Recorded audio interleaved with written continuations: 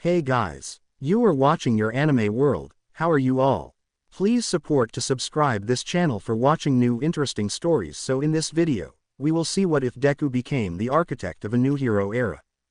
Here is short summary. Deku challenges the hero system itself, reshaping society and paving the way for a new era where true heroes rise beyond quirk rankings and bias. But before we start, if you want more stuff like this, then be sure to subscribe and like this video. And if possible, share this video with your friends. Now let's start the story. Deku was looking around curiously, his eyes flitting around from one arrangement to the next, seemingly regarding them with appreciation. His hands were in the pockets of his pants, light gray slacks that fit him far too well. He was wearing a navy blue sweater, one she instantly recognized as being from the Ingenium apparel line, and red sneakers that featured the all-too-obvious RR on the sides. His attention then landed on her, and like the angel she'd always heard he was, he smiled brightly. "Oh, hey there, are you the owner? I was hoping to buy a bouquet, and I heard this was the best place to come." Nope, this wasn't happening. She wasn't seeing him. She was just tired, her quirk was worn out, and she was imagining things. Nope, not today. But then he was wandering over to one of her best arrangements in the corner near the front window, seemingly not bothered by her lack of a response.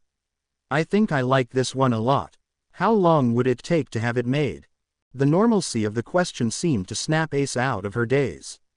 "Oh, the chrysanthemums. Just a few minutes. They can be a little temperamental, but I can make it quick." His smile brightened even more. How was that possible? He was shining like the sun. Is that part of his quirk? Were his eyes sparkling? What was happening? "That'd be perfect," Deku said. "I like these colors as they are, unless you have any other options you could show me." He was walking toward the counter now, the bouquet in hand. Was her heart racing? Was it hot in here? Was she even breathing? Oh gosh, he was right in front of her. Deku laughed awkwardly, scratching the back of his head with his free hand. "I don't really know much about flowers, so I'll take the expert's advice." She blinked. Right, her. That was her. She was the expert. He was the customer. Okay, right, yes, nope, this was still weird. Asa swore she could hear all the flowers around her snickering. It seemed to do the trick to bring her back to reality. "Well, that color combination is really popular for this time of year, but I can always do anything else you like." Wow. How was her voice so steady? Asa reached for a binder beneath the counter, bringing it up and flipping to the page featuring chrysanthemums. "I have all of these colors available, and I can add anything else you see in the book and just calculate the cost from there." Was this happening? Was she really speaking with Deku, the #1 pro hero, about flowers? Seriously? Why yes she was, as evident by how he was now humming and tapping a finger to his mouth. "I like the pink ones. Maybe do those instead of the orange, so then it's the yellow and the pink." "What do you have that's green that we could add?" An amused laugh slipped out before she could stop it. "There are green chrysanthemums, too," she pointed. "Right there. Bottom of the page." "Whoops. Didn't see that," Deku chuckled. Were his cheeks a little flushed? Maybe it was warm in here. She should go check the thermostat. He stared at the page for at least another minute in silence, the loudest silence Asa had ever heard in her life, what with all her flowers taunting her, before he looked up and grinned awkwardly. "May I defer to your opinion again?" Hypericum berries come in green," she suggested, and wow, this was really happening, like she was flipping through to another page to show Deku. Her greenery selection, and this was totally normal. Yup, normal as normal could be. "Those are perfect." He nodded excitedly. "Those, let's do those." With the numbers for pricing already running through her head, Asa snapped the binder shut and started back toward the greenhouse. "I'll go put it together. Feel free to look around. I'll be back in about 5 minutes. Deku smiled. She swore she was going to go blind. "Thanks." Asa smiled back politely, walked through the door, and immediately fell back against the wall. Nope. This wasn't happening. Things like this didn't happen. She was about to put together a flower arrangement. For Deku. Breathe, she told herself. Just get it done. Get the flowers. Make them pretty. Get the money. Go home. Eat. Fall asleep. Pretend this didn't happen. Yeah, she could do that. Asa set about her work in a daze, ignoring all the teasing from her flowers as she walked by. They clearly knew something was up.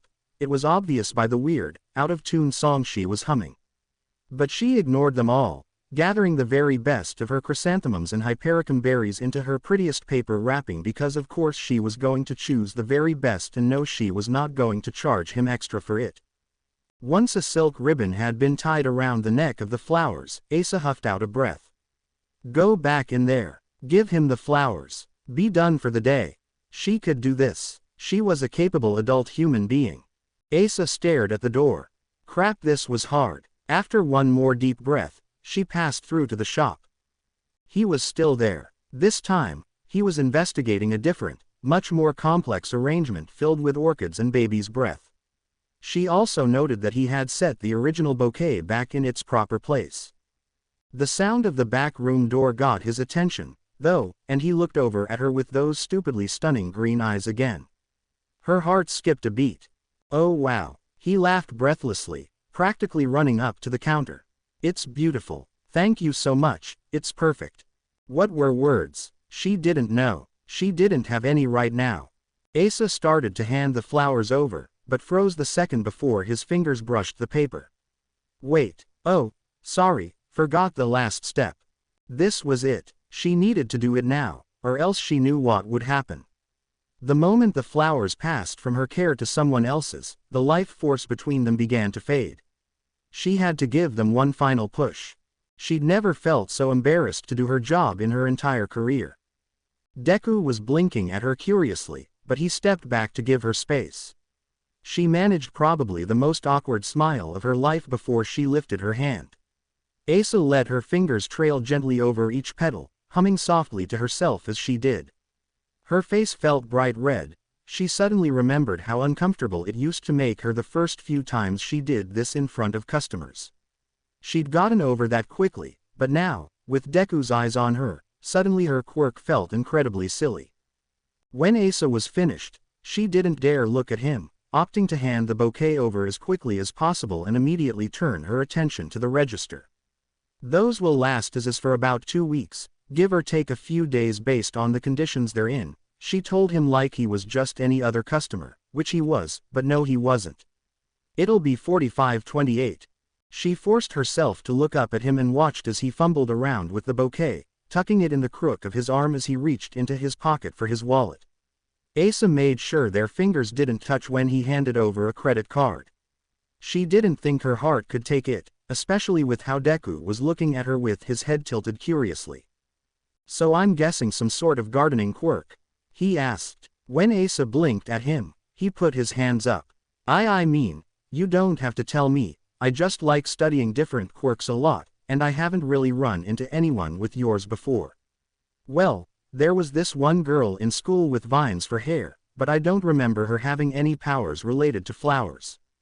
Asa blinked again. Wow, so he really was like that.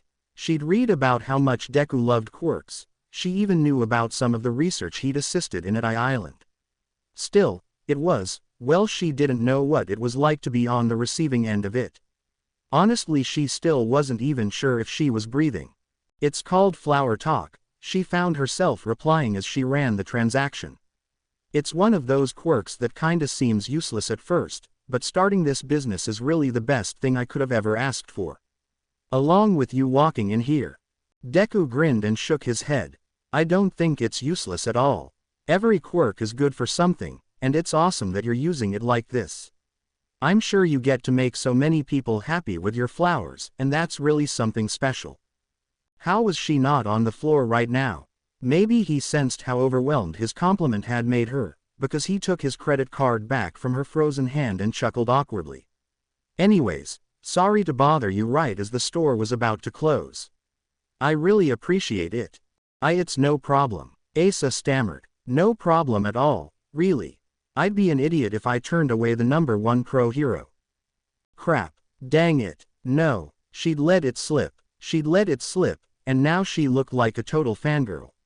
Which, yes, she was, and yes, he probably also assumed that everybody recognized him, but she'd wanted this to be normal.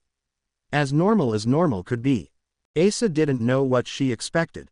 For him to frown, walk out without another word, sigh, something. But no, he didn't do any of those things. Instead, Deku just smiled even more.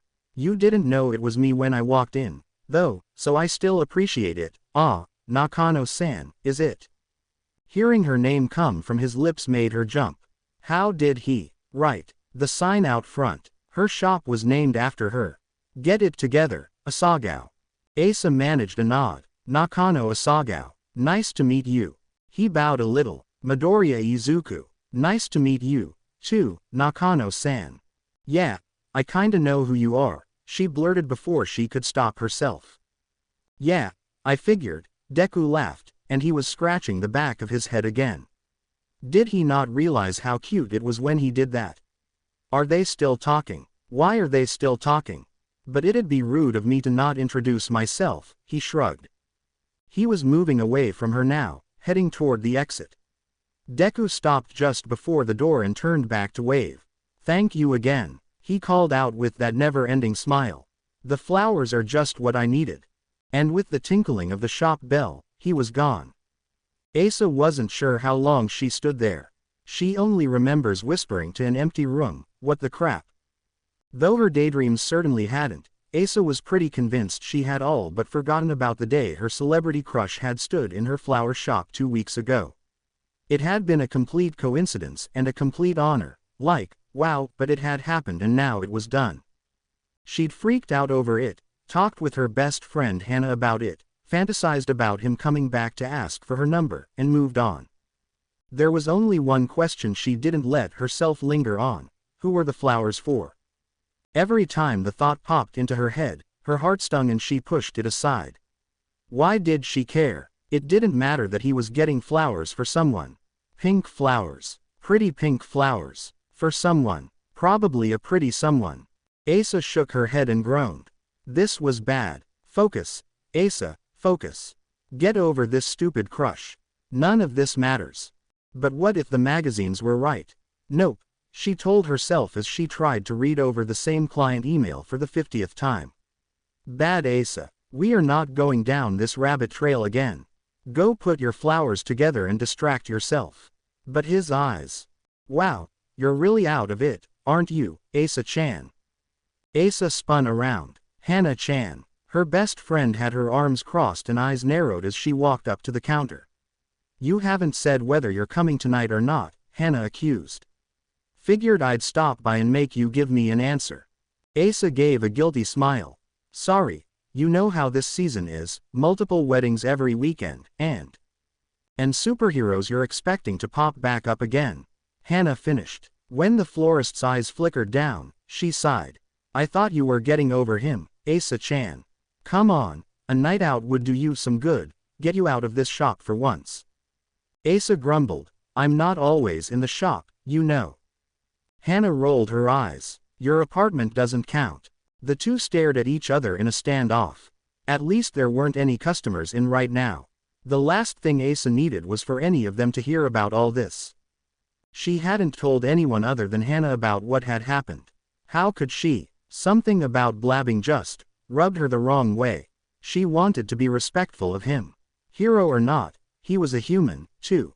Deku deserved privacy, and she wasn't about to go gossiping about how he was in her shop. Hannah's blazing green eyes were still striking daggers into her heart, though, and Asa groaned. Fine, when and where? That new American restaurant down the road, Hannah replied, a frustratingly pleased twinkle in her eyes. 6 o'clock. Hideaki-kun will be there. He's been asking about you. Asa snorted. Sure he has. The amused look on Hannah's face melted a little. Asa-chan, you're a great catch. And he's a good guy. I know you two had that weird thing, but you were second years. He really has been bugging me to get you to come. I think he's serious this time. The shopkeeper let out a sigh. Yeah, I'll be there, okay. I'll just be late. Shop closes at 6, you know. Hannah grinned. I'll save you a seat next to me. Want me to bring that cute jacket? Despite herself, Asa perked up. The one with the cherry blossom print. Yup, deal. After giving Asa some directions to the restaurant, Hannah made her way out of the shop, though not without threatening Asa if she didn't show up, of course. Asa shook her head. Hannah was just doing what she thought was best, after all. She knew Asa had been driving herself a bit crazy lately with the business. It was hard not to, honestly.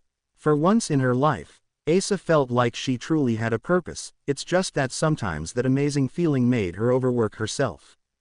Reuniting with old friends from high school would be good, though.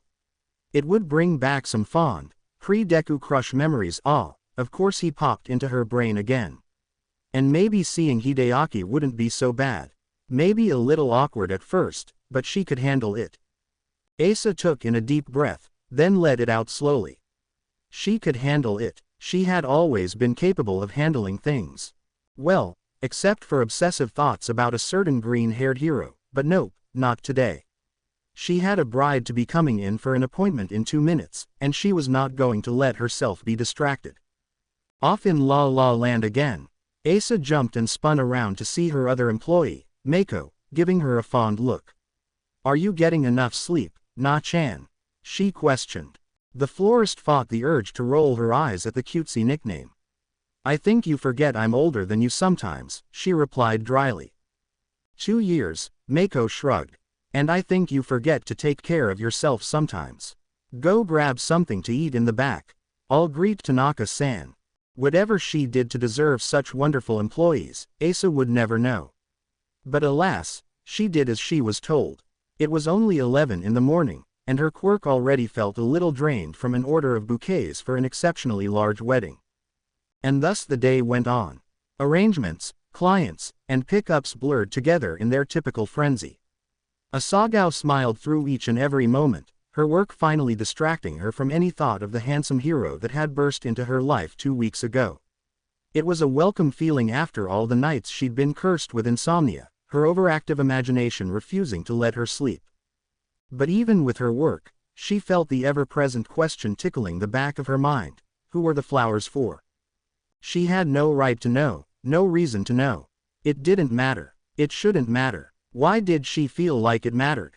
As Asagao began clearing away materials from her client table, she found herself wondering if she could slap herself hard enough to knock all these thoughts about Deku out of her head.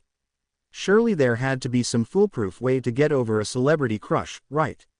Maybe she'd look it up online later. Then again, knowing her, she'd just wind up scrolling through his hashtag for hours. "Why am I like this?" she internally groaned. Stupid hopeless crushes. Maybe Hannah was right. Maybe tonight would be really good for her. She and Hideaki had kinda worked, sort of. And she'd had a big crush on him for a long time. Maybe now that they were older, they would be more mature and would have a better chance this time around. Yeah, that actually sounded kind of. Was that a Chargebolt jacket? Asa had barely caught sight of the bright yellow bomber out of the corner of her eyes, but when she realized who was wearing it, she swore her heart stopped beating altogether. It was him. He hadn't made it to the door yet, but he was unmistakable. It was like some sort of heavenly aura was surrounding him, and, well, how could she not notice him in that jacket? The yellow with the black lighting bolt was hard to miss. She'd had her eyes on it for a while, but hadn't gotten around to buying it. Wait a second, Deku was about to enter her store again. Crap. Asa made quick work of clearing off the rest of the table, almost spilling a glass of water as she did so, and stuffed the catalogs beneath the counter just as he finished crossing the street. The sound of laughter from her flowers filled her ears as she smoothed her hair down, but Asa ignored it. Deku's hand was on the door now, after all. She'd reprimand them for their behavior later. He entered. His eyes landed on her. They lit up like a brilliant green firework. "Hey, I'm so glad I caught you.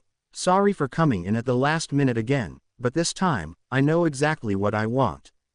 And there she was, caught in a daze just like 2 weeks ago. He was all smiles as he walked up to her counter, a skip in his step. When he reached her, Deku pulled his phone out of his pocket.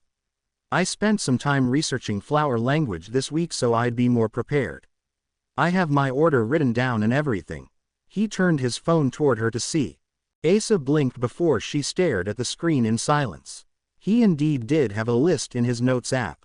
Asters, carnations, tulips. She missed how he bit his lip nervously. Did I get it right? They're all supposed to be about love, I think. I read almost every website I could to figure it out. The florist took a few more seconds to look over his request before she quirked an eyebrow at him. You're about half right, although I would like to know what king I'm potentially making this for. At the hero's confused look, Asa grinned. Purple tulips stand for royalty. You didn't specify. Deku froze. She watched, her heart squeezing a little because gosh he was so cute when he was flustered, as his cheeks turned pink and he slapped a hand to his face. The colors mean different things, don't they? He mumbled. An even bigger grin was fighting its way onto her lips. Yeah they do. His hand slid down his face. I can't believe I forgot that, Deku admitted with a sigh.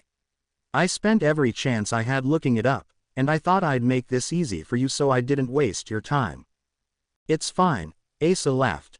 I'm honestly impressed. Most men walk in here looking like they're lost. Deku chuckled, sort of like I did a couple weeks ago. She shrugged dismissively, but he was still looking so embarrassed, and didn't he know that this was already hard enough for her? Like, why did he have to look so cute right now? It was entirely infuriating, and honestly she didn't know how she'd already gotten this far in their conversation. Asa glanced down at his phone one more time, memorizing the list quickly.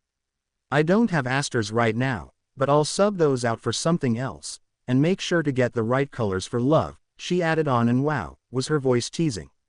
Was she teasing Deku? Oh my gosh, she was.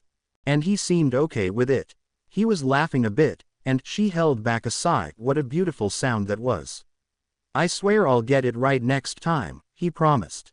Next time. Wow, she couldn't breathe.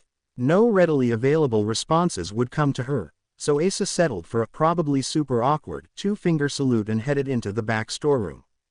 Okay, she told herself. Deep breath. Deku flower bouquet number 2. It's no big deal. Screw it. Yes, it is a big deal. Flowers. Distract yourself with the flowers. Carnations and tulips, plus something else that needed to symbolize love. Asagao wandered over toward the carnations as she mentally ran through her options. Plenty of the colors meant love, but they were all different kinds of love. Maybe she should ask for clarification. No, that might be rude. She didn't want to seem prying.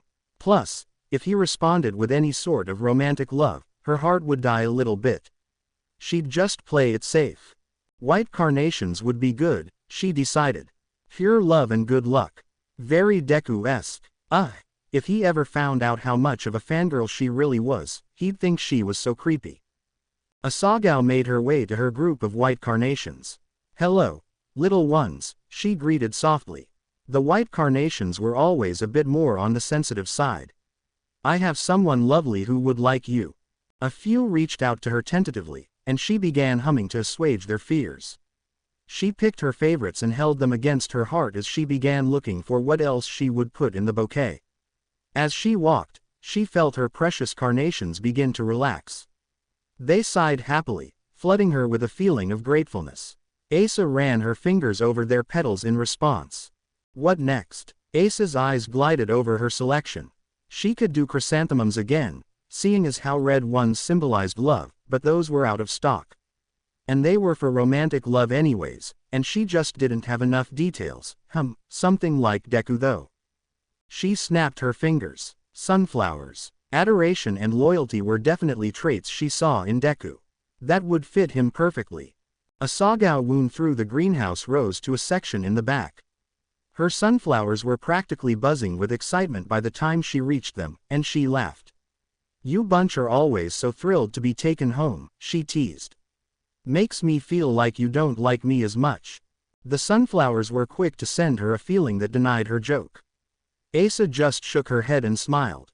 They were always eager when she came near. They liked spreading their joy just as much as she liked running the shop. She gathered a few into her bundle, then sighed. And now for the tulips.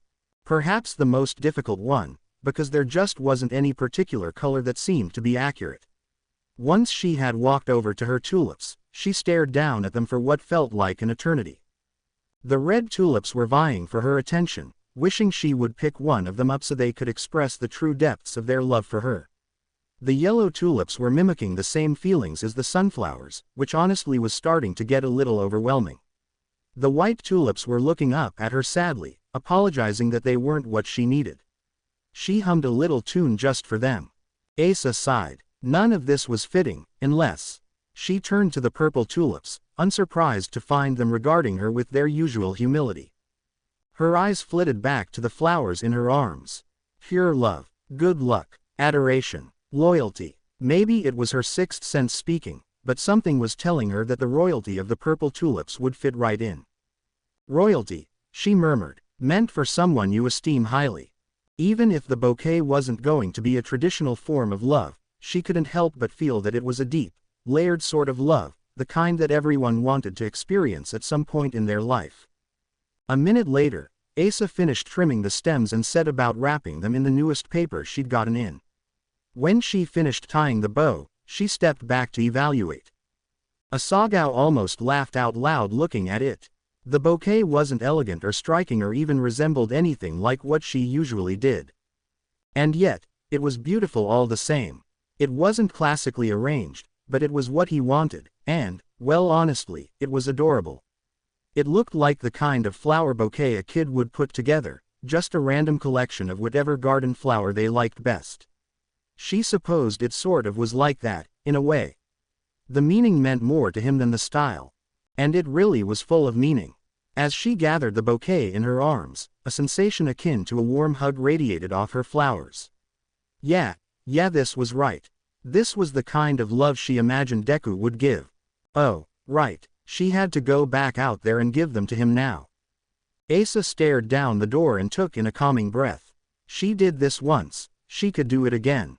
To avoid her trouble from last time, Asagao began humming as she walked through the door. Deku was near the front windows, staring at a few frames she had on the wall. She was almost grateful that he immediately didn't notice her return. Her heart always skipped a beat when those bright eyes caught hers. One more soothing breath later, she cleared her throat. Deku jumped and whirled around to blink at her. She grinned apologetically. Those were for some of my first clients, she told him. I like to keep the pictures as a reminder of where I began. He looked back to the photos. They're really beautiful, so unique, and, oh wow. He gasped, having done a double take. Deku rushed back up to the counter, his mouth dropped open. She tried to ignore how her heart was pounding. I love sunflowers, he said. She wished she had a camera so she could capture the sparkle in his eyes. His gaze flicked up from the bouquet to her. How do you know? Asa shrugged in a manner that conveyed far more neutrality than she currently possessed, she realized proudly. Call it a florist's intuition. Deku nodded excitedly. His eyes wandered over the flowers she picked, falling on the purple tulips with a bit of amusement. He must have recalled her previous joke. Can you tell me about them? What they all stand for? With a strange sense of ease, she walked him through an explanation of each one, all the while letting her fingers drift over the petals. Asa had to admit, this particular bouquet was going to be hard to let go. It was just so sweet and sincere. But alas, when she was done, she hummed a final little tune before placing it in his awaiting hands. Deku stood there for a moment, staring down at the flowers in a daze. Her head tilted. He almost seemed entranced by them. She'd often seen people excited by her flowers, but this was something different. His eyes held a reverence that she couldn't understand, and possibly never would. A few more moments passed before he looked up at her, eyes shining. It's perfect, he smiled. Thank you so much. The joke popped out before she could stop it. They aren't free, you know. Ah, right. Deku startled. Asagao held back a laugh as he, just like last time, hilariously enough, fumbled around for his wallet. He held his credit card out. Her fingers accidentally brushed his as she took it. Nope, don't think about it, Asa told herself. She ran the transaction quicker than normal and was extra careful when she handed the card back over. He grinned widely. Same amount of time for these. About 2 weeks. Asa nodded. Yup, and if they don't last that long, let me know. It's rare that they don't last as long as I promise, but a promise is a promise, and I've had to do refunds before in special cases. I'm sure they'll be fine. Deku shook his head good-naturedly. The other ones only just started wilting, but I was just so excited to get more. And well, it was, really nice to have fresh flowers. There seemed to be some unspoken agreement to not mention his slip-up.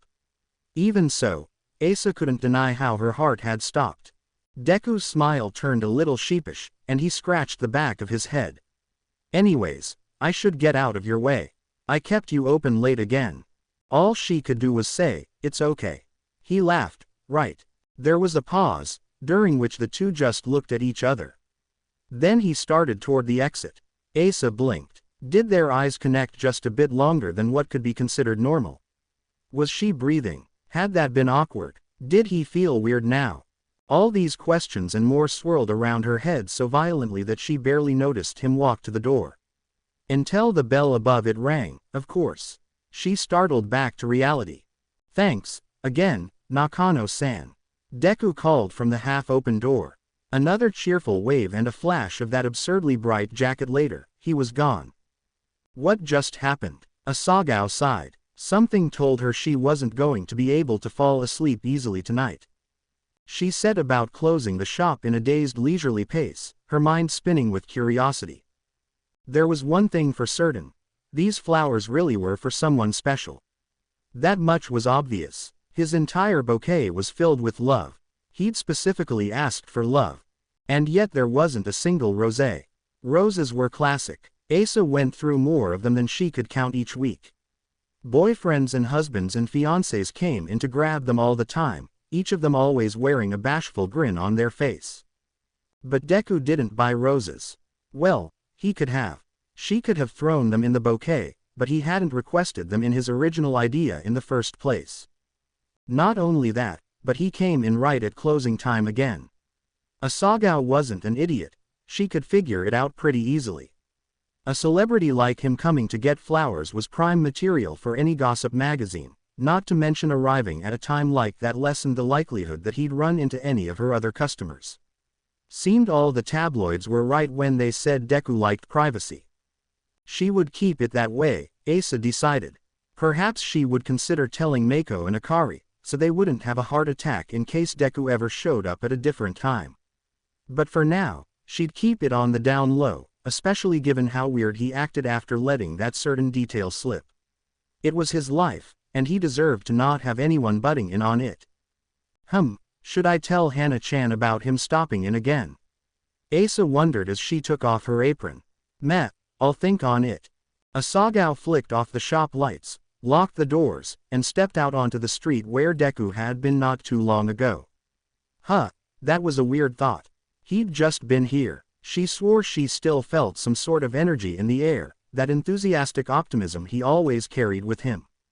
And then, Asa took out her phone. That was a mistake. Hana. Did you bail? I brought the jacket just for you. You're gonna break Hideaki-kun's heart. Asa squinted at the text. A second later, her eyes finally drifted to the time. 6:22 p.m. Hana was going to kill her. Asa began speed walking toward the restaurant at breakneck speed. Asa. Had a last-minute customer. Pretty please order me a large salad. You know what I like.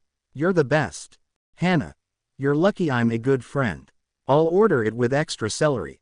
The florist laughed out loud at her friend's text. Being on time had never been a strong suit of Asa's, anyways, something that Hana was far too familiar with at this point to get mad. Still, Asa had to admit Hana was right. She was very lucky for a friend like her. The restaurant wasn't far. Asa had her lucky stars to thank for that as well as another visit from Deku. Seriously, what was happening lately? No surprise, Hana was waiting at the door with the promised jacket in hand when Asa arrived.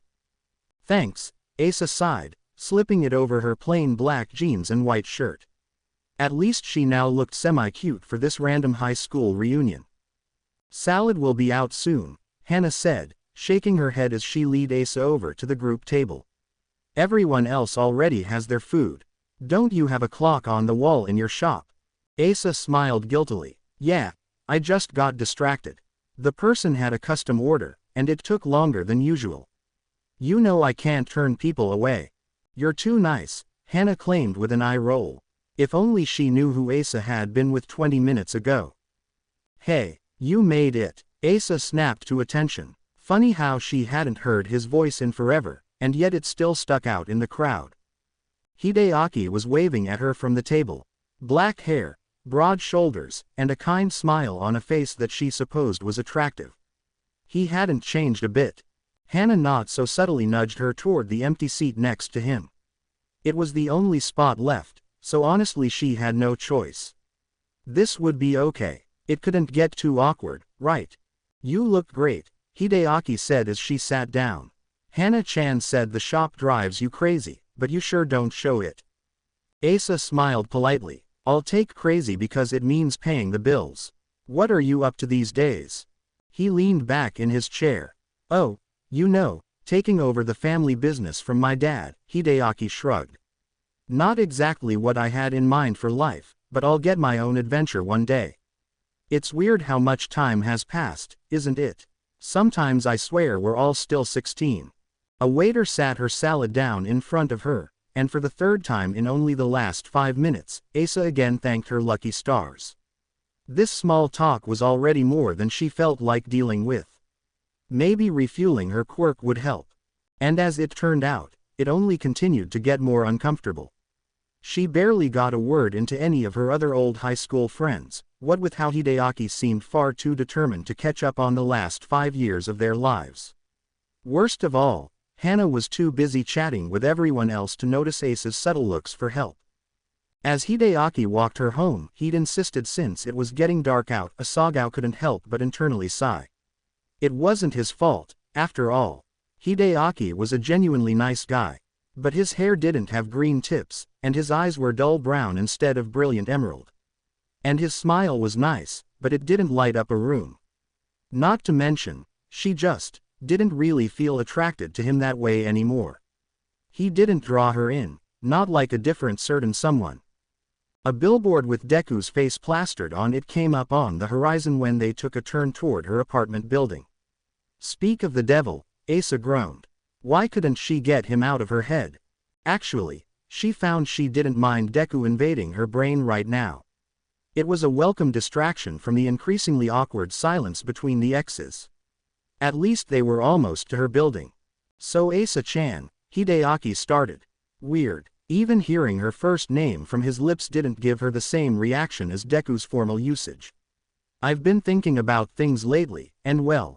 She raised an eyebrow at him. Things, you and me, he clarified, then coughed.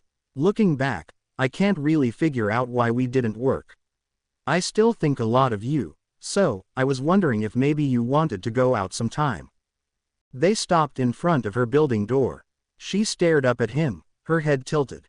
When the silence went on for too long, Hideaki laughed. I know, that kinda came out of nowhere. Would you be willing to give it a shot? Asa blinked. I'm in love with a person who's way out of my reach. A person that no one could ever compare to. You're a great guy. You deserve someone who's actually going to pay attention to you instead of obsessing over someone else. Please don't be upset with me. I'm so sorry, Hideaki-kun. I'm just too busy with the shop right now for something like that. The disappointment on his face was clear as day. That's what Hannah-chan said you'd say, he sighed. Asa smiled sadly. You deserve someone who can give you the time of day, not someone who shows up to dinners super late. I didn't mind, Hideaki shrugged. She frowned. Hideaki. I know, he shook his head. Just figured I should give it a try. See you around. Yeah, Asa nodded. See you. Hideaki turned and walked away without another word. The slump in his shoulders told her everything she needed to know, but even then, she couldn't convince herself that she'd made the wrong choice. She knew how messy her heart was right now. Stringing him along would only make things worse. Yup, that's me, saying no to a great guy while the guy the first actually want is buying flowers for some mystery girl, she grumbled as she walked up the stairs. At least it was already time to go to bed. Hideaki had chatted her ears off for 3 hours at the restaurant, and she was dead tired. Ace's prediction from before was right. Even with her quirk begging her for some shut-eye, she couldn't fall asleep. The other ones only just started wilting, but I was just so excited to get more. And it was, really nice to have fresh flowers. Who was she? Someone Deku loved, someone who was definitely not her. Asa sighed and rolled over in bed. She wondered what it would be like to receive a bouquet filled with so much love from Deku, or even just anyone, for that matter. Yeah, she really needed to move on. Just go to sleep and try to forget about it again, she told herself. You'll drive yourself crazy if you don't get it out of your head. Deep breath in, deep breath out. Sleep sounded good right now. Just fall asleep. I swear I'll get it right next time. Asa's eyes flashed open. Next time. Oh my gosh, he was going to be back. The florist groaned and slapped a hand to her face. She was going to spend the next 2 weeks in hell, wasn't she? She was right, of course. The next 2 weeks were absolutely horrible. Okay. Well, not absolutely. It was mid-June, which meant she had at least 6 weddings each weekend to arrange flowers for. Mako and Akari were working practically full-time to help her keep up, and she made sure to give them bonuses for the extra hours. So yes, the business was going well. It was just the fact that her heart and mind would start spinning out of control every spare second she got. Who were the flowers for? Why was he insistent upon keeping up a 2-week schedule? Would he ask for roses this time?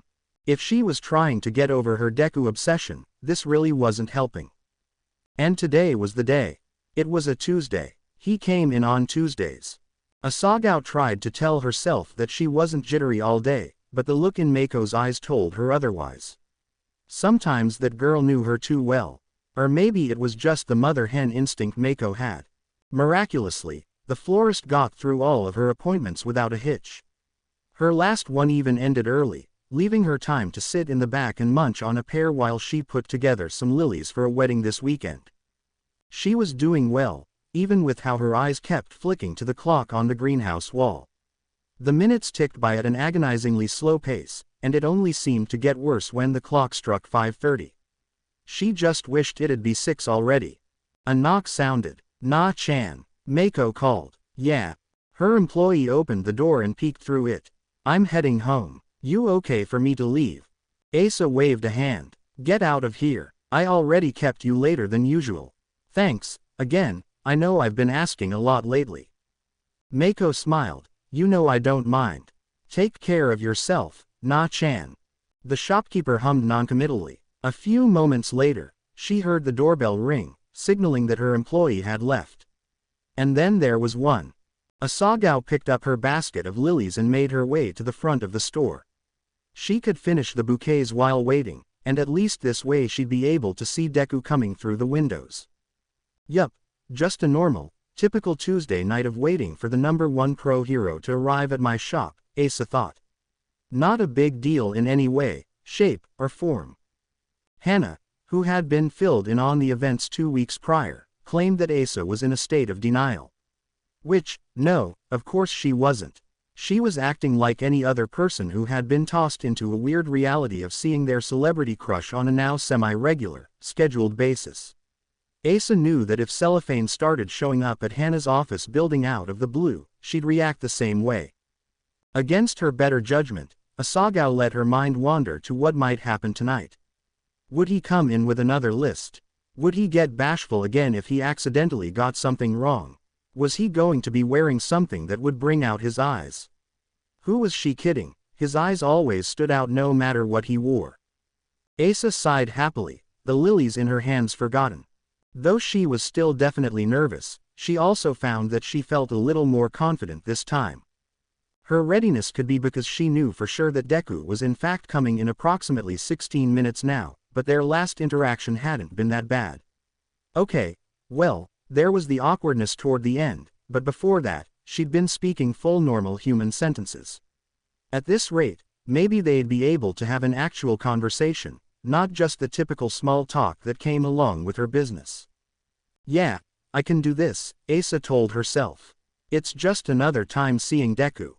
10 minutes later, she was not sure she could do this. Her foot was tapping incessantly. She kept checking the clock on the wall every 30 seconds.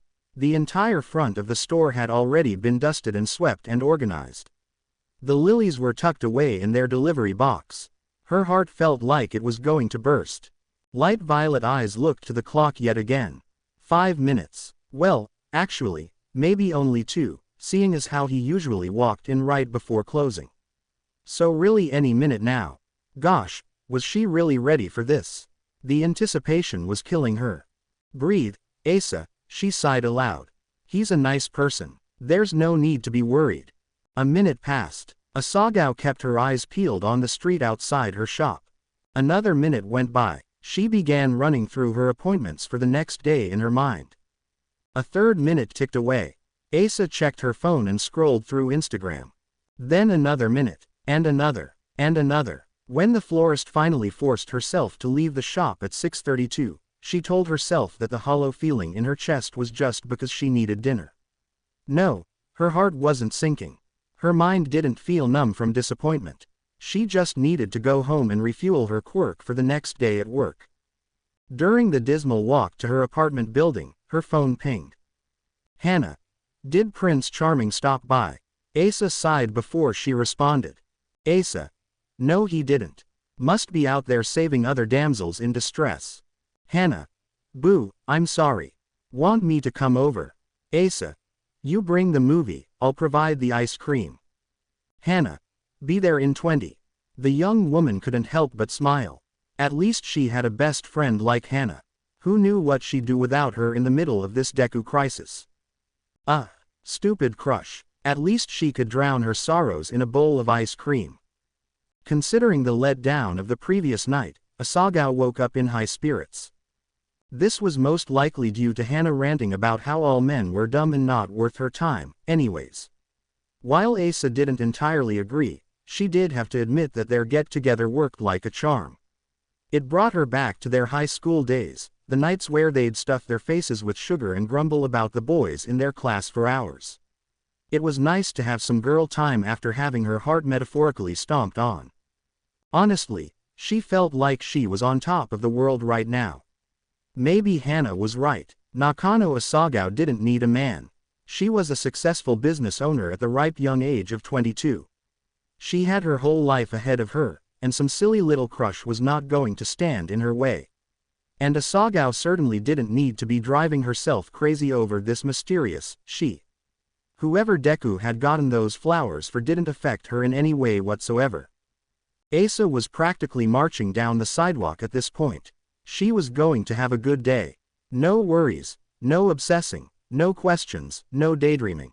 This whole thing was over. Oh, the irony. If Asagao thought she knew how this day was going to go down, she was dead wrong.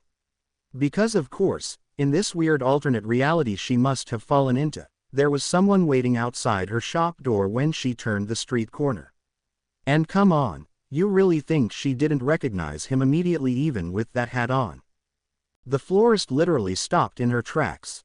There was no denying it, it was Deku who was standing in front of her shop. Suddenly all of her previous thoughts left her mind. How she started walking again will always remain a mystery. And let's be clear, she wasn't a heavy stepper. But whether it was some sort of super hearing or just random chance, Deku turned to look at her right as she finished crossing the road. He waved, a guilty smile on his face. She could see relief in his eyes when she reached him. I may or may not have been chasing down a bank robber last night and lost track of time, Deku confessed. One of Asa's eyebrows lifted. Sounds like you need to get your priorities straight. Did she just make a joke? Wait, was she flirting?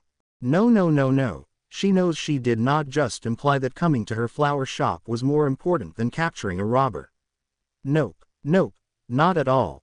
Well, whatever she just did made the pro-hero laugh. I really do, he chuckled. I figured I could catch you this morning before you had any people come in, so I didn't take up too much of your time. Asa shook her head. She took the shop keys out and unlocked the door. You act like you're not a customer like anyone else. None of my customers are a waste of my time. Especially you. She waved for him to step on in. There was a brief moment where he hesitated, his hand reaching to hold the door for her, but she made a shooing motion with her hands. As he passed through the doorway, she took a moment to admire his outfit. Plain black jeans, navy hat, a mint and cream striped t-shirt, and a crossbody messenger bag.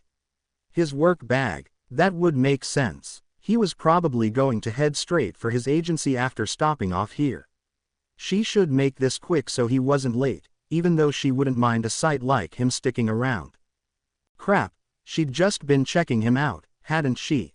So, Asa cleared her throat. She walked into the store and let the door shut behind her, flicking the lights on as well. What'll it be today? Deku already had his phone out, pulling up the Notes app just like last time. I did my homework, he informed her happily. I want blue irises, snowdrops, and purple anemones. She walked around to the back of the counter, her eyes up in thought. Hope. The florist guessed. It would make sense. Deku had a way of radiating hope without realizing it. His eyes sparkled in affirmation. Yes. Asagao let out a laugh. Good job. You're lucky I have all those in stock. Ah. Deku grinned awkwardly. I should have considered that. I'll get it right one of these days. Shaking her head again, Asa began to head toward the door to the greenhouse. It's fine, really. I'll be back in a... Wait. The shopkeeper turned, nearly jumping out of her skin when she found the number 1 pro hero only a foot away. When did he? Ah, right, super speed. And now he was pulling a notebook out of his bag. What was going on? Deku flipped to a page and took in a sharp breath. I've been wondering ever since I started coming here, but I didn't want to be a bother, and you're probably busy and have lots to do, but I've really been curious about how your quirk works, he rambled. Was his face turning pink? It's a lot to ask, I know. I've just never seen a quirk like yours, and I've been trying to research one similar to it, but they don't have the same components as yours with the humming and the ritual and all that. Asa blinked. You want to? Don't you have to get to work? He shrugged. I'm not in a rush. It's my day off. He produced a pencil from his bag and tapped the notebook with it. I'd like to write some things down, if you don't mind. Quirk studies is a side hobby of mine, and I can't remember all the details on my own. Her mind was spinning. Deku wanted to study her quirk. Deku, the number 1 pro hero. He wanted to study her quirk. Why? Instead of voicing this, she tilted her head. Pro hero Deku gets days off. His excited grin somehow grew even more. Surprising, I know. You can call me by my actual name, by the way, he offered. Asa's eyes widened. Use his real name. He couldn't be serious. This was just too much all at once. If that's okay with you. Deku added on quickly. I don't want to make you uncomfortable, but it'd make things even, right? Unless you have a hero name I could call you by. Who hadn't imagined what their hero name would be at some point? She wasn't about to tell him the one from her childhood, though. Flower Princess was just so. Nope, this situation was already hard enough without the added embarrassment. Well, it isn't exactly part of a regular general studies course, so I'm afraid not, she stammered. Deku chuckled a bit, then fell silent. So this was it. She still hadn't given him a straight answer, and she knew he wasn't going to push past her into the greenhouse. He was waiting for a yes or no. And really, how could she say no to that face? Without further ado, Asagao went over to the counter and pulled out a set of gloves from a box. Rules of the greenhouse, she started. I'm the only one who can touch the flowers. Everyone else has to wear these. You included. Midoriya-san. She felt like she was going to die. Did she seriously just use his name? Deku took the gloves from her unquestioningly.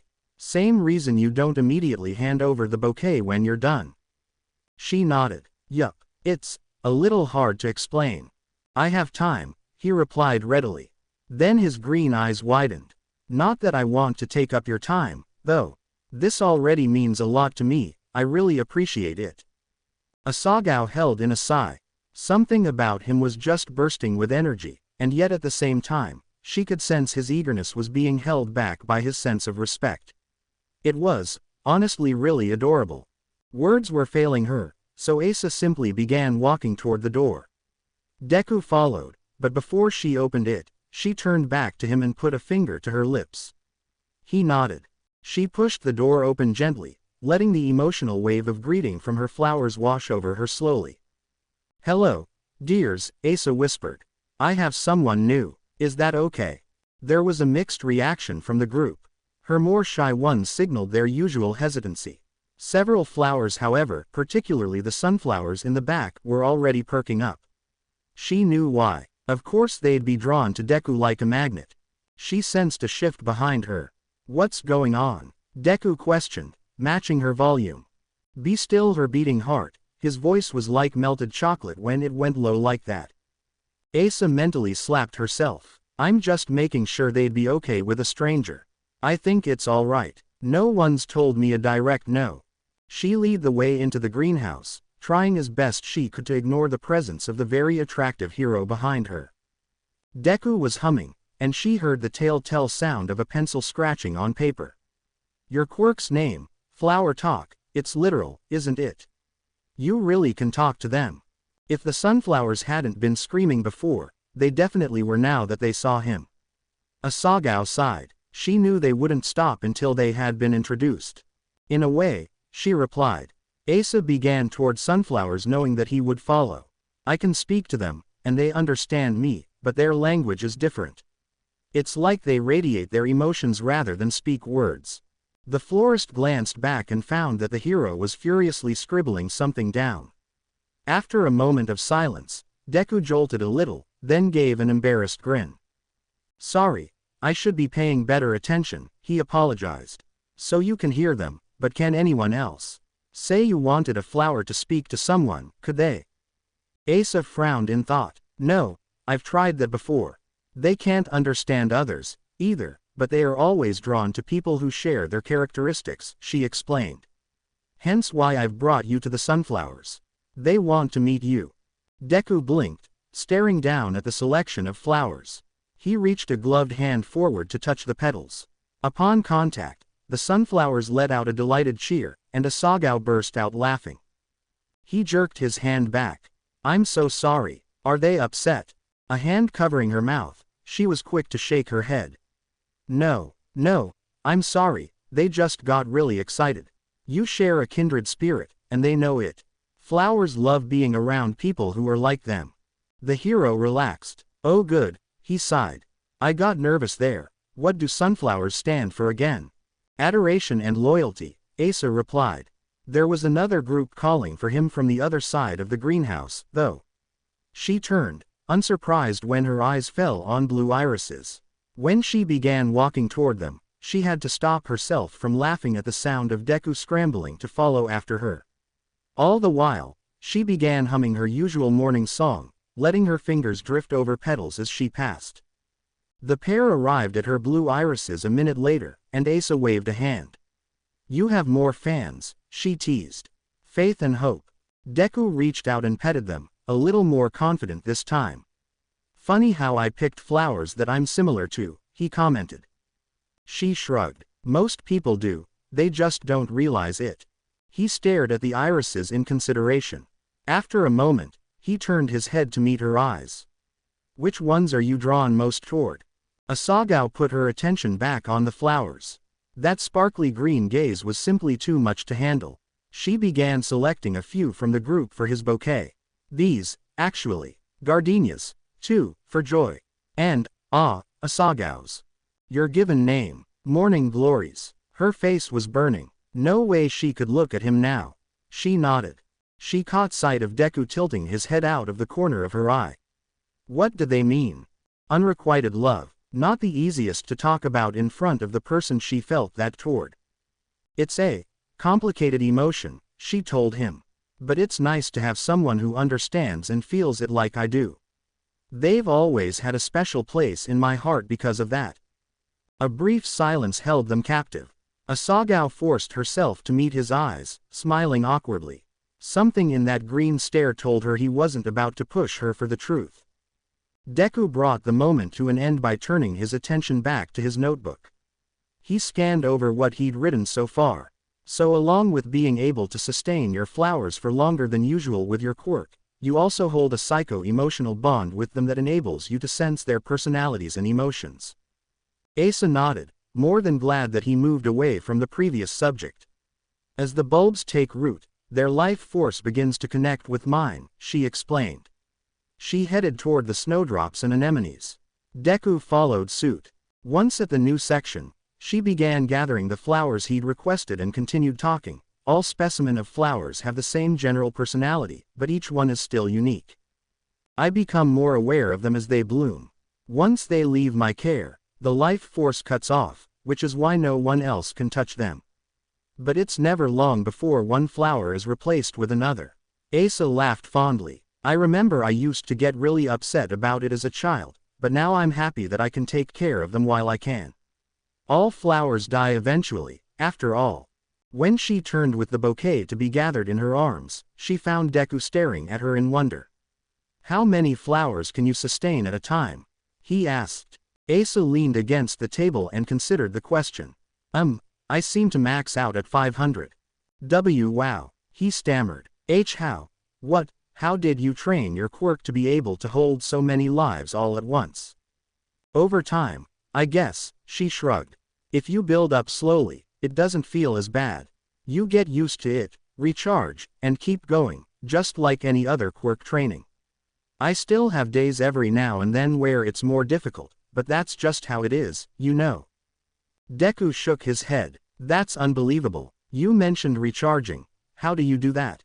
The two were wandering over to her wrapping station now. Asa held up a few options for paper wrapping, and Deku pointed to one with cream polka dots. She rolled it off the rack and sliced down the paper.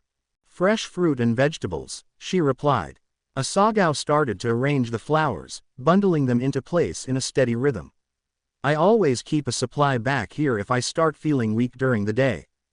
There was an oddly comfortable silence while she kept working. Deku was writing down more information, occasionally muttering to himself under his breath. She raised a curious eyebrow. Did he realize he was doing that?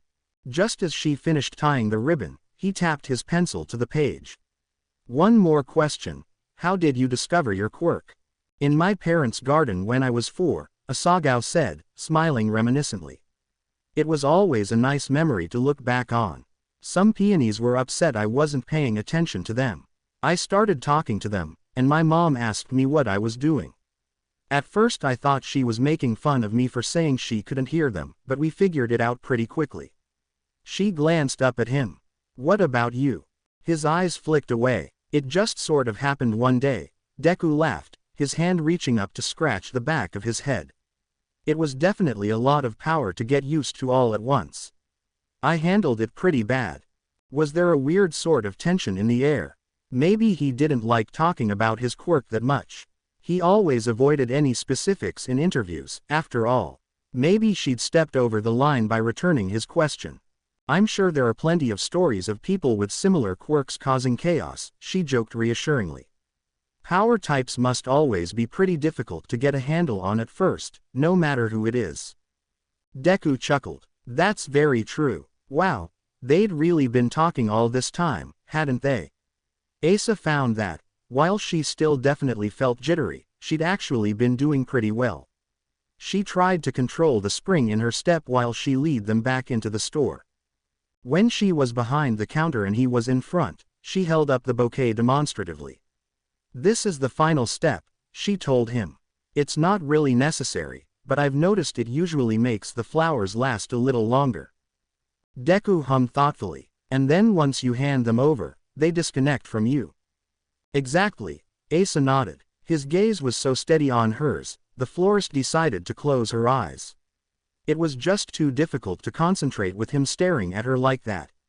She performed her ritual like usual, wishing these hope-filled flowers extra good luck. If Deku wanted to give someone hope, they must have really needed it. A minute later, her eyes fluttered open. Asa waited until he took off his gloves, then handed the bouquet over to him. She waved her hands with a flourish. And now, they're cut off from me. Wow, he breathed. That's really incredible. Why did he have to say something like that? And with such a genuine tone, too. Asagao felt warmth flooding her cheeks. That'll be $35.80. The exchange of his credit card to her went the same way as always, although this time he had to search through his bag for almost a minute to find his wallet. Deku's face was flushed when he finally handed the card over. "I really need to get more organized," he admitted. She shrugged. "I find it funny."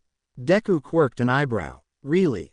Asa paused. Oh, she hadn't realized she'd said that out loud. I mean, I don't know, it just kinda shows you're like everyone else, Midoriya-san. "I guess so," he replied, his eyes drifting down to the flowers. "If there's one thing I've realized lately, though, it's that heroes aren't only the ones on TV." There was a sort of gravity to this sentiment, something in his gaze that told her it held more significance than she understood. His eyes were somber, truthful, and earnest all at once. It took her aback for a moment. Deku cleared his throat. "Anyways, thank you for letting me butt in on your morning," he said, then laughed awkwardly. "I know I had a lot of questions. Your quirk really is something special, Nakano-san." Her face was definitely red now. Thank you, Midoriya-san," she stammered. He grinned happily. When he walked out the door, he turned back and waved before it shut. "See you soon," he called. Asagao could have melted into a puddle right there. A few minutes later, she was practically waltzing around the room in a bubbly daze as she prepared the shop for the day. The only thing that finally brought her out of her state was the sound of her phone buzzing in her pocket. Asa took it out and looked. "Hannah, how's our strong independent woman this morning?" Asa, not so sure about the independent part anymore. Hannah, "Oh my gosh. I'm so sorry," Tanaka sobbed. "I just want to get this right, and I've been so stressed out about the whole thing." Asagao patted the fiancé on the shoulder. Akari came over with a tissue box, the look in her eyes causing Asa to have to bite her tongue to keep from laughing. Poor Tanaka-san had been in just a few weeks ago for her final selections, but she'd been back at least twice since then. The soon-to-be bride simply couldn't make up her mind on what she wanted. The shopkeeper sat back down across from her client. "I think the pink roses with the baby's breath and blue lupine is going to be just perfect, Tanaka-san," Asa soothed. "It matches wonderfully with the rest of your color scheme, and really brings out your eyes." The woman sniffed. "You think so?" "I really do," the florist nodded. "I know this has been hard to decide, but I promise I wouldn't suggest anything ugly for your special day." "Your fiancé liked the original plan too, didn't he?" Tanaka took in a deep breath. Yes he did. It's his mother, really. She's been driving me crazy, and she doesn't think the blue will match with their family's quirk. Apparently red has always been a big part of their family legacy." Asa's eyes flitted to Akari in a silent scream for help. There was no way she was about to start marital counseling right now, especially with the shop set to close in 15 minutes. Thankfully, Akari took the signal. Her employee wandered over, the sparkling radiating off of her a telltale sign of her quirk. Akari delicately flicked her wrist.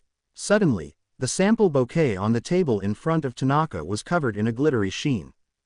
"It's your wedding, not hers," Akari stated gently. She looked to her boss, and Asa took the cue to place the flowers in the fiancé's shaking hands. Akari continued, "He asked you to marry him, not his family's legacy. I'm sure if you talked about this with him, he'd be very supportive of you getting the flowers you like." "I already have," Tanaka admitted, her eyes flitting down to the bouquet in thought. "He said I should pick what I want, and that if I was happy, then so was he." Asagao found herself smiling. "Sounds like he's a great guy." The fiancé wiped her tears away and laughed. He really is." Akari and Asa shared a look for a second. They'd seen this before. These were the times where the nervous bride-to-be always found her voice. Asa couldn't remember how many women she'd had in here who had stories of other people trying to control their weddings. It happened far too frequently, but she recognized a turning point when she saw one. Slowly, Tanaka's tense shoulders relaxed. She looked up at the other two women with an embarrassed smile on her face. "These," she said, holding up the bouquet. "I want these for my wedding. And that's that." Asa's smile grew. "Awesome. I'll make a note to go back to our first plan. Do you want the sparkles, too? It's a small upcharge, but our clients who ask for them are always very happy with the result." The woman hesitated. I don't mind at all, really. Akari piped up. After a few more moments of contemplation, Tanaka finally nodded. Asa held in a sigh of relief. 2 minutes later, Tanaka was walking out of the store with a bubbly smile. As soon as the door closed behind her, the florist let out a tired puff of air. That appointment had been exhausting in more ways than one. If only she had a visit from a superhero to look forward to, but alas, it had only been 1 week since Deku's last stop by. She knew he wouldn't come for 7 more days. We really need to keep more tissues on hand, Akari noted as the two began cleaning up the client table. Asa laughed. I think I just need to keep them in my apron pockets at all times. We've had a lot of crying brides lately. Akari shook her head. Weddings are just too stressful these days. Want me to stay behind and help close up? The shopkeeper shrugged. I think I'm good. Mako-chan already did some cleaning before she left. I swear she was going to beat me over the head with the duster if I didn't let her. Classic Mako-chan. She never changes. The two shared a fond chuckle. Though Akari tried her best to stick around a bit longer, Asa shooed her out the front door just before the clock struck 6. She knew that the girl was going out with her boyfriend tonight, and she wasn't about to keep her from her date, especially given the perfect late June evening it was. And honestly, after the busy day she'd had, it was nice to be alone. Just her and her flowers, in the quiet, no one to bother them. Their own little world. Asa hummed a familiar tune as she went about her usual tasks. She swept the floors, wiped down the glass, drifted her fingers over the flowers asking for help. Something about the mindlessness of it all set her at ease. It was just what she needed after sitting there awkwardly for half an hour while Tanaka cried. The shop now clean, all she needed to do was turn the lights off and lock up. Asagao took off her apron and dusted away some pollen from her blouse. Purse on shoulder, keys in one hand, phone in the other, she started toward the door. See you all tomorrow, Asa called out. She vaguely heard the affirmative hums in return as she began scrolling through her notifications. Apparently Hannah had been texting her random cat videos off and on throughout the day. Shaking her head, Asagao shifted her attention to the keys. She pulled out the right one and began to reach toward the door handle. Only for her violet eyes to connect with brilliant green through the glass. Asa blinked. Her eyes flicked to the clock on the wall. She looked back at him. Deku grinned apologetically. Can we come in? He asked, his voice muffled slightly by the door. The florist's eyebrows scrunched. Deku gestured behind him. When her eyes followed, they fell on none other than pro hero Shoto. The man raised his hand in a solemn wave. Wow, if only Akari hadn't just left.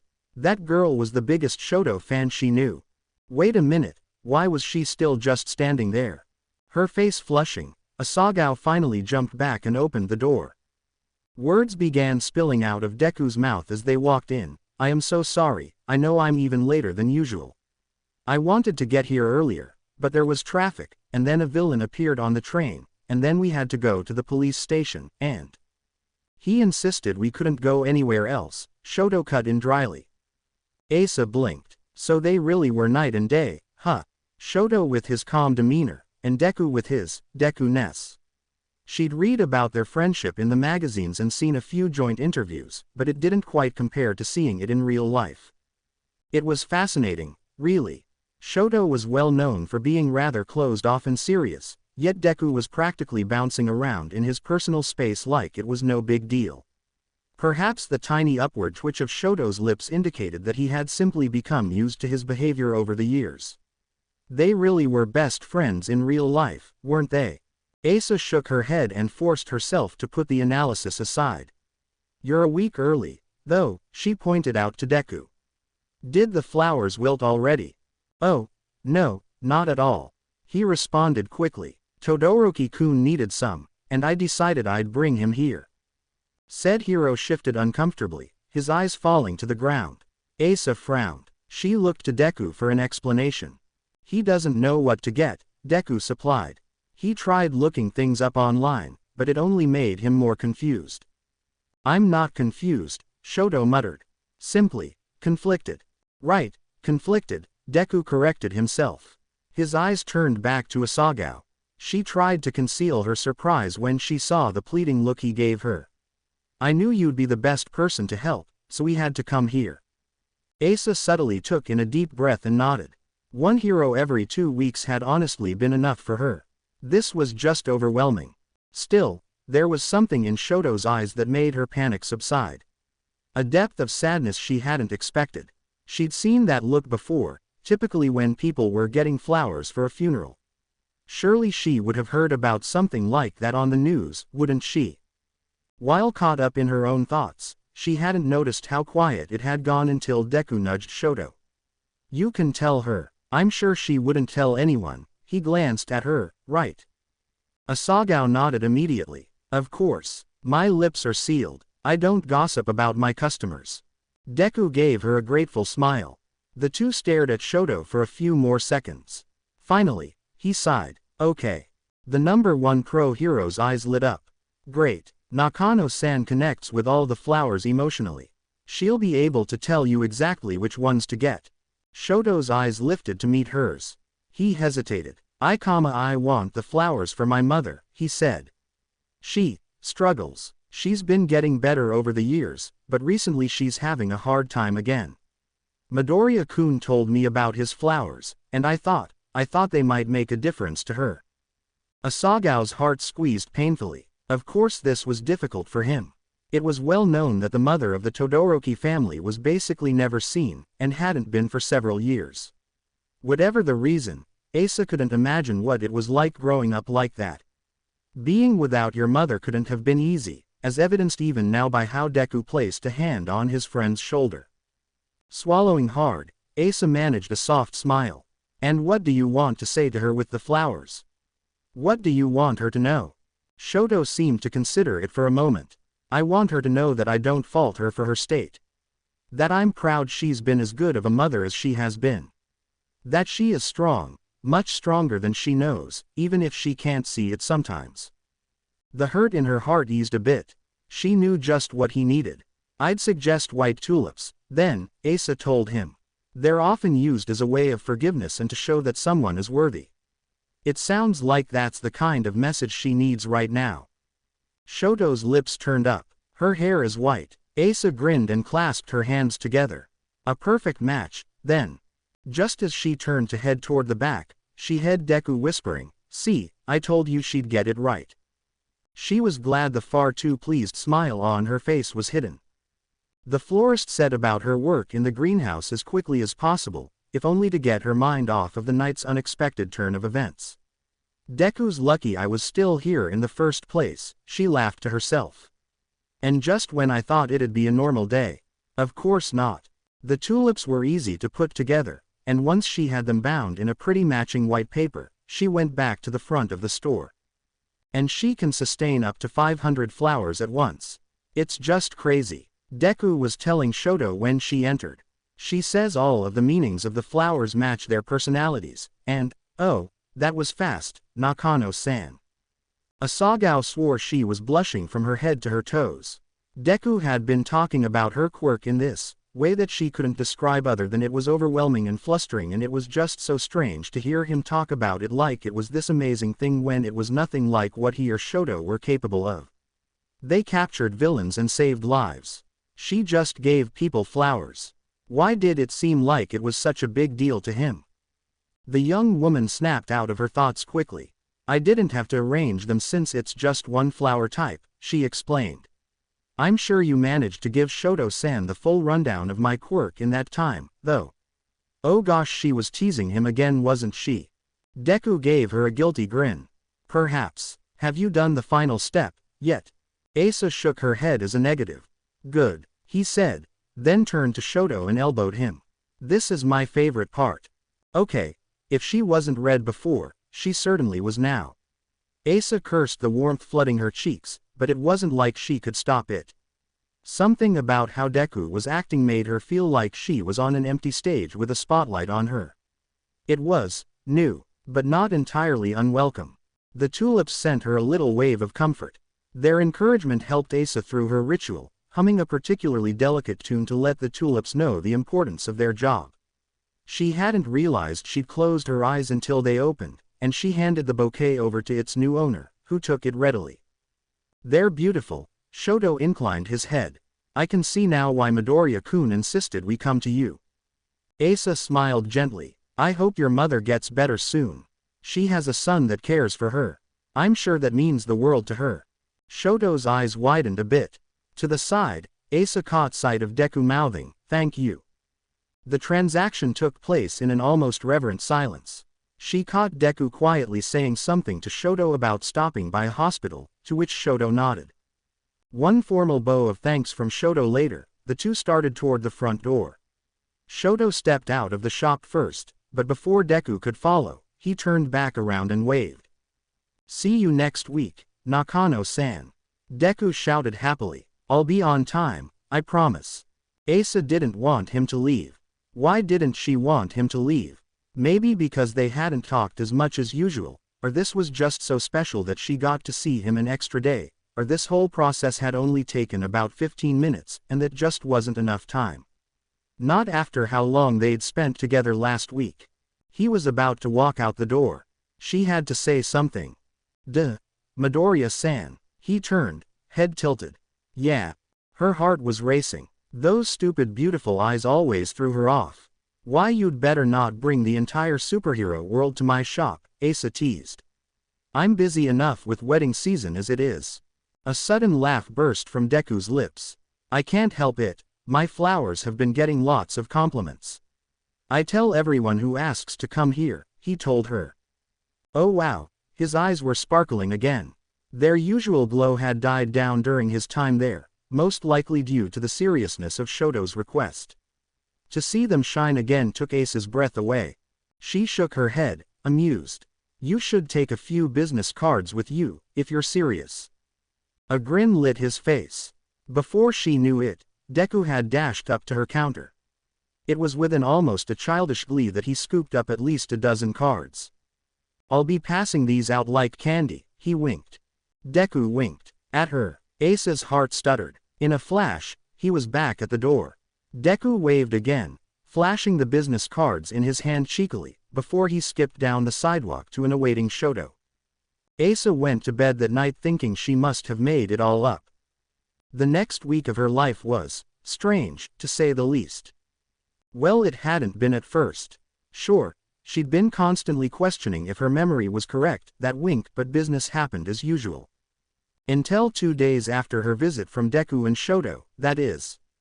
At the moment, Asagao found herself staring at none other than Eraserhead. Not only that, but he had a teenage girl with him. The girl tugged on his sleeve.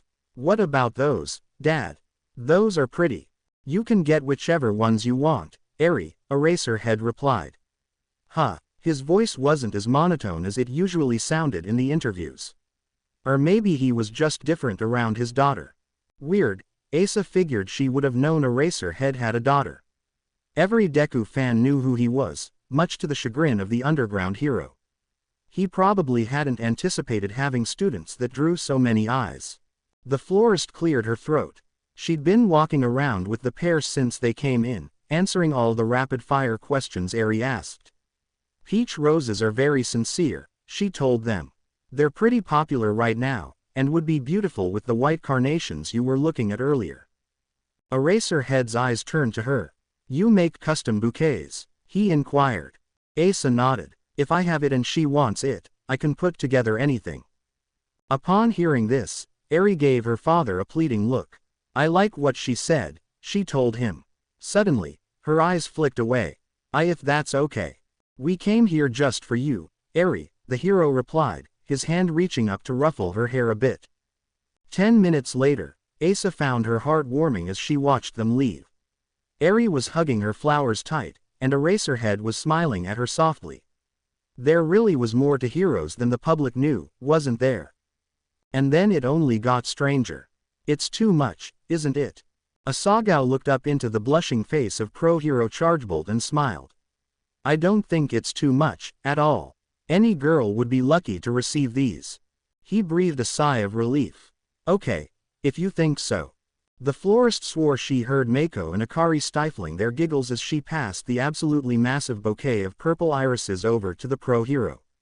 The poor man had walked in over an hour ago, and when she'd set the catalog in front of him, she thought he was about to have a heart attack. The only thing he knew he wanted was purple, but even with that specification, the selection process took him ages. As she ran his credit card, Chargebolt looked the flowers over, grinning widely. "I know my Kyoka's gonna love them," he told Asa. "She's not a girly girl, but the purple totally goes with her vibes. And I like the meaning, too." Asa chuckled. "Like I said, she's very lucky." "I think I'm the lucky one," he replied with a shake of his head. "I don't know how she deals with a total dunce like me." "Okay." She definitely just heard a snort from Akari. Ignoring it, Asagao handed the card back over. "A real dunce wouldn't buy his girlfriend flowers just because," the florist pointed out. His face was flushing again, but Chargebolt shrugged. "Maybe. Thanks a bunch, though. Midoriya-kun was right about you. You were super helpful." Ace's heart skipped a beat. Deku had been talking about her. Really? The pro-hero stumbled out the door a minute later. The moment he was gone, Mako and Akari finally let loose their laughter. Asa threw a well-aimed rose at them. "I'm still not used to this," Akari whispered. Mako hummed. "I doubt we ever will be." Their boss tossed them a look to let them know she'd heard. Then, she turned her attention back to the hero in front of her. "So you just want sunflowers?" Uravity nodded. "At least a dozen. No wrapping or anything. I'm gonna put them in a vase right away." Asagao motioned for one of her employees to go grab the flowers. Akari slipped on a pair of gloves and disappeared into the back. "That'll be 2532, Asa told the hero. Uravity handed over cash with a sparkle in her eyes. "I really am so excited that I could finally stop by," she said. "This place is just as cute as Deku-kun said, and so are you." The florist's breath caught. "Wait, what?" "He said he connected a lot with the sunflowers here, so I thought I'd get him some," Uravity chattered on obliviously. "He's never decorated his office at the agency, and I've been trying to get him to do it for ages, but he always says he's too busy." "I mean, I guess he is, but that's still no excuse." In a matter of seconds, Asagao felt her heart go from soaring to hollow. She pushed through, slapping a smile on her face until the anti-gravity hero had skipped out the door. The second she left, Asa told Mako and Akari she needed a break. Asa flopped down on the greenhouse floor next to her Asagao's. She bit into an apple frustratedly. Funny how little it took to send her emotions into a tizzy. She had almost forgotten the eternal question of whom Deku was getting the flowers for. But now, with Uravity in the shop getting flowers for him, were all those magazines right? They had dated in high school, and she could see some of the flower meanings he wanted applying to Uravity. Violet eyes dragged over to the morning glories on her left. They whispered a sweet apology. They knew how she felt better than anyone, after all. Asa let out a sigh. Tomorrow was Tuesday. Had the week really passed so quickly? She supposed she had been rather caught up in all the chaos of her strange new clientele, but for the first time since all this began, Asagao found that she wasn't too thrilled about seeing Deku tomorrow. That weird feeling from the night before didn't go away when she woke up. Asa stared out at the early July morning view from her bed. Clouds were covering the sky. Rain, of course. Asagao sighed and pushed her face back into the pillow. Maybe if she could avoid the inevitable for just a few more minutes, it'd help her feel better. But no, of course it didn't. The florist eventually dragged herself out of bed, into the shower, to the kitchen, and out the door like always, all the while cursing the fact that it was Tuesday. Should I text Hana-chan? She wondered. Asa's hand wandered toward her phone in her raincoat pocket, but she stopped herself. She was a grown woman. She needed to start handling this on her own. But right now, she didn't feel that sort of confidence. She felt jumbled up, confused, and just wanted her heart to be able to get over it all, yet she didn't have a single clue as to how she could do that. The pink flower shop with her name on it came into view, and Asa couldn't help but smile. Her little lovelies needed her. Her clients needed her. Sure, her emotions were all sorts of messed up right now, but she could push past that, right? Apparently not. As she went through her day, Asagao decided that emotions were dumb. They were uncontrollable, out of control, and she didn't know how to get them under control. Asa waved goodbye to her last bride of the day 10 minutes till 6, the false smile she'd had on falling from her face immediately. The young woman sighed and rubbed her temples, frustrated. What was going on with her? All she knew was that her heart felt broken by someone it had never belonged to, and that made her feel like the biggest idiot that ever walked the face of the planet. Okay, that was extreme, but still. She'd had a crush on the #1 hero for 4 years, and now that she'd met him, it felt like the fantasy she'd built in her head was turning more into a nightmare. Tired violet eyes drifted up to the clock on the wall. Great, he'd probably be here any minute now. And it was still raining outside, as though the weather itself decided to match her misery.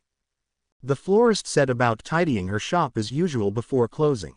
She could feel the flowers all around her trying to whisper happy thoughts, but the well wishes rang hollow. Sometimes it took more than a few words of encouragement to mend a broken heart.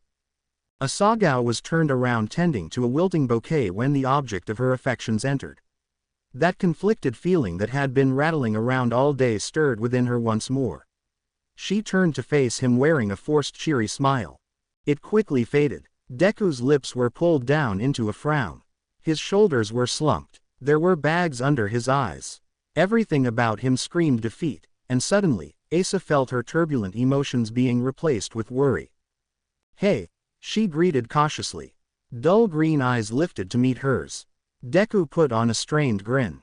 Hey, I'm late again, I know. Her eyes flicked to the clock. Not as bad as usual, she shrugged, trying to keep things light. Was there a villain out that I didn't hear about on the news?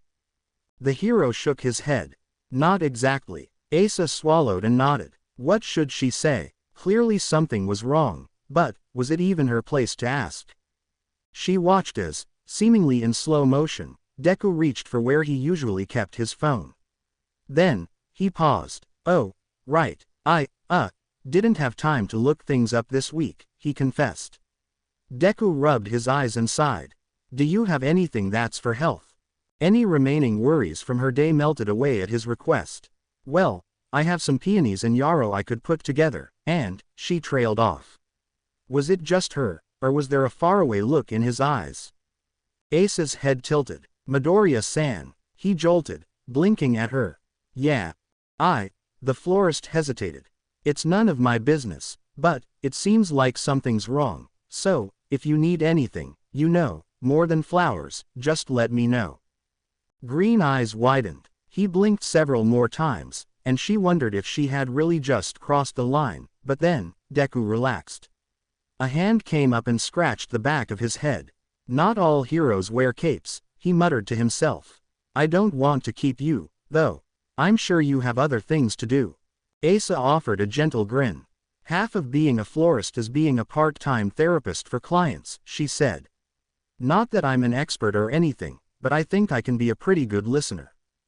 Deku swallowed, and his eyes darted to the floor. If you really don't mind.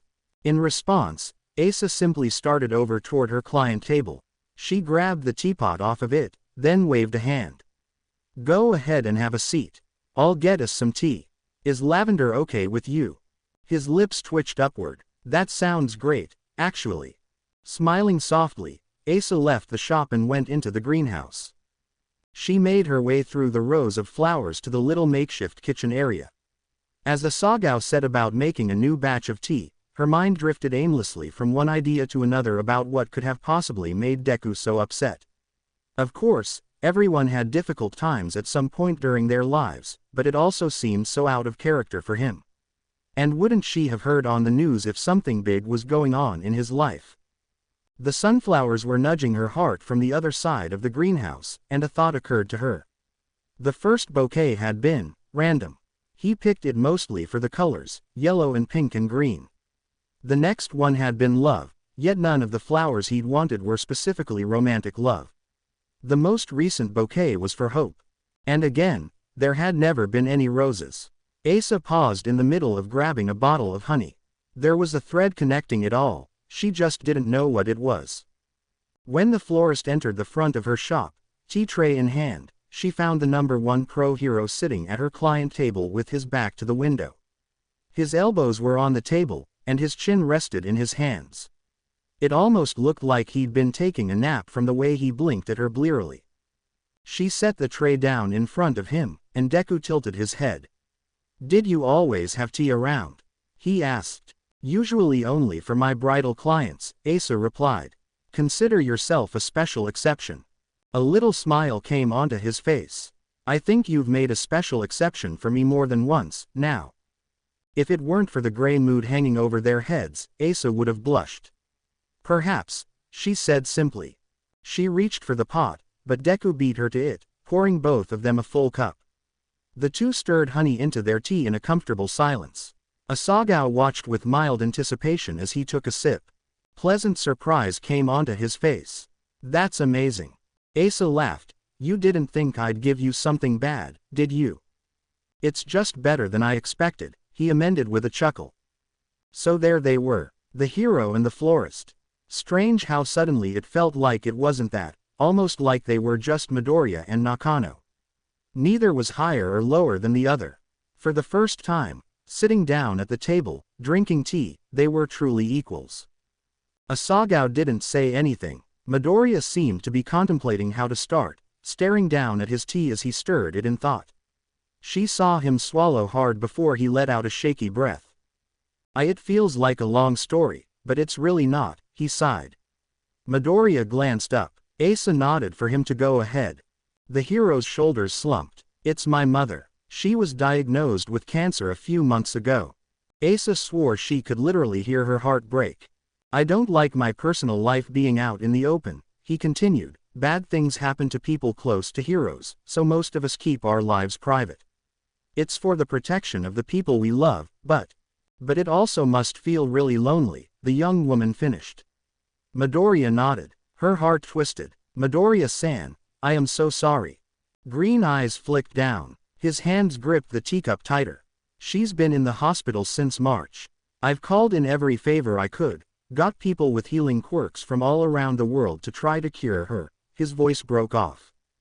"And?" Asa prompted gently. Midoriya shook his head, "And nothing. No one is able to do it."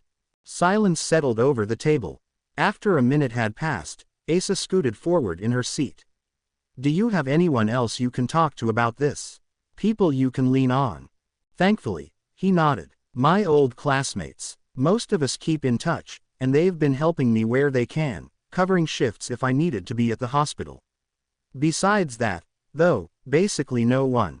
Mom wanted it to stay quiet so the press wouldn't hound me about it, and I wanted her to have her privacy." It was all starting to make sense.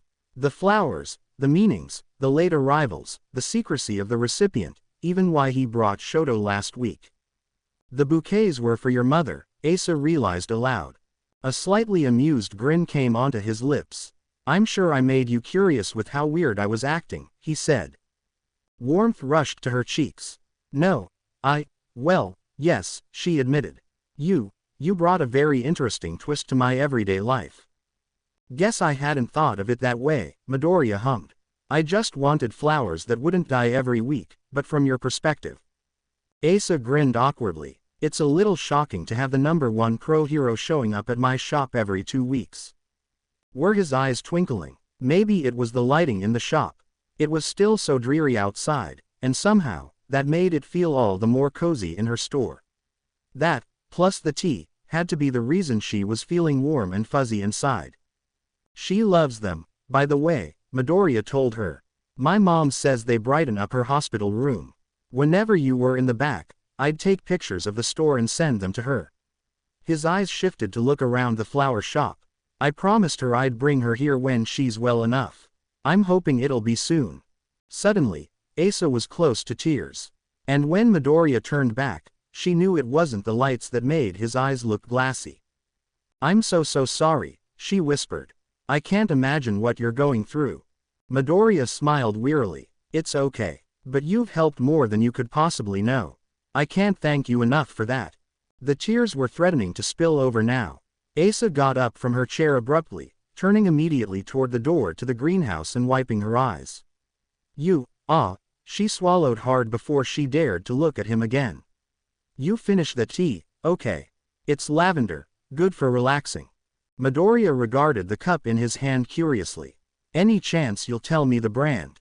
Her lips twitched up. I have a top secret supplier. A top secret supplier whose name was Mako, what with her handy calming quirk, but she wasn't about to give that away. A green eyebrow lifted mischievously. No special exceptions, he teased.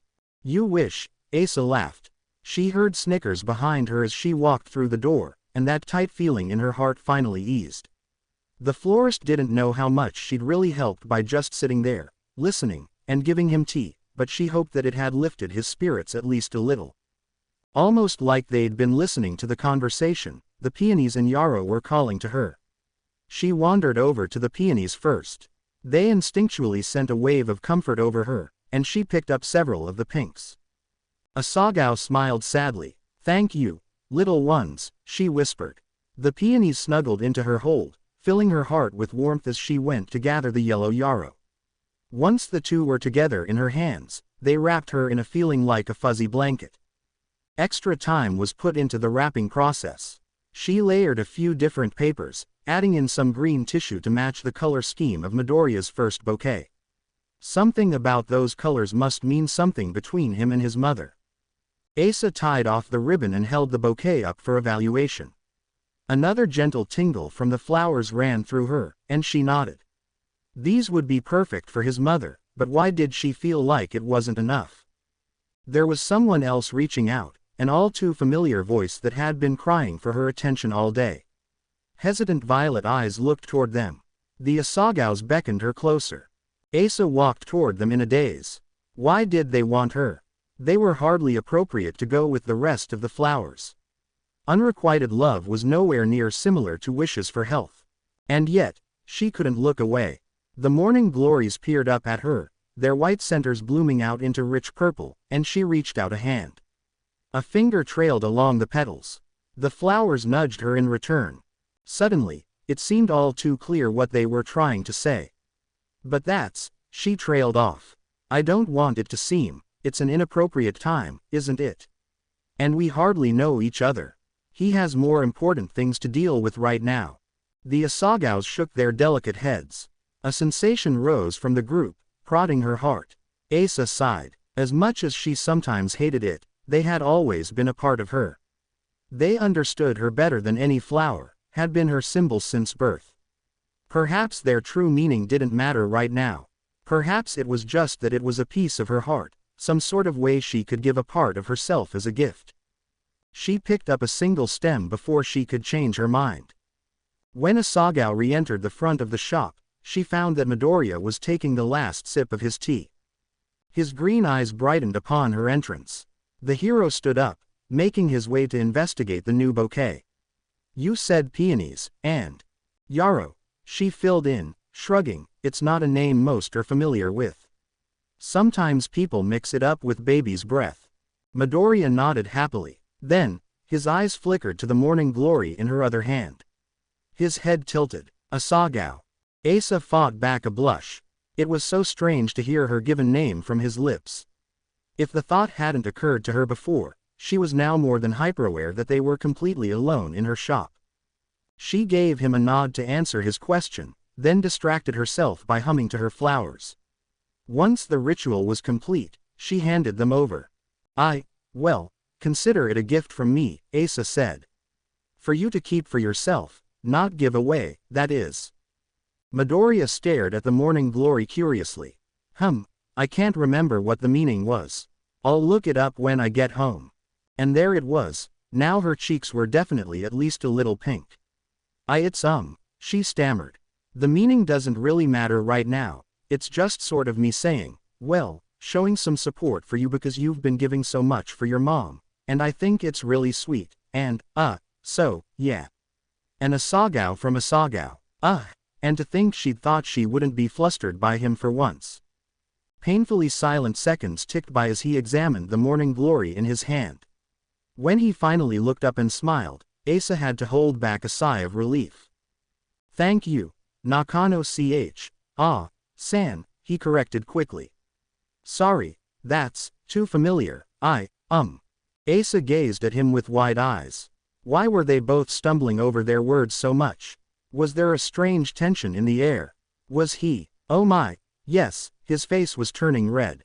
How long had they been alone in this shop together?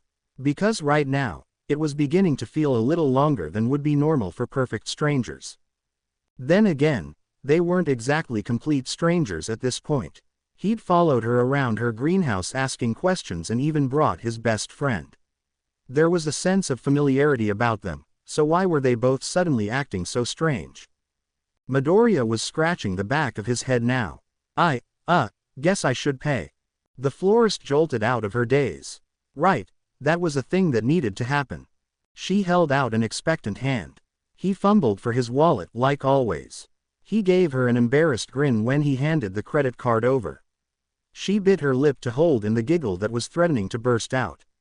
Some things never changed. The transaction went through in silence. It was oddly comfortable, given how awkward a minute ago had been. Had he really nearly called her Nakano-chan? No, it was probably just a slip of the tongue. When she gave the card back to him, Asa noted that the red hue on his face had faded only slightly. Maybe he blushed easily. Guess you're closing up now? Midoriya asked conversationally as he stuffed his card back in his wallet. Asa nodded. I already did most of the cleaning while waiting for you, don't worry. Don't worry. Why would he be worried? What was she saying? Why did she think for a second he'd be worried? And yet, she couldn't help but notice how his eyes lit up a bit. Oh good. I still feel bad for keeping you, he admitted. The shopkeeper opened her mouth to say that it was fine, but the hero surprised her. What else do you have to do? Midoriya asked. Can I help, please? It'd take some of the guilt off my conscience. Asagao blinked. She really wished these moments didn't keep catching her off guard. Okay, I guess so. She turned to scan the shop. The teapot caught her eyes. You can clear the table, if you really want to. She swore the hero bounced on his feet. Asa tried to hold in a laugh as he set his flowers down on the counter ever so gently, then sprinted over to her client table. He placed everything on the tray she'd brought them in on and looked to her. Where did they go? He inquired, shaking her head because honestly, this was just so weird and hilarious at the same time. Asa said, follow me. Midoriya trailed at her feet as she led him back to the little greenhouse kitchenette. After he insisted on cleaning the teapot, she left him with soap and a sponge to go tend to her flowers. They were all bursting with curiosity at Midoriya's presence, and even more so at her change of mood from earlier in the day. The red roses were teasing her from the middle aisles as her hands passed by, and Asa rolled her eyes. Oh, shut up, will you? Huh. The florist's head turned to see a confused Midoriya peeking out from the kitchenette. She wanted to slap herself. Had she said that out loud? Yeah, she had. Sorry, not you, she apologized. It's the flowers. They're being silly. An amused smile came onto Midoriya's face. It's because of me, isn't it? He asked, toweling down the teapot in his hands. They don't know what to do with a strange man like me. This time, Asa couldn't hold it back. I don't think strange is the word I'd use for you, she laughed. He set the teapot down, then shot her a mischievous look. Now I want to ask what word you would use for me. Daring, handsome, bold, incredible, sweet, intelligent, silly, adorable. Late, hey. Asagao snickered at the aghast look on Midoriya's face. Among other things, she teased. After a few more moments of staring, he shook his head and covered his eyes with his hand. I feel terrible that I've created this awful reputation with you, he groaned. Asa shrugged as she started toward the door. I won't tell. Client confidentiality. There was a sigh behind her. I'm more worried about what you think than what others do. Her heart stuttered. What did that mean? She didn't let herself think on it too long, tossing off her apron and replacing it with a raincoat. When she had grabbed her purse, she popped back up to see Midoriya looking at her expectantly. Anything else to do? He asked. Nope, all done, she said. She came around the counter, and the pair began walking toward the front door. A switch of the lights later, Midoriya was opening the door for her. Violet eyes flicked to meet green. You didn't have to, you know. An eyebrow went up. It's just a door. No, she laughed, helping me close up. I was almost done, anyways. The hero shrugged. Consider it a thank you for, well, a lot of things. A lot of things, Asa thought. What does he mean by that? And just like before in the shop, Asagao suddenly found herself very aware of the environment they were in.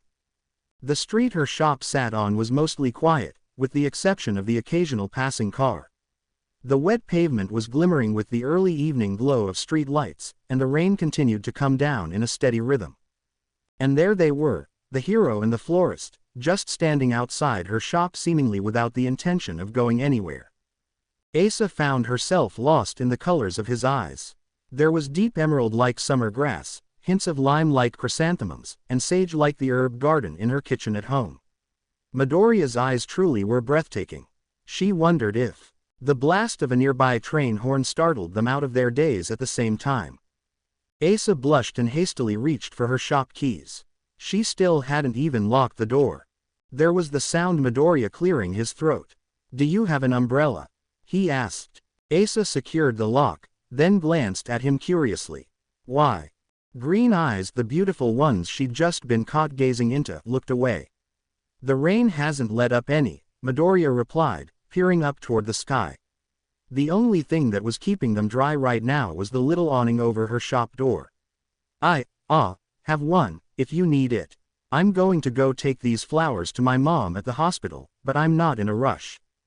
Amused, Asa flipped the hood of her raincoat up in response. Midoriya blinked. "Oh, right, raincoat." The giggle that escaped her lips sounded like it was straight out of some cheesy high school anime. "I think I'll be fine in the monsoon, but thanks, Midoriya-san," she teased. "See you in 2 weeks." "Why yeah, see you then." Did he stutter? "Get home safely," he added on. There was an awkward moment where neither one of them moved.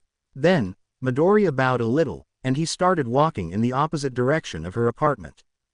Asagao wasn't sure how long she stared after him, only that, when his head turned back a few seconds later, she caught him looking and waved. Once he had disappeared around the block, the young woman let out a little chuckle and finally started the journey home.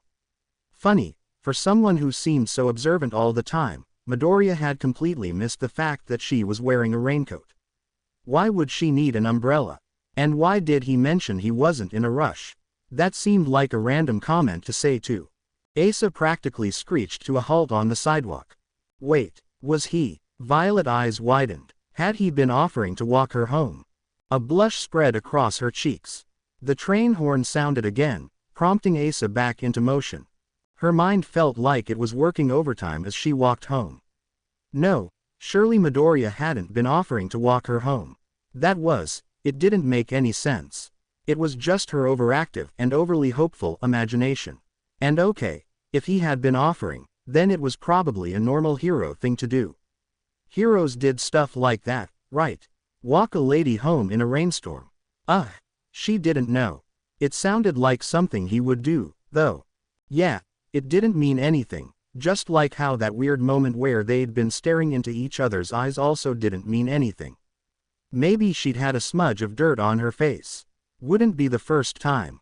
Then Asa remembered where he said he was going. Her heart dropped a little. His poor mother. Asagao recalled a childhood friend of hers going through something similar. It had torn the family apart watching their father battle the illness. And to think it was something even healing quirks couldn't fix, it was a strange reminder that quirks, though they were often thought of as this magical evolution of the human race, weren't miracle workers. What if? The pain in her chest increased at the thought. No, she wouldn't think like that.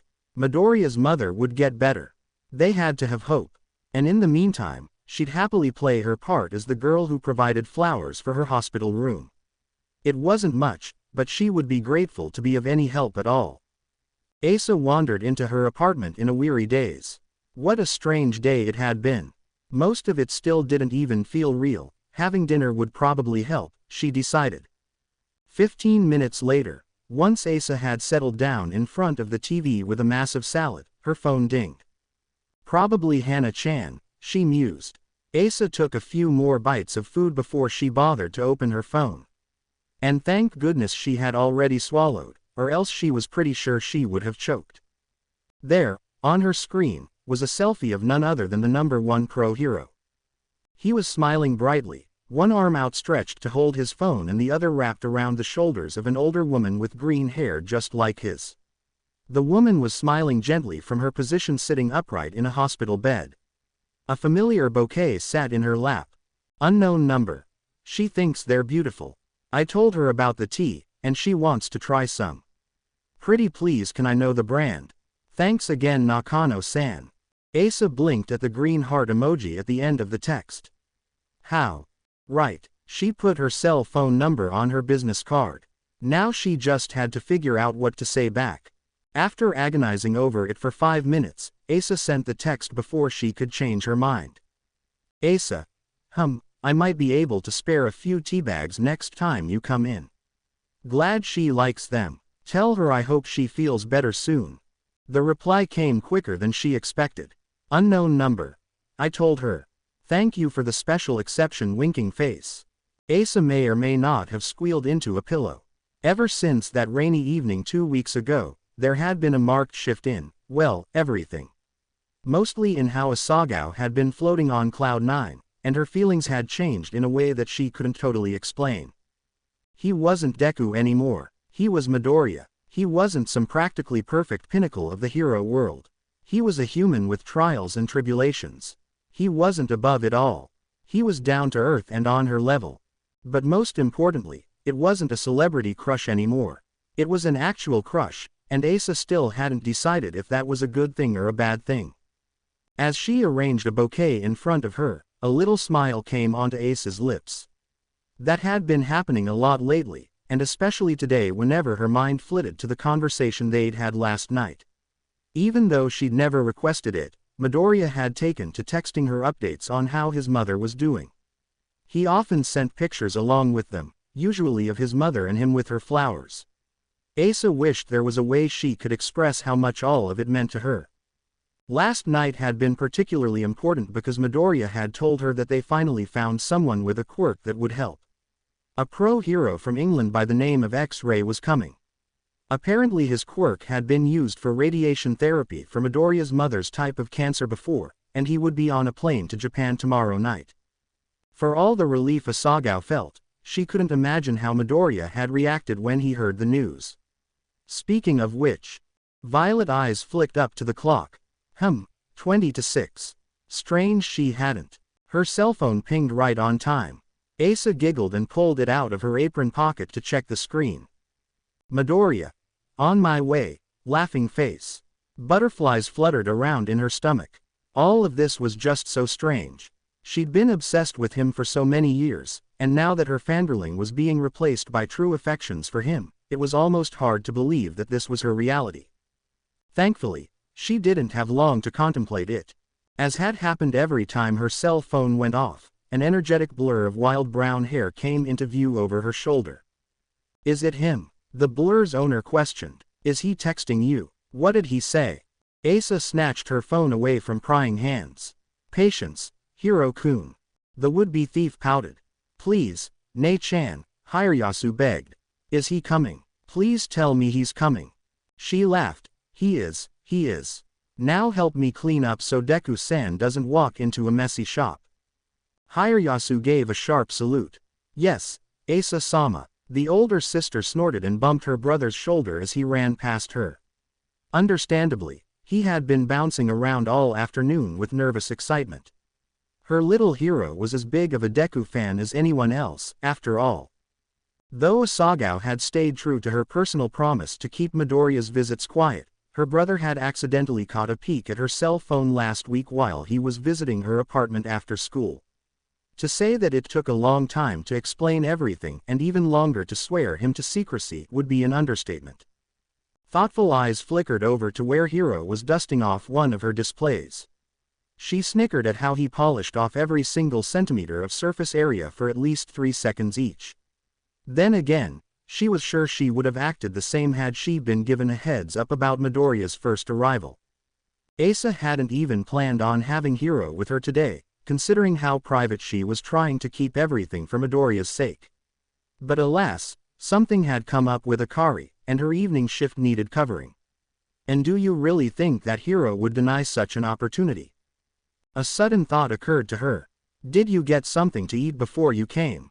Asa asked. Hiro looked over and nodded promptly. Mom packed a big lunch for me today. I finished eating it on the walk over from school. She nodded back. Just checking. You know where I keep my stash in the back. Her little brother jumped back to his work, and Asa stared out at the mid-July evening. It was a warm one, probably too warm for tea. She didn't know if Midoriya had time for it, anyways. And it wasn't like them sharing tea was some sort of set-in-stone plan. She just kinda hoped it would be. Though their time at the table hadn't been long, it was a memory she replayed often. Something about it made her feel all tingly and silly. The florist shook her head. Yeah, an actual crush already seemed like it was going to cause her much more trouble than a celebrity crush. After checking her hair in a mirror on the wall, Asa picked up a cleaning towel and moved to join her brother. A distraction would be nice right now. The siblings cleaned up the shop in relative silence, though it was broken every now and then by Hiro anxiously muttering to himself. If only Mako was here to tap him with her calming quirk. In contemplating this, Asa realized belatedly that she wasn't the least bit nervous to see Midoriya today. Well, she was, but it was different. It wasn't that high anxiety, pulse racing sort of feeling, but just that stupid fluttering that wouldn't stop. That was new. The final speck of dust gone, Asagao turned to see how her brother was faring on his side of the shop, only to smile gently. He's probably really nice, Hiroyasu was telling himself, nervousness clear in his voice. He wouldn't be the #1 hero if he wasn't nice. And Nei-chan said he was nice, so I shouldn't be worried, and... Asa shook her head. Her little brother and her sometimes really were so similar. A flash of familiar green crossing the street caught her eyes. The florist glanced over, and a wide grin spread across her face. I mean, I bet he's probably super tall, too, so that's intimidating, but if... Asa cleared her throat. Hiro-kun. Her little brother jumped, whirling around to stare at her with wide brown eyes. Yeah, Nei-chan. She tilted her head toward the window. He's coming. Ah. Asagao burst out laughing as Hiro ran to pick up his cleaning supplies and stuff them away somewhere. He rushed into the greenhouse, where she heard a clattering sound that made her wince. Before he came back, dusted off his apron, and stationed himself behind the counter with his back ramrod straight. The older sister only had a brief moment to laugh before the shop bell dinged behind her. She turned to see Midoriya a few feet away wearing his usual embarrassed smile. His mouth was open to give an apology, but she cut him off. Avoiding the crowds again, she teased. Green eyes lit up, and he scratched the back of his head. I knew you'd figure out why I always come in so last minute eventually, he chuckled. Asa hummed, her eyes flicking down to admire his outfit briefly. Only he could make that bubblegum pinky hoodie look good. Please, I figured it out ages ago, she claimed. Midoriya grinned. His eyes darted over to Hiroyasu, then back to her in a silent question. Oh right, there had never been anyone else in the shop with them before, Shoto excluded. She should probably keep the flirting to a minimum, I mean, should probably introduce them. Asagao started toward the counter, motioning to Hiro with her hand. Midoriya-san, Hiroyasu-kun. My little brother. Said brother was obviously in shock. His mouth had dropped open, and he hadn't moved an inch from his position behind the counter. When Asa patted him on the shoulder, Hiro jolted.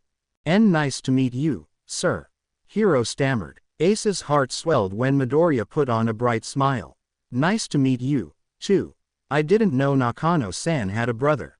An amused look came onto her face. It's not like it exactly came up naturally during conversation, she pointed out. What do you want today, by the way? I was wondering if we could combine the last 2 bouquets for hope and health.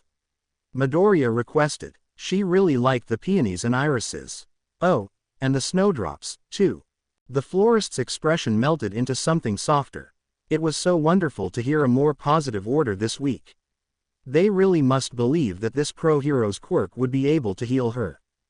Asa glanced toward Hiro. You get all that? Yup. Hiro nodded enthusiastically. 8 of each. The older sister ruffled his hair. Look at you, you're catching on.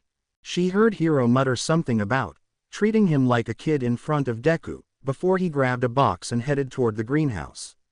Midoriya watched him disappear into the back with curious eyes. Asa grinned. He's covering a shift for one of my employees, she explained. Gotta put him to work. Getting to meet you isn't free. Midoriya let out a little laugh. Don't go too hard on him, or he might never come back, he joked. The florist leaned against the counter. Oh, you should have seen him earlier when I had him bringing in bags of soil. Not his favorite moment. The two shared a snicker, then Midoriya tapped his cheek in thought. I noticed he didn't pick up any gloves. Does he have the same quirk as you? Nope. Asa shook her head. He has a pair in the back. Oh, what is his then? He asked. She shrugged. He doesn't have one. And just like that, the shop was plunged into a dead silence. Asagao watched as Midoriya seemed to go through numerous emotions within a matter of seconds. He blinked, his mouth gaping, then his brows furrowed, and he said, he's quirkless. Suddenly Asa was taken back to playgrounds, school hallways, parks, neighborhood streets. All the tears, all the hurtful words, all the times her brother had cowered behind her. The silent hatred she'd held for so many years for quirks and the hero society that left people in the dust simply because they weren't born in that so-called lucky 80th percentile. That old defensiveness that was never too far away began bubbling up inside of her, and the older sister lifted her chin defiantly. Being quirkless doesn't make any person less than another. We're all human at the end of the day, quirks or not, and the strength it takes to be quirkless in this world is a power of its own. Midoriya was gazing at her with wide eyes, his mouth open like he was ready to say something, but she kept going. He's the first quirkless student to get into UA, she informed him proudly. Even if he's not in the hero course, I really feel like he paved the way for other students. The first years have 3 quirkless kids in their class, and I don't think their applications would have been looked at had he not showed what he was capable of first. UA never gave kids like him a chance because they weren't worth their time until he proved them otherwise. Her last words echoed in the shop. The number 1 pro hero was still just looking at her, and she stared back challengingly. Asa didn't even remember crossing her arms, or how she'd straightened up to her full height, which, admittedly, was nothing next to Midoriya. Still, she wasn't going to back down. Hiro had been through enough in his life. She wasn't going to let him be judged by someone else who didn't even know him. Midoriya's mouth snapped shut, and Asagao lifted an eyebrow. She could feel more words waiting to burst forth, but she held her tongue for now. Asa had dealt with these situations enough to know when someone was trying to figure out how to respond. It took him a moment. She waited with barely contained impatience. Nakano-san, he trailed off. That is so amazing. Asa blinked. I mean really, that's just incredible. Midoriya continued. I know what it was like when I went there, and it's great to hear that he's making a path for others. People without quirks should never be treated any differently, no matter what school it is, and that's how it should be.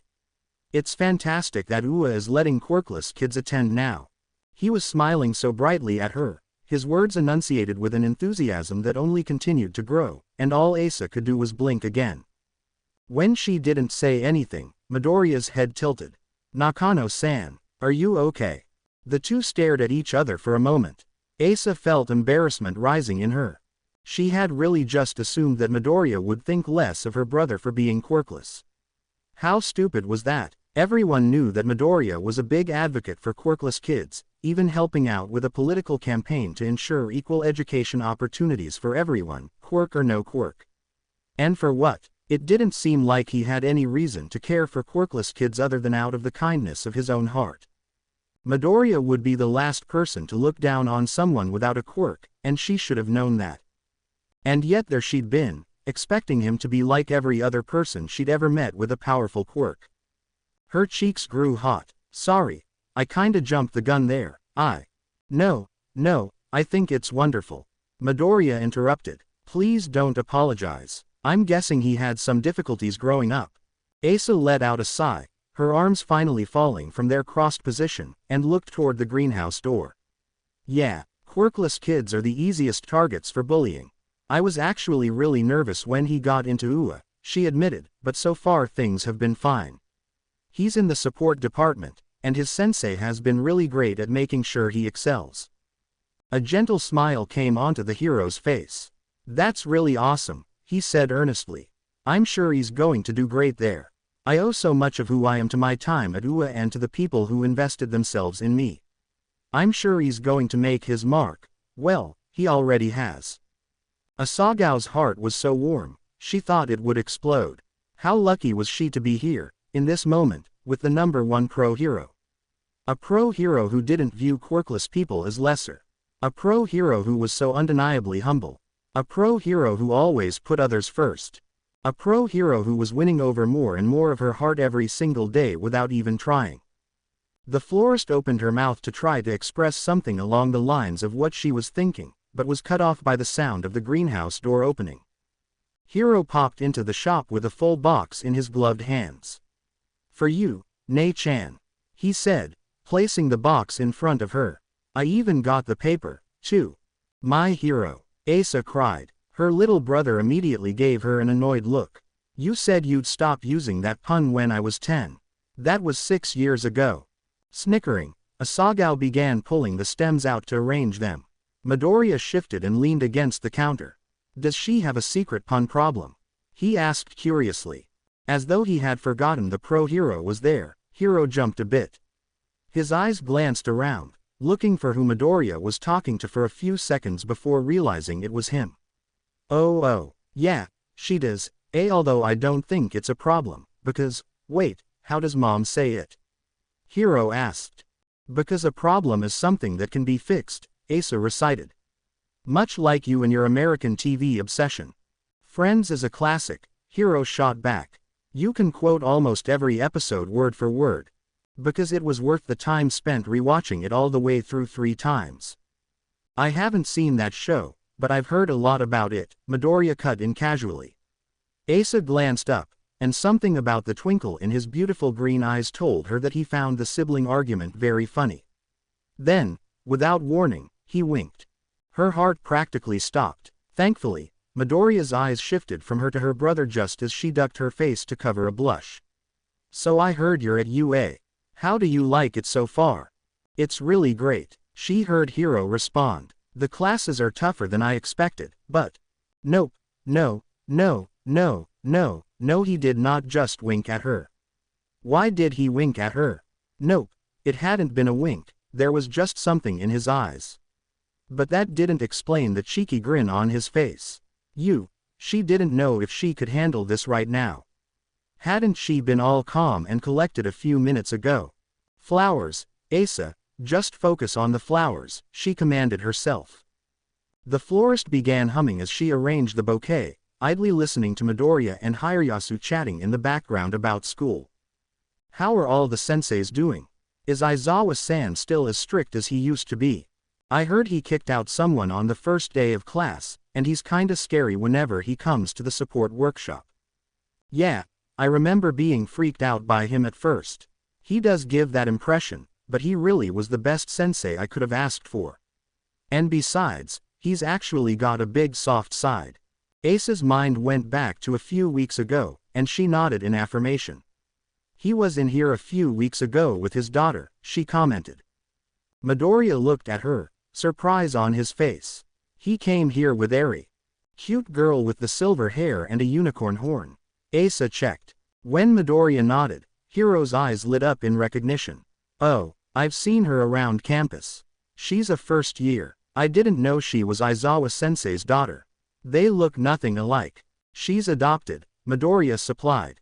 She's really nice, too. I bet you two would get along great. Asagao glanced up, and yup, there was a light flush on her brother's face. She tried to hide a snicker. The knowing look she got from Midoriya told her she'd failed. Next time you see Aizawa-san, you should tell him I said hi, Midoriya continued, mercifully moving on. I see him all the time at work, but I think he'd get a kick out of it. You should ask him how many times he had to send me to Recovery Girl in my first year. Hiroyasu nodded like he'd just been given the world's most serious top-secret mission assignment. Will do. Right as the conversation drew to a close, Asa finished putting the bouquet together. She hummed a final little tune, then handed the bouquet to an awaiting Midoriya. That'll be 32.59. Oh. She snapped her fingers. The tea. Hiro-kun, I put a small box with purple paper in the kitchen, can you go grab it? Hiro darted into the greenhouse without a word, and Midoriya blinked. You wrapped it.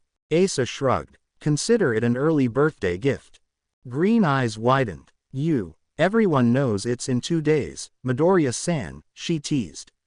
It's all over the news. Aren't you meeting the Prime Minister? The hero looked down at the flowers awkwardly.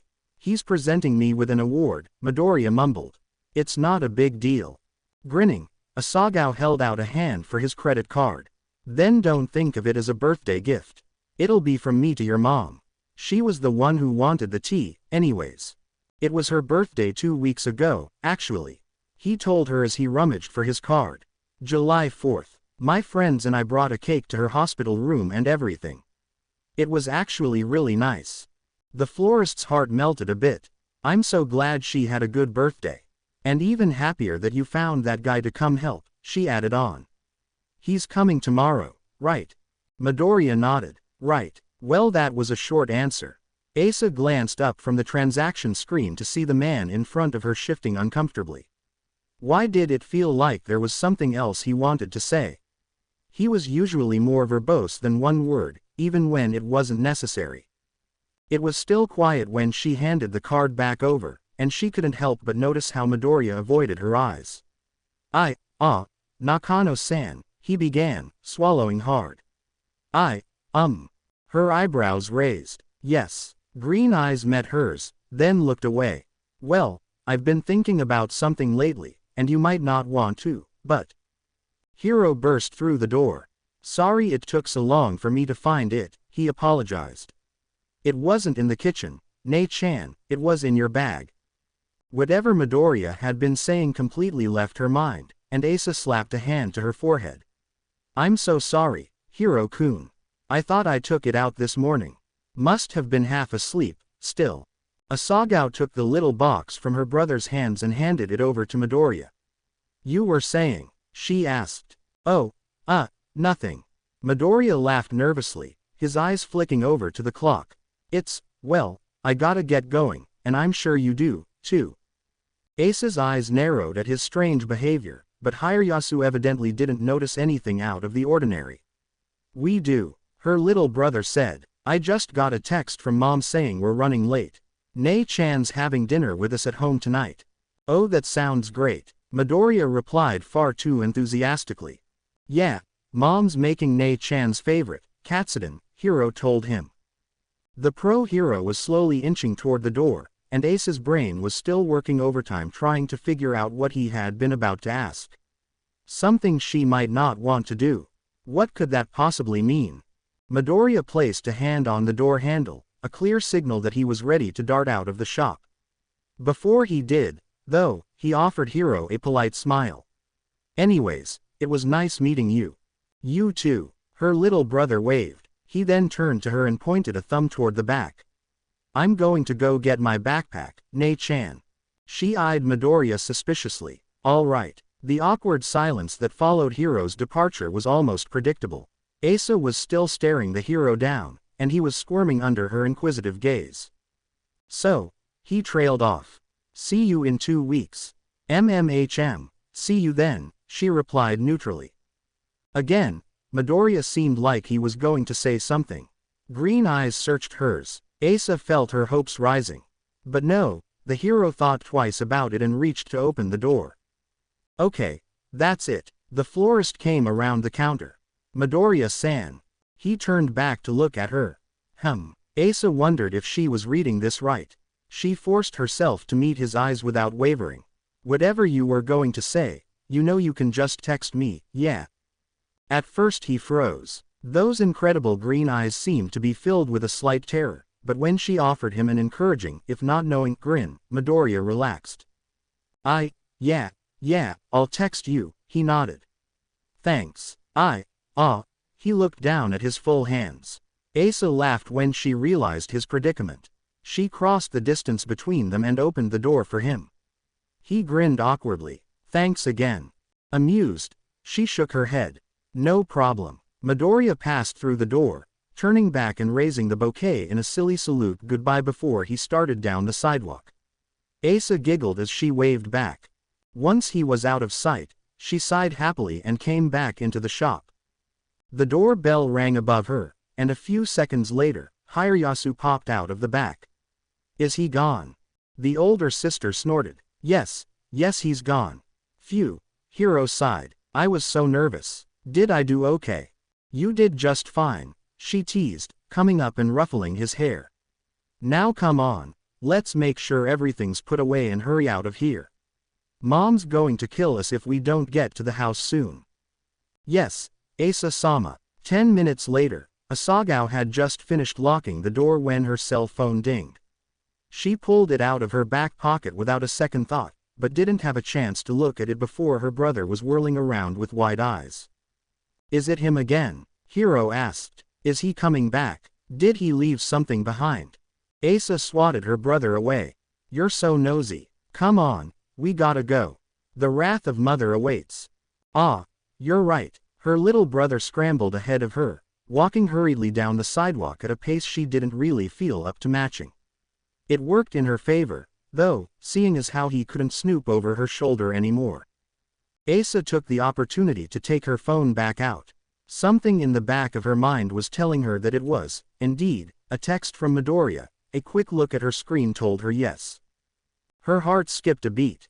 What could he possibly? The florist shook her head. Was she really going to just sit around wondering what he said when she could just open the stupid text?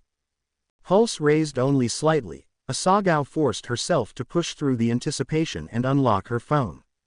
Midoriya, I thought it'd be weird to ask in front of your brother, but would you like to get some dessert sometime soon? I know a good place near your shop. Smiley face. She froze. What? Wait. No, that didn't. He. Hold on. What? No. Yes. He did. Huh. Everything okay? Nei-chan. Asagao's head snapped up. Hiroyasu was ahead of her on the sidewalk, but he had halted and was now staring at her with a worried expression. Oh, she'd literally stopped walking when she'd read that. She should say something so he wouldn't freak out. Slyly slipping her phone behind her back, Asa moved to catch up with him. I think you could say so, she shrugged. Hiro's brows furrowed in confusion. Well, what is it? She snickered. Not telling you, Nei-chan, he whined. Asa laughed and skipped ahead of him, ignoring his incessant demands for answers. That bounce stayed in her step the entire way to her parents' house, and by the time they got there, she finally decided what she wanted to say back. Asagao. I'd love to. I hope your tastes in desserts are as good as your tastes in flowers. Midoriya. Guess you'll find out. Winking face. It was the beginning of August, and even the muggy summer weather couldn't get Asa down. For obvious reasons, she'd been on top of the world the last 2 weeks. No, she and Midoriya still hadn't gone on their outing. Date. Her mind screamed at her. Nope, she wasn't going to call it a date. I mean, did it have all the hallmarks of a date? Did his question make it sound like a date? Were they texting about it like it was a date? Had she invited Hana over to help her pick out an outfit for said non-date? Yes, but nope. Asagao wasn't about to call it that. Why she was so stubborn about it, she didn't know, but it probably had something to do with the fact that she was still in denial about it. Hopefully that would change once they, actually went out. On a date. She was going on a date. Midoriya was taking her on a date. She wished she could slap her face to get all these silly thoughts out of her head, but she couldn't do that while she was with her client. Instead, she simply watched the woman in front of her skim through the catalog, and her mind wandered yet again. Was the pink blouse she and Hana had chosen too girly? No, it would look good with her jeans. And the earrings. She couldn't forget the earrings. Hana had specifically said that they made her eyes pop. But what was he going to wear? What if she was too dressed up, or worse, not dressed up enough? Maybe she should reconsult with Hana and look at sundresses instead. Or she could just text Midoriya, but asking about attire seemed to set this strange reality in stone just a little too much. She still had a few days to make up her mind, at least. It was Friday, and he'd be coming on Tuesday like usual. She hadn't seen him since his usual bi-monthly trip, something that he had apologized profusely for. Setting the time for their it's not a date outing then made sense. Midoriya had told her over and over again that he was sorry and that he hated that they had to wait so long, but it would be ridiculous of Asa to not understand. He was the #1 pro hero. Duty called, although she did admit that hearing his flustered mutterings over the phone when he looked at his packed schedule was adorable. A contemplative hum brought Asagao out of her musings, and her eyes snapped away from looking out the window back to her client. "Can you tell me about calla lilies?" Pro Hero Kriti asked, the diamond ring on her finger glistening in the shop lights as she pointed at the page. Oh right, she had forgotten to mention that her clientele had become even stranger lately. Asa nodded. "The meaning depends on the color. Which one are you interested in?" "Definitely the white ones," Kriti said. "I've seen them in wedding magazines and always liked them." The florist smiled knowingly. "They've definitely been very popular in recent years. White calla lilies stand for chastity, good fortune in marriage, and loyalty to your spouse. A lot of the brides I've met typically carry them alone, but they can also be paired with whatever else you like." Kriti's dark eyes scanned the page again. "I like the meaning, but I do think I would want to add something for my fiancé. He's always had a blue theme in his hero costume, and we're bringing that into the color scheme." Asagao noted that Kriti didn't say her fiancé's name aloud. The florist knew who it was, of course. Yaoyorozu-san had given her details in their first email exchange prior to this appointment. The couple was wanting to keep their event very secret, which Asa could understand. It had only occurred to her recently that being high-profile pro heroes had its disadvantages, particularly in the ways of privacy. Still, even if it was all on the down low, seeing the love-struck smile on the bride-to-be's face in front of her warmed her heart. Hearing their story had been so sweet, and Asa was honored that she had been chosen to be a part of their marriage. And she also knew that Midoriya had some influence in her being picked as the florist. Yaoyorozu's email had literally started with the fact that he'd recommended her. Asa's eyes flicked around the shop, and an idea popped into her head. "I think I've got just the thing. Do you mind me going back to get it?" Yaoyorozu smiled politely. "Please, go right ahead." The florist grinned back before she made her way into the greenhouse. When she entered, she picked up the sound of crying, and she frowned. Asa followed the sound to the kitchen, where she found Akari rubbing soothing circles onto Mako's back. "Just use your quirk as much as you need so you can calm down," Akari was saying sweetly. Mako let out a strangled sob, then wiped furiously at her eyes. Asagao smiled softly as she witnessed the purple glow of Mako's quirk being activated. Poor Mako had been an absolute mess ever since Kriti walked in for her appointment. Apparently Kriti was an idol to her, having saved one of her siblings who got caught in the middle of a horrible villain attack a couple years ago. Seeing the pro hero in person had simply been too overwhelming for the gentle soul. Akari finally noticed her boss's presence, and she gave a tired smile. Asa would have to thank her later for helping Mako. The three of them really had become somewhat like their own little family during their time here, and Asa didn't know what she would do without them. Pointing toward the rows of flowers, Asagao mouthed, "I'm going to go over there." Akari gave her a thumbs up. She went about her work quickly, gathering up some blue delphinium and white calla lilies into a mini bouquet. Asa tied them up in a pretty silk navy ribbon, then made her way back into the front of the shop. Yaoyorozu was delicately sipping her tea when Asa entered, and as soon as she laid eyes on the bouquet, the pro hero stood up from the table. "Oh, it's beautiful," she laughed, her delight evident. "What are those?" A proud smile came onto the florist's face. She knew she'd had a good feeling about these. "Delphinium," Asagao replied. "They represent passionate love and openness of heart." The hero's hand began to drift toward the flowers, but she pulled back at the last second. The gears in Asa's mind whirled. Just how much had Midoriya told her about Asa's quirk? Those would be lovely, Yaoyorozu decided. "I want those for my bouquet," And, perhaps just the blue flowers for the bridesmaids. With some greenery, too. The florist took her seat back at the table and began writing down notes. I think that sounds great. You said their dresses are going to be pastel blue, right? Yes, we picked them out last week, her client nodded. There's going to be 5 bridesmaids. Asagao hummed in acknowledgement, and the 2 women settled into a comfortable silence as she continued jotting down notes. Once she was done, Asa detached the flowers from herself and handed them over so that Yaoyorozu could give the bouquet a closer look. I can see what Midoriya-san was talking about, Kriti commented as she studied it. The flowers here seem brighter than any other store I looked at. A familiar rush of warmth ran into Asa's cheeks. Oh, did he send you pictures of the shop, too? He said he takes them sometimes when I'm in the back. Her client's lip twitched up. Our class from UA has a group chat. Midoriya-san always sent pictures of the bouquets after he got them.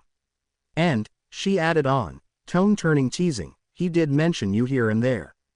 Yup, she was probably blushing noticeably by now. He thinks my quirk is interesting, Asa said, trying to brush it off. He finds everyone's quirk interesting, Yaoyorozu corrected easily. It's not just that, it's clear to all of us that he finds you exciting. You probably don't know this, but we hardly see him anymore. Texting is the main way we keep up with him. Asa's brows furrowed. Really? How come? Yaoyorozu chuckled. The #1 pro hero doesn't get time off much, and I believe he told you what he does with what little time he does have to himself. Asagao nodded knowingly. Taking care of his mother, of course. She would be amazed if Midoriya even had time to breathe these days. That's why we know he's not only interested in your quirk, the hero continued. It's significant that Midoriya-san stops by so regularly with his busy schedule. And yes, she held up a hand just in time to stop Asa from speaking, he did begin coming here for his mother.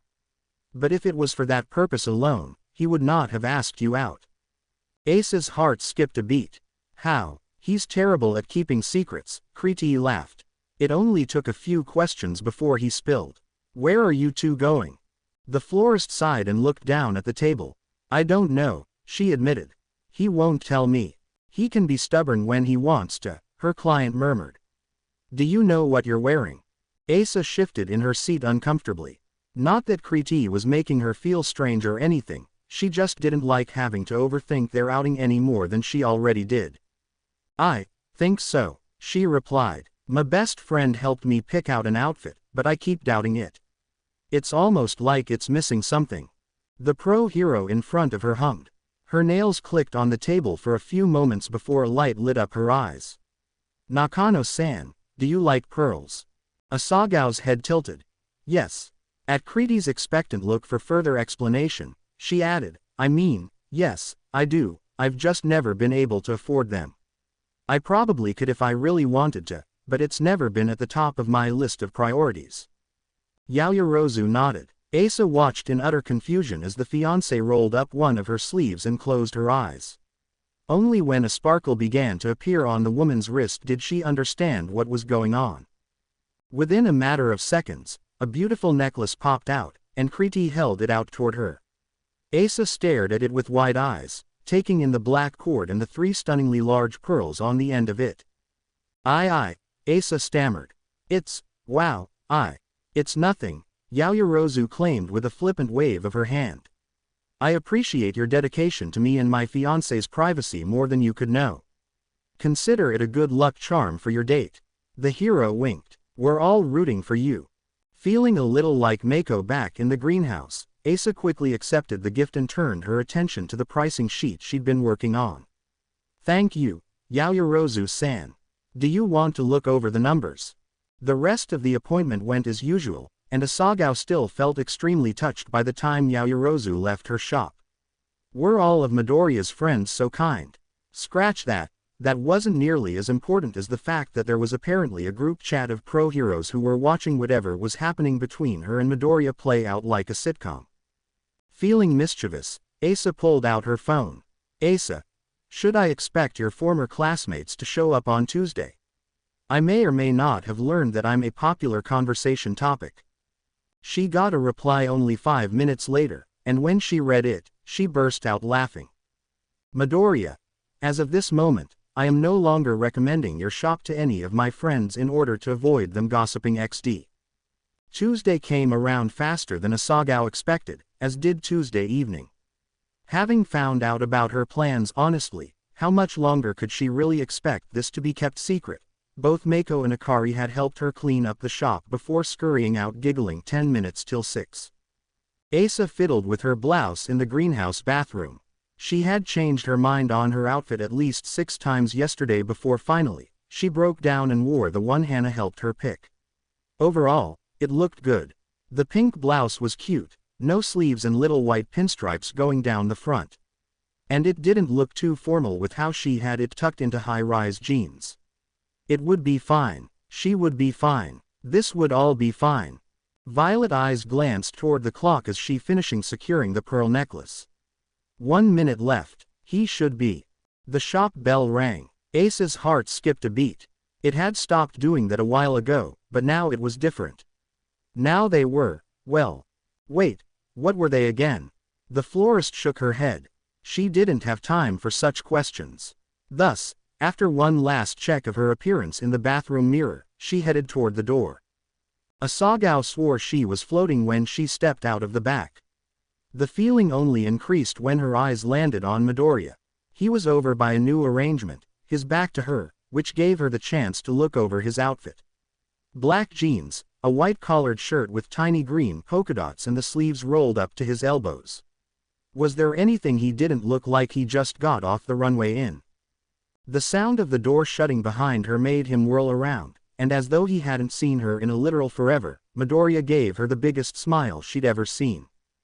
Hi, he greeted. Do you know where I can find the shop owner? About your height, looks nice in pink. I'm in need of some advice. She couldn't hold back a snort. That was terrible. Midoriya shrugged. I don't know what you're talking about, he said in an innocent tone. You do look great, by the way. I think I've gotten too used to seeing you in your apron. Asa grinned. Well, I could put it back on if it'd make you more comfortable, but I don't think the pink and green would go well together. The hero's eyes looked up at his hair questioningly.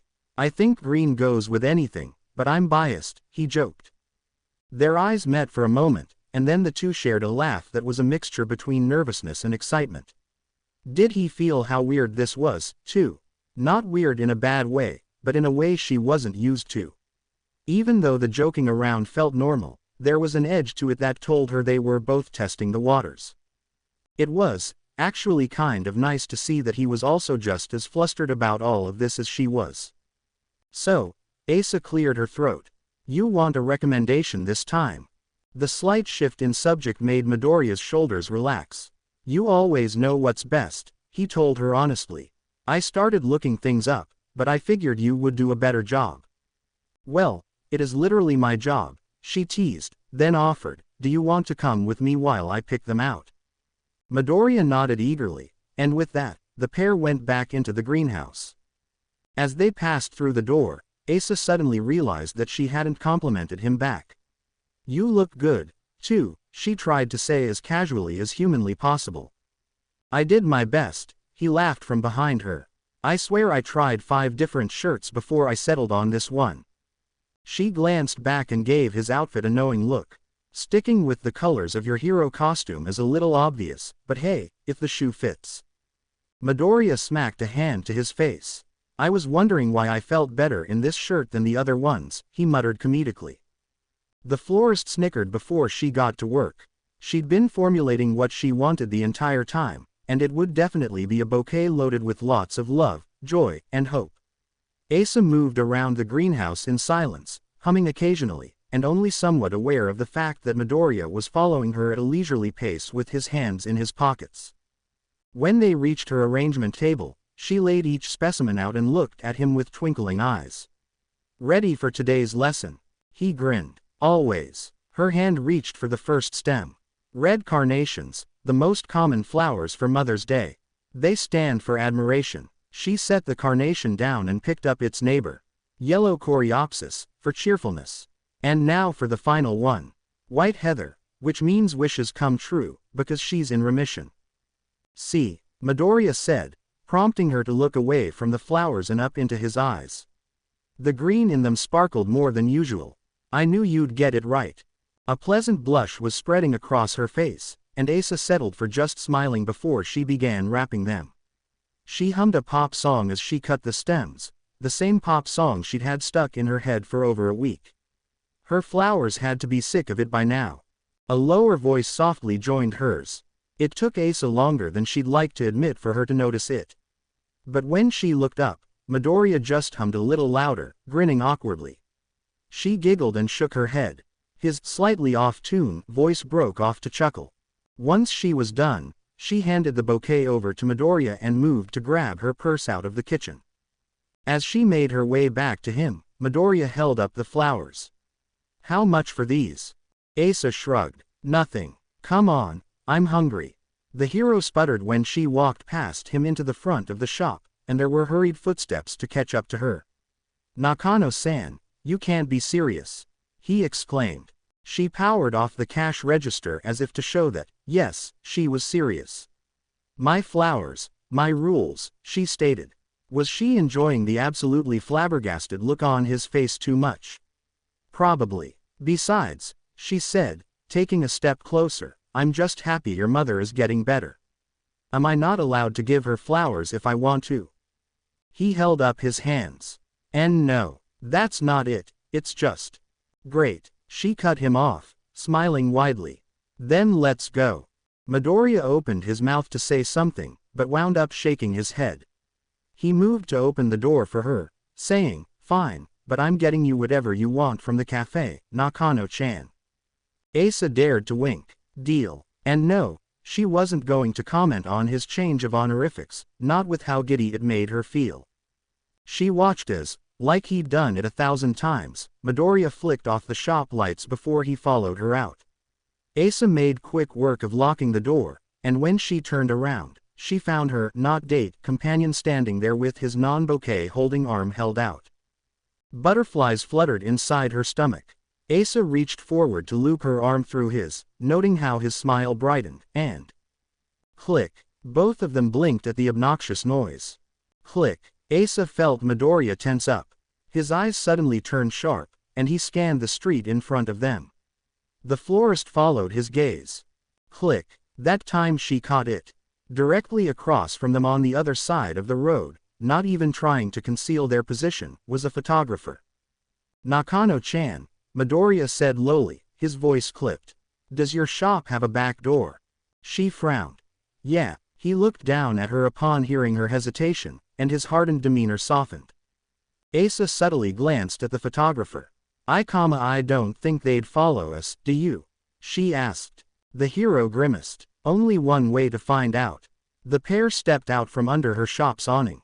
Midoriya began leading her in the direction of where she knew there was a nearby shopping center. Asa's mouth opened, but she wasn't even able to inquire about their destination before another round of clicks began. An annoyed noise came from the back of her companion's throat, and they began walking faster. They were just about to turn the corner onto another street when a barrage of camera flashes blinded them. Pro Hero Deku, over here. Deku, who's the woman with you? Is this a new sidekick? Deku, are you seeing multiple heroines at once? People were appearing left and right, popping out of alleyways, from behind street corners and buildings, and Midoriya immediately turned them around and started doubling back to the shop. Asa instinctually grabbed his arm with her free hand. Her nails were digging into his skin, but she didn't realize it. All she knew was her heart was racing, and not in the usual way. Miss, are you the hero Deku worked with on Island? What's your name? Don't you realize that Deku dating one of his sidekicks violates the rules of his agency? Are you an escort? The crowd's footsteps were drawing closer. Anxiety began to fill her. What was happening? Why were they asking those sorts of things? Were they really being followed? How did they know where they were going to be? What? Don't listen to them. Wide violet eyes snapped to meet serious green ones. They can't touch you if I'm around, Midoriya murmured. They wouldn't dare. They're only saying that stuff to get a rise out of us. If we don't respond, they don't have a story to write. Understanding hit her like a truck. Midoriya must be used to this. And he was right. She had the best bodyguard in the world at her side. Nothing bad could actually happen. They were almost back at the shop door now, and his eyes flicked down to her purse. She pulled out her keys in reply. He glanced back and nodded. With Midoriya standing behind her like an impenetrable wall, Asa unlocked the shop door with shaking hands. Once it was open, he ushered her in, and she immediately locked the door from the inside. Though they were now muffled by the glass, the shouting and flashes and clicks continued in rapid succession.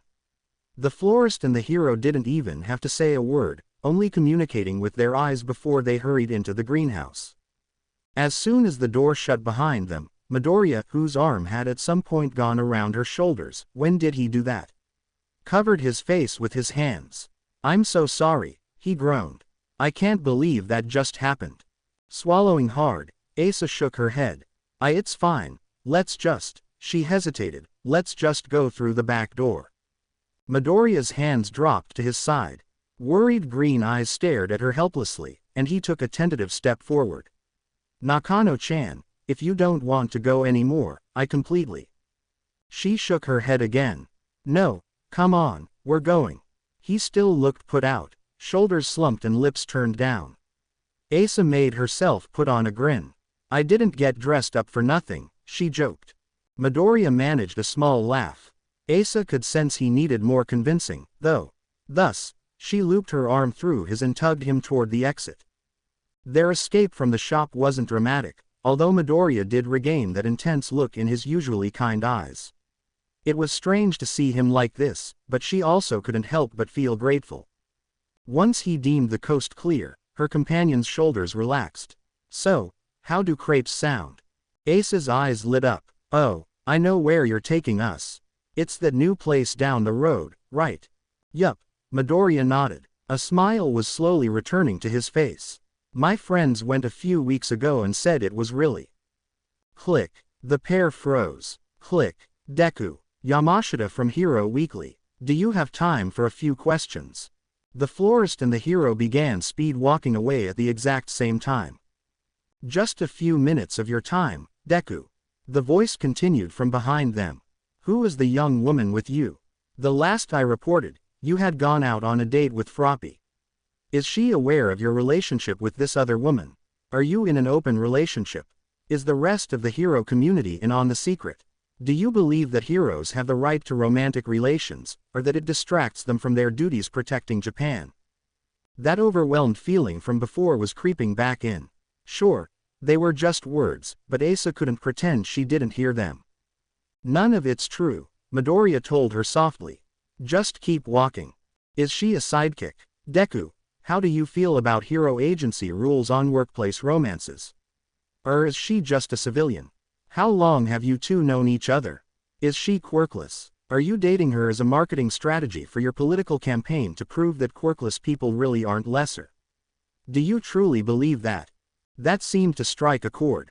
Asa registered a growl before Midoriya opened his mouth and began to turn around. "Look. Oi, idiot with the camera. Cut it out before I smash your face in." Though they didn't know it, the pair blinked in unison. Their heads whipped around. There, at the end of the alley behind her shop, was Pro Hero Ground Zero of all people. Blazing red eyes flickered over to Midoriya. Asa's head tilted when the two heroes shared an understanding nod. Without hesitation, Midoriya took her hand and began to lead her away. Asa caught sight of the reporter gulping as they left. She didn't feel bad for him in the slightest. The walk to the crepe cafe was silent for the first few minutes. To be honest, Asa felt dizzy from all that had happened in the last 10 minutes. Getting swarmed by paparazzi hadn't exactly been in her plans for tonight, nor had holding Midoriya's hand. At least the latter was a nice experience. Speaking of which, he squeezed her hand lightly to get her attention. She looked up to see that his eyes had fallen to the ground. "Again, I'm so sorry," he whispered. "I know that was a lot. It took me a long time to get used to it, and I guess I just forgot that it might happen, and I didn't think that they would come after you, and..." Asagao felt her heart melting as he rambled on and on, apologizing over and over again. It was sweet, obviously, but he was beating himself up for something he couldn't help. It's not like he asked for the press to invade his personal life when he became the #1 pro hero. All that being said, Asagao still didn't know what came over her when she forced them to come to a halt on the sidewalk and stared up fiercely into his eyes. "Stop apologizing," she told him. "It's fine. I probably should have expected something like that." Midoriya gaped at her, but she held up a finger. "It's not your fault," she insisted. Ace's thumb ran over the back of his hand on its own accord. "You can't help it, so just make it up to me by having a good time, okay?" The shock on his face would have been evident to anyone passing by. And to be fair, he had every right to be in this state. He'd only seen her fiery side once before. Midoriya probably didn't know she had this part of her, and that the last time hadn't been a random rant. Asagao took a tiny step closer. Violet eyes silently begged him to put the previous events aside. When he still hesitated, she whispered, "Please." It seemed that was all he needed to crack. Midoriya swallowed, then literally shook it off and smiled brightly. "Right, okay." She beamed at him. The two started back on their route to the cafe. "So what are you in the mood for?" he asked conversationally. She considered it. "Strawberries. And blueberries. Basically as much fruit as I can get. And cream, too." The hero at her side chuckled. "They make them to order, so get as much as you like," he said. "I know your quirk probably needs it. Do you know why it works like that, by the way?" Asagao shrugged. "I have no idea. Quirks that have to be refueled are annoying, though." "I'm sure they must be," Midoriya sympathized. "Iida-kun. I mean, Ingenium, he's always drinking orange juice. The dentists tell him it's really bad for his teeth, but it's the only way he can refuel. I wonder if..." Asa watched Midoriya ramble on with amused eyes. He had started waving his hands around as he talked, taking her hand along for the ride. Speaking of which, somehow her tiny fingers fit perfectly in the spaces between his. Also, his hand was warm. Scarred, too, she could feel the ridges of damaged skin running across his palm. She tightened her grip on his hand ever so slightly. Midoriya paused in his observations, looking down and startling. "Oh, sorry, I didn't realize." Asa laughed and held on even firmer. "I don't mind, Midoriya-kun." At first, the hero blinked at her change in honorifics. But the smile that formed a moment later was more than worth all the nonsense they'd just been through. "Age, 22. Huh, I totally thought you were my age. You're very mature, with your own business and everything. Yes, how I long for those 2 extra years of wisdom you have, Midoriya-kun." That's not what I meant. Oh, stop laughing." Asagao had to keep herself from giggling out loud as she skipped down the sidewalk to work. If there was anything she'd learned from the night before, it was that Midoriya was incredibly easy to fluster. A light pink hue had stayed on his face almost the entire night, though honestly, she was pretty sure she'd been the same way. The florist swallowed a bite of her crepes and cleared her throat. "So, I should probably confess something." "Oh," the hero blinked. "What's that?" Her eyes darted away from his. They were just too intense to look at during this moment. She hesitated. "I'm a major Deku otaku." Violet eyes dared to peek back to see his reaction, and she almost sighed aloud when she saw a humored smile on his face. "I guess I should confess that I'm a Nakano otaku, then," Midoriya joked. "I keep obsessively writing notes about her in my hero journal. I've almost run out of space." Asa burst out laughing, covering her blushing face with her hands. I'm just glad I finally said it," she giggled. There was a light kick under the table. "I am, too," her date chuckled. Grinning widely, Asagao tucked back into her crepes. She was about to take a bite, when she paused, fork hanging midair. "I don't think of you that way anymore, by the way," she added. "That changed a while ago." Midoriya's eyes twinkled. "Does that mean I have to give up being a Nakano otaku, too?" "I really don't want to." Asa literally twirled as she turned the street corner. Actually, was she even walking? It felt more like floating. Whatever it was, she knew she was the happiest she'd been in a long time. Her pastel pink shop was on the horizon now, and yet again, her mind was taken back to their conversation from the previous night. So how did you get started with your business? Midoriya asked as he dabbed some cream off the side of his mouth with a napkin. Asa flipped her fork in her fingers as she thought. It sounds sort of weird, but it kind of just happened. When we discovered my quirk, my mom gave me a part of our garden to experiment with, she told him. Everyone in the neighborhood knew about it before too long, so selling my flowers was only natural. In high school I started getting even more requests when there were formals, and at that point I was making enough money that I figured I'd see if I could make it work. The hero gaped at her. Wow, he breathed. That's so cool. You were an entrepreneur from the beginning. Asagao flushed, tucking a piece of hair behind her ear. I wouldn't be where I was without my parents. They helped fund the beginning of the flower shop, she explained. I only recently finished paying them back. Midoriya smiled gently. I bet that was a nice feeling. It was, she grinned back. And what about you? I can imagine little Midoriya-kun rescuing people at 8 years old, she teased. The air at the table changed. Her date shifted uncomfortably in his seat, and she realized her error the second before he said, well, my quirk is a bit of a long story. Asa wanted to slap herself. Why had she asked that?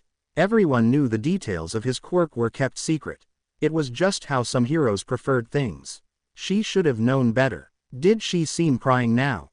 And to think that things had been going so well, or at least she thought they were. She took in a deep breath. Midoriya-kun, I'm so sorry, No, he cut her off, waving his hands hastily. Please, don't apologize, Nakano-chan. I asked you the question, and you had every right to ask it back. The hero paused to consider his words. There are very few people who know about the true nature of my quirk. I keep it that way for safety reasons. The florist nodded understandingly. Of course. I hope I didn't come off as pushy. His eyes flashed with amusement. You, pushy, he laughed. You did hear those reporters, didn't you? Okay. That made her giggle. Seemingly satisfied with her response, Midoriya continued. I hope you're okay with not knowing for now, he said. Suddenly, his face turned red, and his eyes darted down to the table. I have hopes that I will be able to tell you all about it one day. A warm tingly feeling spread through Asa. She tapped his foot with hers under the table. When he looked up, she grinned. I look forward to it. But only when you want to. No rush. The smile he gave her lit up the room. As she approached, she could see that the shop lights were already on. Mako and Akari seemed to be discussing something over the counter, and Asa beamed. A perfect evening, and a perfect morning, Asa thought. I'm so lucky to have such wonderful employees. They didn't even have to be here this early. The shop bell rang above her cheerily as she walked in and greeted, "Morning, girls." Instead of the happy hellos she was expecting, Asa was met with anxiety-filled eyes. Akari grabbed her phone off the counter and stuffed it in her pocket. Mako did the same. The florist came to halt. Is everything okay? She asked slowly. Akari and Mako shared a look. Why did Asagao's stomach feel like it was sinking? Was there some sort of bad news she'd missed? Hold on, neither of them were due to be here for at least another hour for their shifts. What was going on? Mako spoke first, her voice taking that comforting tone that always meant she was preparing for the worst. You might want to sit down. I'll go get a chair, Akari blurted. The college girl scurried into the back. Asa's eyes followed her, then looked to Mako for an answer. The gentle woman took her phone back out and waved her hand to come forward. The brief walk to the counter felt like it took ages. Asagao wished it had taken longer when she finally got close enough to read the screen. Hero Weekly. Deku's secret lover, jealous Ground Zeroes X. A new bombshell in the pro-hero world of Japan has been revealed. As seen multiple times in the past 2 months, see pictures below, Deku was caught with none other than who we believe to be a simple flower shop owner. Though she's rather bland looking, she certainly seems to have made her rounds in the hero circles before. While the forbidden couple was sneaking out of her shop, they were approached by none other than Ground Zero. Could she be the elusive ex-girlfriend Ground Zero dumped last year? Or better yet, is she trying to weasel her way into becoming a sidekick at Deku's agency? With an unknown quirk, or perhaps no quirk at all, it's hard to say, but this reporter promises to stay on top of the case. Follow us on Twitter for live updates. Midoriya's bright smile stared back at her from the numerous pictures of him walking away from her shop. Each outfit, each bouquet, they were all from the very beginning. As if that wasn't enough, at the very bottom was a final picture of her and Deku gazing into each other's eyes on that rainy night he told her about his mother. Asagao fell back into the chair right as Akari put it behind her. A cool numbness settled in. There was the feeling of Mako's quirk, too, as the familiar purple glow moved to wrap around her. I'll text Hana-san. Good idea. Tell her to come ASAP. What about the shop? I'll check the calendar. Maybe we could switch some appointments around and... Asa didn't register anything her employees said. She was vaguely aware of them scurrying around. Was that the sound of the door locking? Probably smart. If they'd staked out the location before, then who knew what would happen now? Panic replaced the hollow feeling in her chest. Violet eyes darted toward the windows. She was in plain sight. What if people came to the shop? It would be easy to figure out where she was. All the pictures featured her shop's name prominently. The cheerful expressions on Deku's face were haunting her. He hadn't known. Every time he left, he'd looked so happy. He didn't know it wasn't private. He'd always wanted it to be a secret. Keeping his mother's illness quiet had been his biggest priority. And now his face was plastered all over every social media website known to man. Mako's forced smile came into her field of vision. Hey, Na-chan, she said sweetly. Let's get you in the back, okay? I think your flowers will cheer you up. We'll handle everything up front. Asa nodded dazedly. The walk into the greenhouse was made possible purely by muscle memory. She dropped into the chair at her arrangement table. Then it all clicked. We're all over the internet, she realized in a tiny whisper. We were being watched from day one. There was never anything private about it at all. A sorrowful beep rose up from the rows and rows of flowers before her. With nothing else to do, Asagao closed her eyes and put her hand to her heart. It wasn't often she had to do this. At the beginning of learning how to control her quirk, this depth of connection had been required almost constantly. Now, the dark void was an escape when things were difficult. Violet eyes stared out at the hundreds of flowers surrounding her. Each one had its head bent toward her in a silent apology. Their roots were dug deep into the ground, then came out right at her feet and wound up to connect into her heart. She could feel them pulsating, one with her own life force, and she stroked the glowing vines that thrust out of her chest. Thank you, she sighed. Her flowers hummed back, a sweet little melody that she recognized as the one she'd been singing all week. Asa laughed. Maybe she should stay for a while longer. That would be... Ding! The florist's eyes flashed open, taking her out of her quirk's secret world. Oh, right, she hadn't even taken off her purse. Figuring it was Hana replying to Akari's SOS, Asa answered the call without looking at the screen. I'm on my way, a voice that she'd heard only last night said immediately. I'm so sorry, and I know you hate me apologizing so much, but I can't help it. There was a pause before Midoriya let out a tired sigh. I'll come in the back way. I'm wearing a hoodie so people won't recognize me. I'm bringing a friend, as well. She'll make sure no one bothers you. Okay, Asa replied. She wished her voice didn't sound so weak. She could imagine the pain in his eyes as he repeated, I'm so sorry. I'll see you soon. He hung up a second later, and she slumped back in her chair. And now, she would wait. It wasn't too long before he got there. She half wondered if he had used his quirk for super speed. Asagao's heart skipped a beat when she heard the polite knock at the door, something she hated. It wasn't a happy feeling like it usually was. When she opened the door, a flood of mixed emotions crashed over her. For as much comfort his presence brought, his presence was also a distinct reminder of why he was there in the first place. All she wanted to do was bury her face in his chest and hope that it all went away, but she was frozen. What if this was the end? What if he came here to tell her that it'd be best if they didn't see each other again? That he was just stopping by to apologize, and then walk out of her life like he'd never been there in the first place. But then something happened. Midoriya leapt forward, arms outstretched, and pulled back just before he touched her. Asa gave him a wry smile. At least now she knew he was having the exact same thoughts she was. The silence was deafening, so Asa asked, "I thought you said you were bringing a friend." "I did," Midoriya nodded. "She's out front. Invisibility quirk. She'll make sure everything's okay." Asagao took in a shaky breath. The greenhouse fell quiet again. He was staring at her helplessly, almost a perfect replica of the previous night, and she couldn't take it. Thus, she started pacing.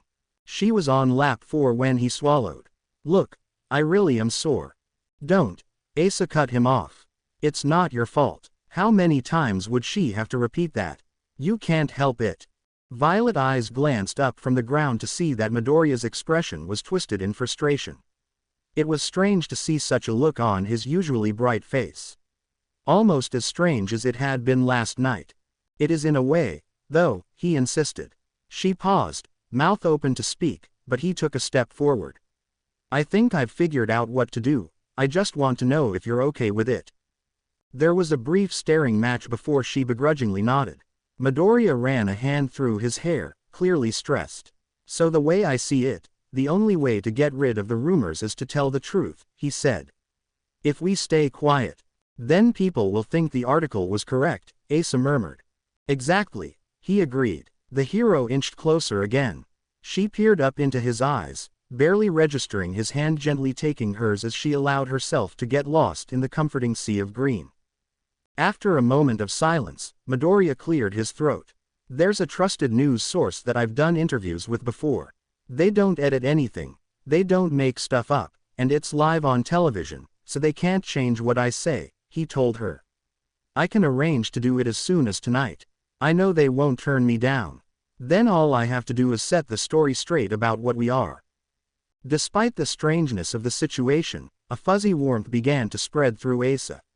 "And what are we?" she questioned with genuine curiosity.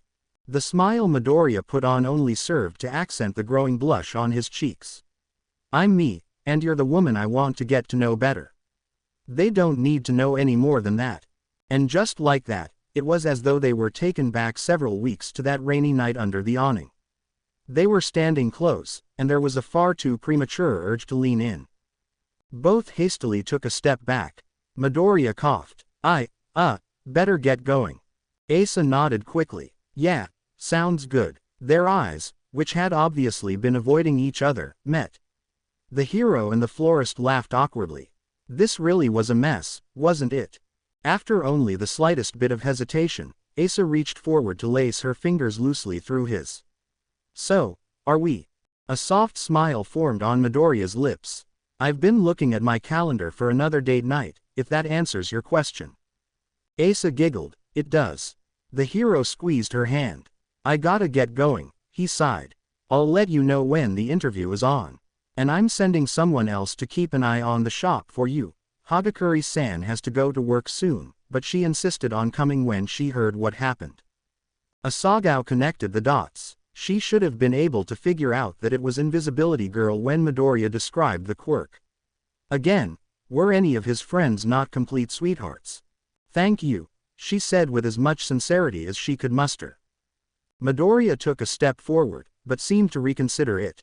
He settled for squeezing her hand once more, and with one final, probably too long, stare, the hero let go and slipped through the back door. Seeing Midoriya had helped a little, but Asa still remained in a weird haze for the next hour. She had finally noticed Invisible Girl across the street, though it was incredibly difficult.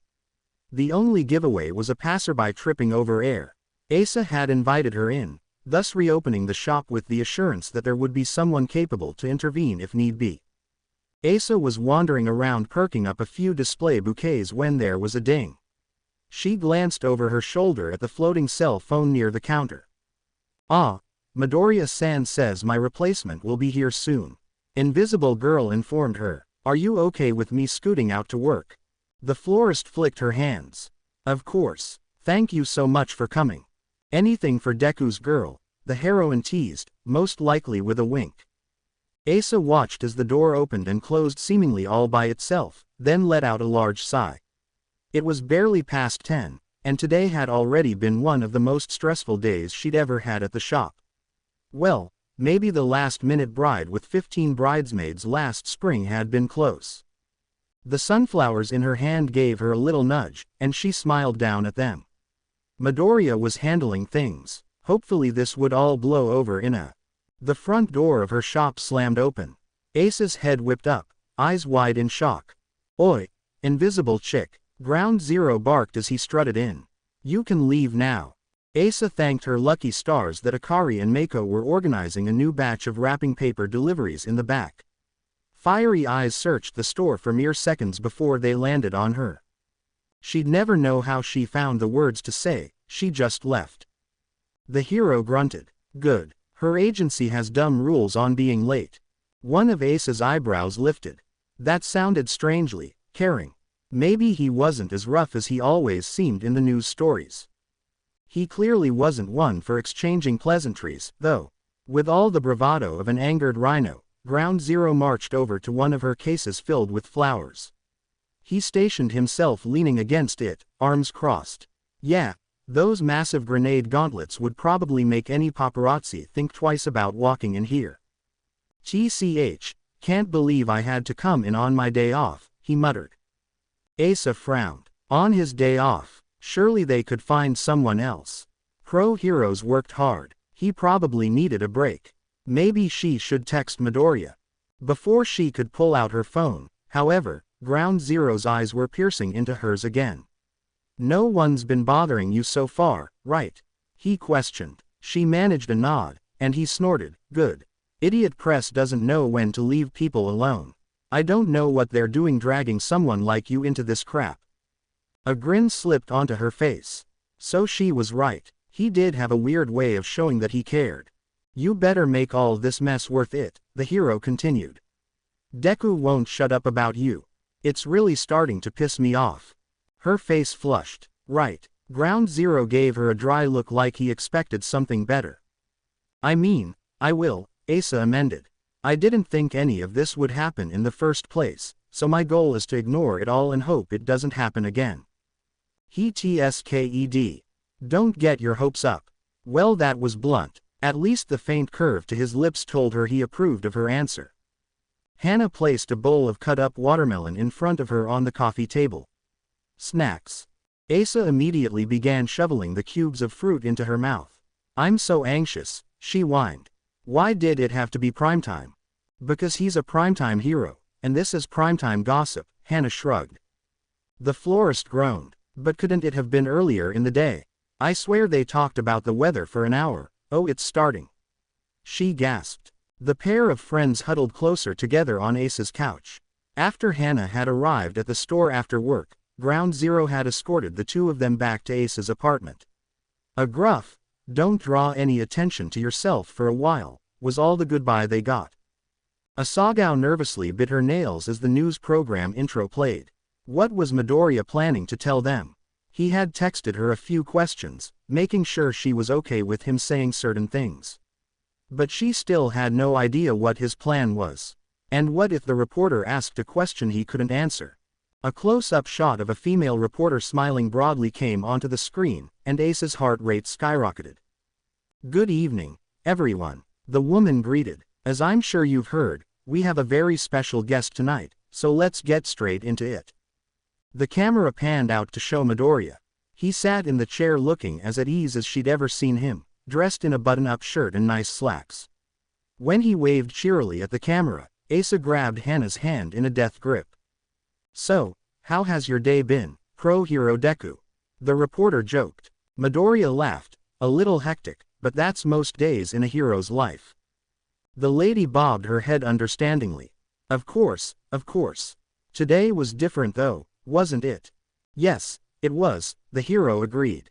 "Thank you so much for this interview, by the way. I know it was last minute." "Anything for you. Now, let's get to the point.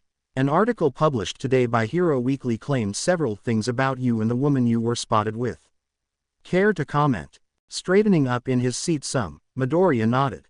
"Yes, I would. There were several false things written about myself and the woman you referred to. Listing everything incorrect, though, would take too much time. so I want to state what is true. Hana's nails were digging into Asa's arm, but she didn't notice. She wasn't even sure if she was breathing. When the reporter nodded, a gentle smile came onto the hero's face. Her name is Nakano Asagao. She's the owner of Nakano's Flowers, which I should add, have the best flowers in all of Tokyo. I've been going there recently to buy flowers for special occasions, and we got along well. Last night was our first date. Warmth filled Asa's chest. I see, the woman replied. And what about the rumors that she's pro-hero Ground Zero's ex? Entirely false, Midoriya chuckled. Kachan was just on patrol. He actually helped us get away from the paparazzi. It was pretty startling for us both. I'm so sorry you two had to go through that on your first date, the reporter sympathized. He nodded, as am I. I think that because heroes are so often seen in the spotlight, people don't view us as, well, people.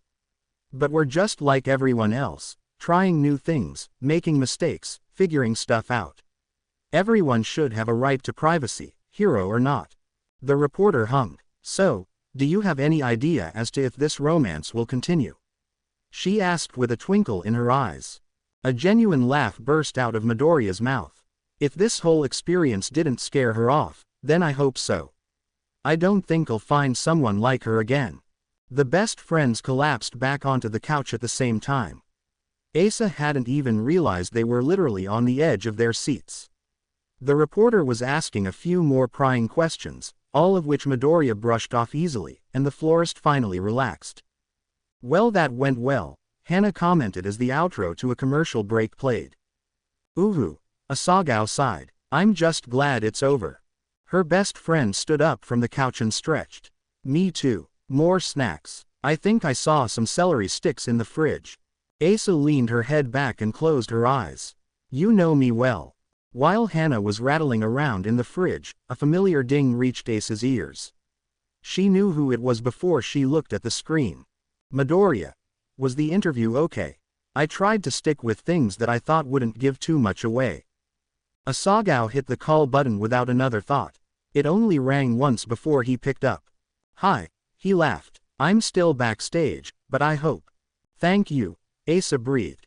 Thank you so much. There was a pause, and she swore she could hear him smiling over the phone.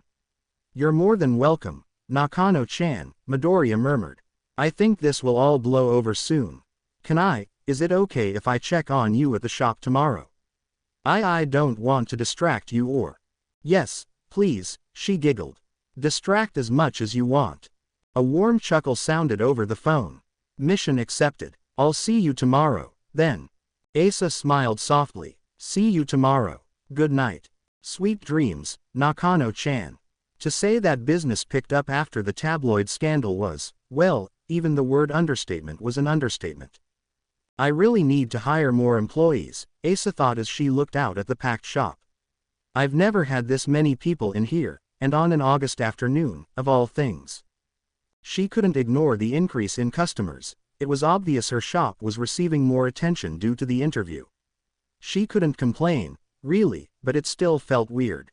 This new normal she'd stumbled into had only been occurring for about 2 weeks now. It included more frequent visits from Midoriya, which was nice. At first Asa had felt guilty about how much he came to see her, always through the back door, of course. It took her a week to consider that perhaps he wasn't doing it just for her, but also for himself. Maybe it eased his own worries to check up on her. And besides, it wasn't like she was going to turn him away. It was wonderful to see him so often. Whether it was before work, during a lunch break, or a brief stop by before a patrol, having Midoriya around made her, well, happy.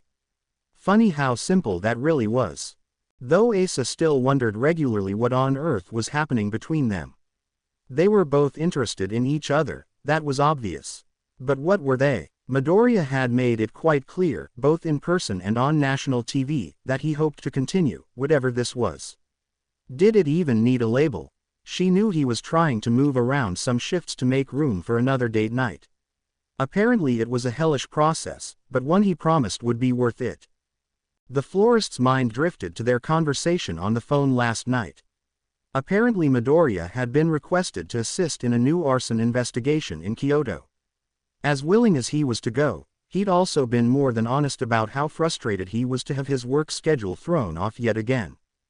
"I'm leaving Thursday, but I swear we'll do something before that," he told her. Asa shook her head. "It's fine, Midoriya-kun, really. You know I understand. Duty calls." There was a loud sigh. "It does, but hero work sometimes gets in the way of having a life." She hummed, settling a little more into her couch. "I can imagine. I'll make it up to you, I promise," Midoriya said. She could picture the guilt in his green eyes brightening as he added, "I planned something you'll really like." She laughed. "Oh, and how are you so sure I'll like it?" "Educated guess," he chuckled. "And a lot of hope." A customer appeared in front of her, and Asagao hopped back into business mode. She scanned over the bouquet in their hands. "All right, that will be $52.94, she said. "And who assisted you today?" The elderly woman pointed over toward Akari. "The girl with the pink hair. She was very helpful." "I sure hope so. I'm not paying her for nothing," the florist joked. The transaction took place as usual, though it was lacking her send-off ceremony for the flowers. That was another part of the new normal. With the sudden influx of customers, the girls had agreed it would be easiest if Asa gave all the flowers her final push of energy at the beginning of the day. Meiko and Akari would take over the arranging, and Asagao would man the front counter. It was a little strange, given how used Asa was to constantly interacting with her flowers. All the more reason to hire extra staff, she realized as she handed the credit card back. Asa waved goodbye to the customer, then took note of how her employees were doing. Both were smiling as they chatted with the people in the shop. Asa grinned. She really did get lucky with those two, so hopefully she'd get lucky again. Her mind caught up in trying to remember the interview process she'd done. The florist didn't notice the jingle of the shop bell. What she did notice, however, was a voice. "Oh my, what a lovely little shop." Her eyes fell on a man that was distinctly not Japanese. The British accent was a dead giveaway, as was everything else about him. His clothes, a cream trench coat, tartan bow tie, collared shirt, and tidy slacks, were clearly of European fashion. It wasn't often that tourists stopped into her shop, but now Asagao found herself rummaging through her brain for what little English she remembered from high school. Violet eyes flicked back to her employees. Yup, they were still busy. Looks like it's up to her. Trying to not show her stress, Asa came around the counter with a big smile. The man was over by one of her hanging plants. He eyed it with appreciation, blue eyes twinkling. He spotted her just as she said, "Hello, how are you?"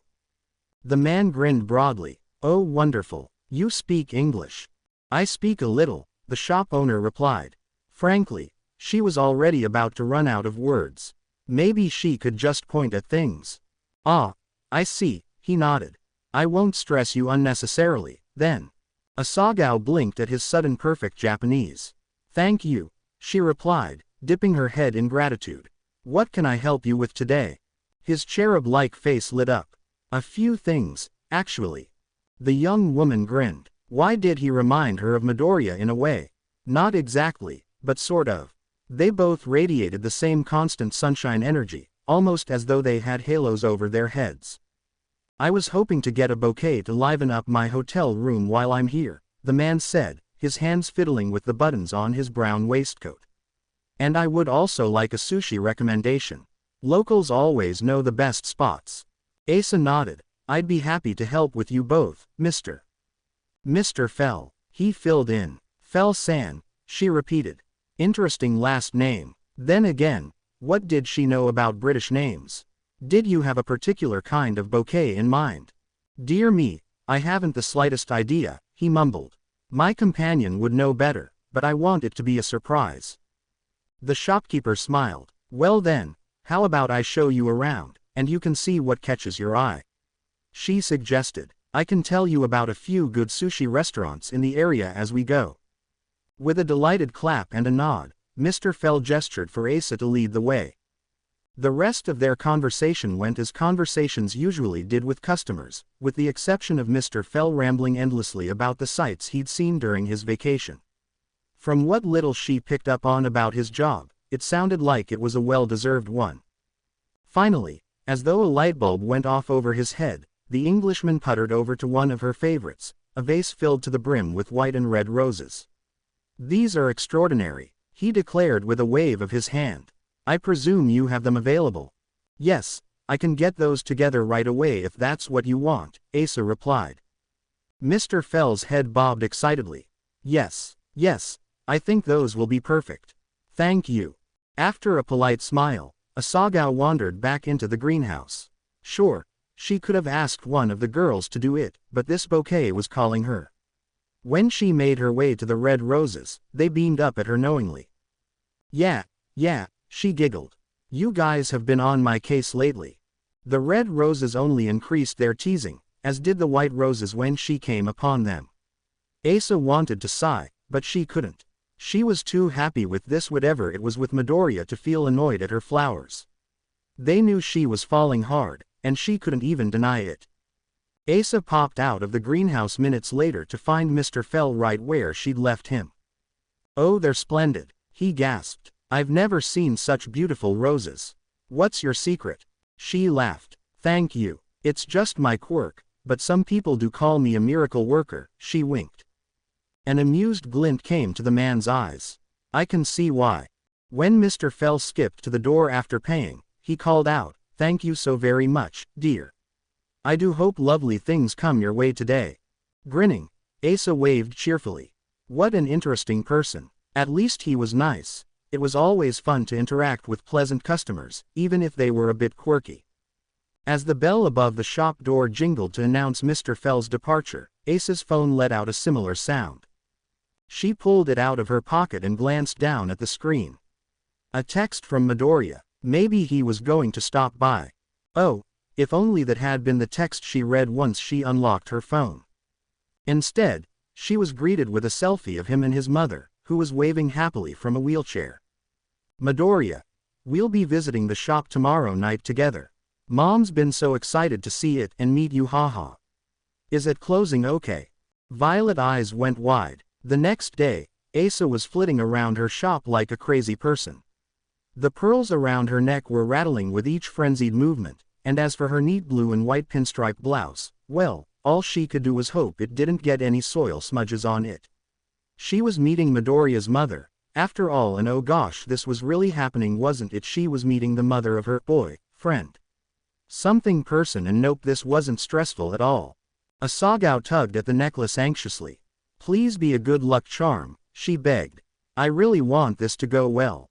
As if on cue, a familiar purple glow began to weave around her. The florist's shoulders relaxed, and a smiling Mako came into view. "We just finished up in the back," she reported in that incredibly soothing tone she always had. Akari popped up beside Asa and gave her a little side hug. "I even did an extra sweep just for you." However grateful she was, Asagao still gave a small frown. "You two really didn't have to. It's part of our usual closing duties anyways," Akari interrupted with an eye roll. "And we want things to go well tonight just as much as you do." "Almost as much as you do," Mako amended, chuckling. The florist laughed nervously. "Thanks, you guys, really. I don't know what I'd do without you." Akari fixed a stray piece of Asa's hair and hummed, "Probably be more of a mess than you already are, Asa-san." Mako fixed the college girl with a stern look, but Asagao just snorted and waved her employee's hands away from her head. The pair left a few minutes later, shouting wishes of good luck and leaving Asa alone with her thoughts. It was half an hour until her usual closing time at 6, but she'd decided it would be best to close early today. According to Midoriya, his mother was weak and had just been cleared for trips outside of the hospital. The last thing Asa wanted was for her to come into a crowded shop and be overwhelmed, not to mention the fact that her health condition was still a secret. "If I wind up with lettuce in my teeth, I'm gonna die," she thought as she stabbed at her salad with a fork. She'd pulled up a stool to sit at the counter. Can you imagine if she was hiding in the back when Midoriya's mother came in? And had her laptop in front of her, the screen filled with countless spreadsheets she could somewhat understand. This would be a good distraction. Stuff from her accountant always took a lot of focus. The forms and files would totally take her mind off the impending meeting. Totally. Completely. The incessant tapping of her foot said otherwise, but Asa wasn't about to acknowledge it. Her violet eyes wandered over the numbers, but they didn't exactly take the information in. What was his mother like? Probably nice. But what if she wasn't? But come on, this is the woman that raised Midoriya, the #1 pro hero, the man who was known for his inhuman amounts of kindness, so she was probably similar, right? Oh man, but what if she isn't? And what if Asa didn't dress up enough? What should she say? How formal should she be? Maybe she should act casual. But what if that was disrespectful? Asagao suddenly realized she'd been rereading the same column of digits for 6 minutes and groaned. She sensed the flowers lift their heads curiously at her display. They'd been doing that a lot lately, and not without reason. I'm sorry, everyone, the florist sighed out loud. I'm all mixed up, but I'll be fine. Don't worry about me. All of her flowers hummed back soothingly, with the exception of a vase of sunflowers nearby that began shouting wordless cheers of encouragement. Asa grinned. Sunflowers were Midoriya's flowers, and if they were acting this way, then he would probably be doing the same. He wouldn't want her nervous, but excited. Now that she thought about it, she wondered if he felt a little nervous, too. He was introducing her to his mother, and that wasn't exactly a casual thing to do with someone you are dating. Are seeing, are interested in. What are they? Had one very interesting date with. For some reason, it struck Asagao that she was seeing Midoriya soon, and a warmth began to fill her. Funny how she'd been so caught up in the fact that she was also meeting his mother all day. She'd forgotten that he would be there by her side the entire time. And even if they had been seeing each other more frequently lately, she missed him. A silly feeling that made her want to giggle and blush all at once burst inside of her chest. Was it weird that she missed him and had only seen him 2 days ago? Was that normal? Maybe she shouldn't care. He was bright and bubbly and cheerful, and every second she spent with him made her happy. Why should it matter that it had only been 2 days? Renewed with excitement to see her whatever they were person soon, Asa tucked back into her salad and began munching away. It wouldn't do any good to be low on her quirk when they arrived. Maybe his mother would want a bouquet. She already had a few flowers in mind that would be nice. The rest of her wait passed by smoothly, especially since her mind could finally concentrate on the forms from her accountant. Asagao had finished her salad 5 minutes ago when the shop bell jingled, and when she looked up, her heart squeezed. It's just a little bump right here, Midoriya murmured as her guided the wheelchair through the entrance, his foot holding the door back. His mother clasped her hands together and gasped, "Oh, it's so beautiful." The pro hero laughed. Better than the pictures, right? Wow, they were just alike. His mother's green eyes were bright as she looked around, even though her face was pale. She pointed at the vintage-styled lights up above with a frail hand, whispering something to herself that Asa couldn't quite catch. As the florist stood up and came around the counter, his mother said, "I can handle it on my own, now." "Thank you, Izuku." He frowned. "Are you sure, Mom?" "I don't mind." His mother waved a hand. "I can do it, I can do it." Asagao was smiling when she stopped in front of the pair. In an instant, Midoriya's eyes snapped up, and he grinned broadly. His mother smiled, too, and wow, they have the exact same smile. That was so adorable. "Welcome to my shop, Midoriya-san," Asa greeted with a dip of her head. She saw Midoriya's grin widen out of the corner of her eyes at her formalities. "I'm so happy to finally be able to come," the older woman replied. "And please, call me Inko." Asa tried to conceal her surprise. Her eyes flicked up to Midoriya, and he winked. The florist held back a laugh. It suddenly occurred to her that Inko probably already knew plenty about her, given Midoriya's inability to keep his mouth shut about anything. Turning her attention back to Inko, Asa replied, "Then you can call me whatever you want, Inko-san. I'm Nakano Asagao." Inko's smile turned softer, into the kind of look only a mother could give. "A beautiful name, Asagao-chan." "Thank you." Asa laughed awkwardly. This woman was almost even more kind than her son, who'd have thought that was possible, and it was sort of overwhelming. Behind her, Midoriya was practically radiating sunlight with how much he was beaming. Before any silence could fall, the pro hero swooped in and asked, "What do you want to look at, Mom?" Inko glanced around a bit. Well, everything, she decided. I want the full tour. Midoriya snickered. Sounds like a plan. Those dazzling green eyes lifted to meet hers, and he batted his eyelashes. Can she have the full tour, dear tour guide? Someday Asa would tell him how absolutely, magnificently insufferable he was for so openly flirting with her like that in front of his mother, but for now, she would settle for smiling and saying, of course. Follow me. Looking around the front of the shop didn't take too long. It mostly consisted of Inko pushing herself around to look at her displays, asking questions, and Asa answering them. As predicted, Inko was drawn to the sunflowers, as they were to her. When the florist informed the woman of this, both she and her son were delighted. It was when they went into the greenhouse that things shifted. Asagao had honestly been so focused on Inko that Midoriya had faded from her field of vision. In the greenhouse, though, there wasn't space between the rows of flowers for all of them to walk together. So here she was, following after Inko as she slowly made her way through the flowers, with Midoriya right at her side. The couple, two young adults, let Inko take her time and hung back to make sure she didn't feel pressured to go faster. Midoriya had told her to pick out whatever flowers she liked for a bouquet. Neither of them wanted her to be rushed. However, it was quiet. Inko would occasionally murmur something sweet to the flowers. Oh, you're a lovely one, aren't you? But besides that and the sound of the air conditioning unit, the greenhouse was silent. It wasn't awkward, exactly. More like they didn't know how to act or what to say around someone else, probably because they usually flirted with each other endlessly, and Asa was only just realizing that. Their hands brushed against each other for the third time, and Asa's cheeks warmed. Why did she feel like a teenager right now? How was she supposed to behave around his mother?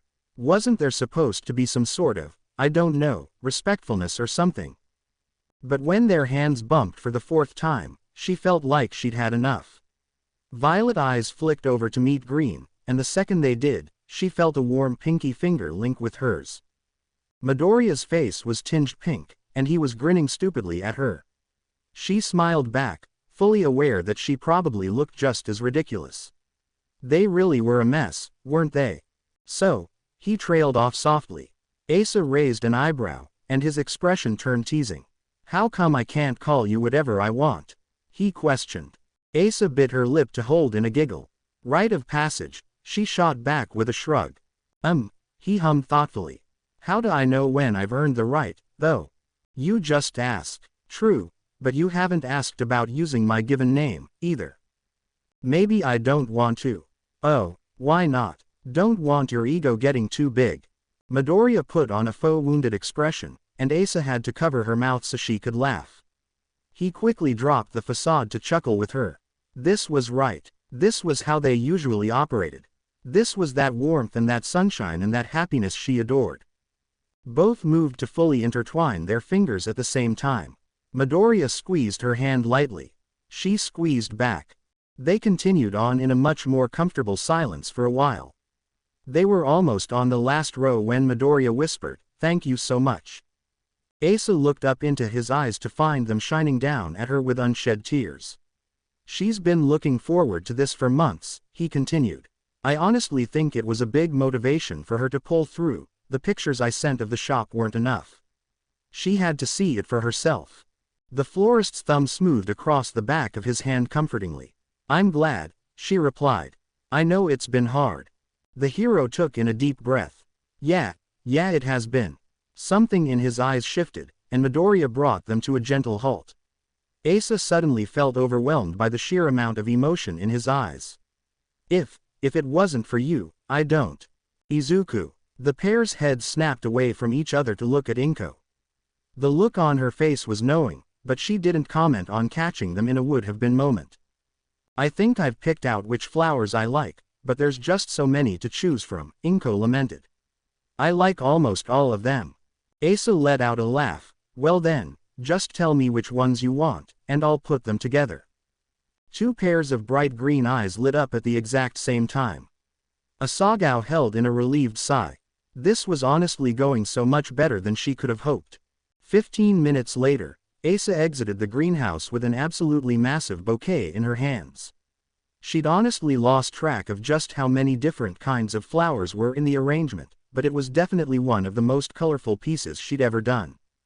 Midoriya and Inko were settled at her client table drinking lavender tea when she walked in. The hero's face was twisted up oddly, but before Asa could ask why, Inko was waving her over and pushing a phone into her view. This was Izuku when he was 3.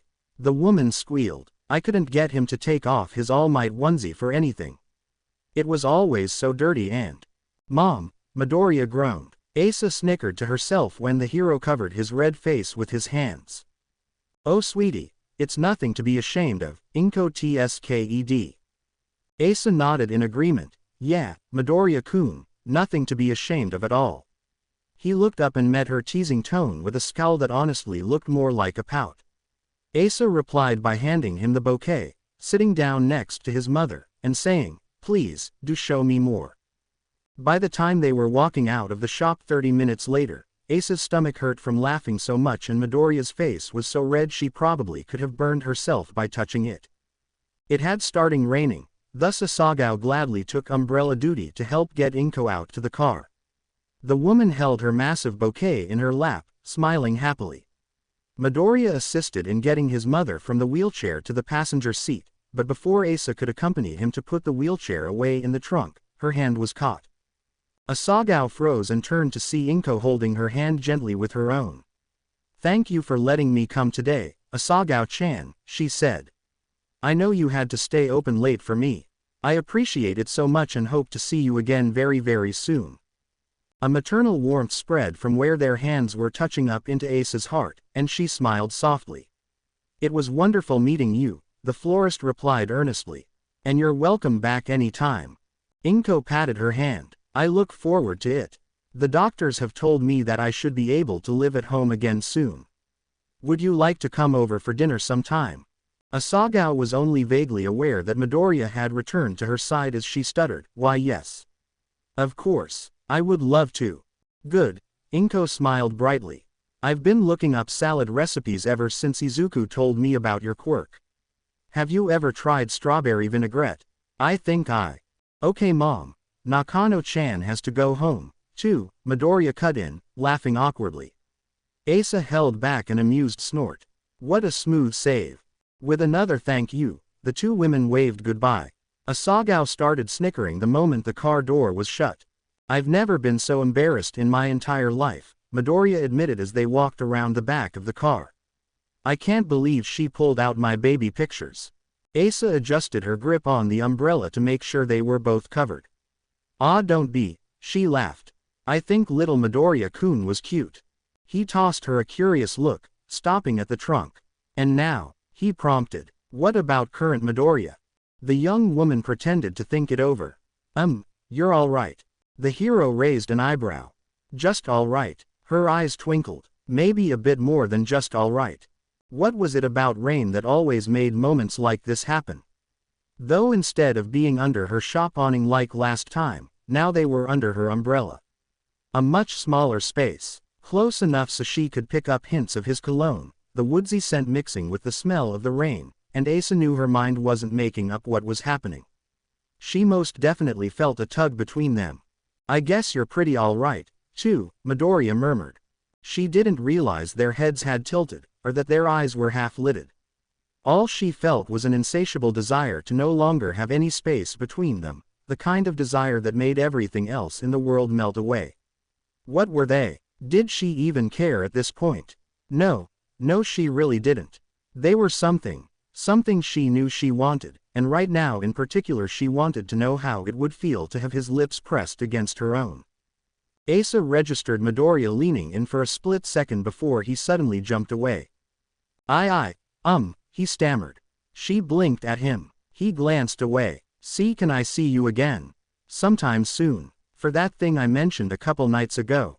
You might be busy, and actually have that case in Kyoto. I'll be there for the next week, but after that, maybe we could.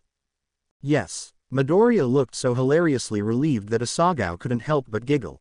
He laughed, too, and both of them just stared at each other in wonder of what in the world was going on between them. There's something there, obviously, but it didn't have a label. And maybe that was fine for now. Before they could get caught in another moment, Midoriya cleared his throat. I should get going, he said. Mom has to go back to the hospital. They're still keeping her overnight to make sure everything's okay. Asa nodded understandingly. Of course. I'm glad she could come. I'm sure it took a lot out of her. He grinned. Yeah, but she's a fighter. Raised 1, 2, the florist pointed out. Midoriya ran a hand through his hair, laughing. Yeah, guess she did. Asa smiled up at him softly. What was it about everything about him that made her fall harder every day? A strong hand took a hold of her own ever so delicately, and he squeezed. Good night, Nakano-chan. Good night, she whispered back. There was a pause where he hesitated. A question was flashing through his eyes, but she couldn't figure it out. Regretfully, he let go and began to turn away. Only to come back seconds later. A strangely determined look was on his face when he ducked back under the umbrella. Asa opened her mouth to ask why. She'd only gotten out the first syllable when he bent down and pressed his lips to her cheek.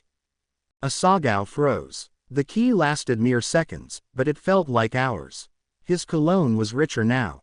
There was a tinge of peppermint in the air. His lips were soft. One of his hands rested tenderly on the side of her face. The raindrops on his hair tickled her cheek. She wasn't sure if she was dreaming or not. When his lips left her skin and he pulled back, Midoriya's face was flushed. See you soon, Nakano-chan, he breathed. Her heart stuttered. Why you too? Asa honestly wasn't sure she remembered walking home that night. The hero laughed forcefully. Is it okay for me to admit that I'll miss you? Is that weird?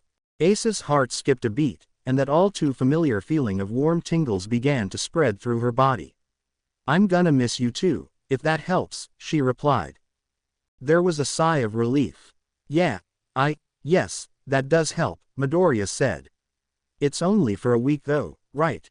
She smiled a bit. It sounded like he was trying to convince himself more than her. Yeah, it's only for a week. It'll pass quickly, he stated resolutely, and you have Kachan's number in case anyone bothers you. I think he's hoping I won't have to use it, Asa giggled.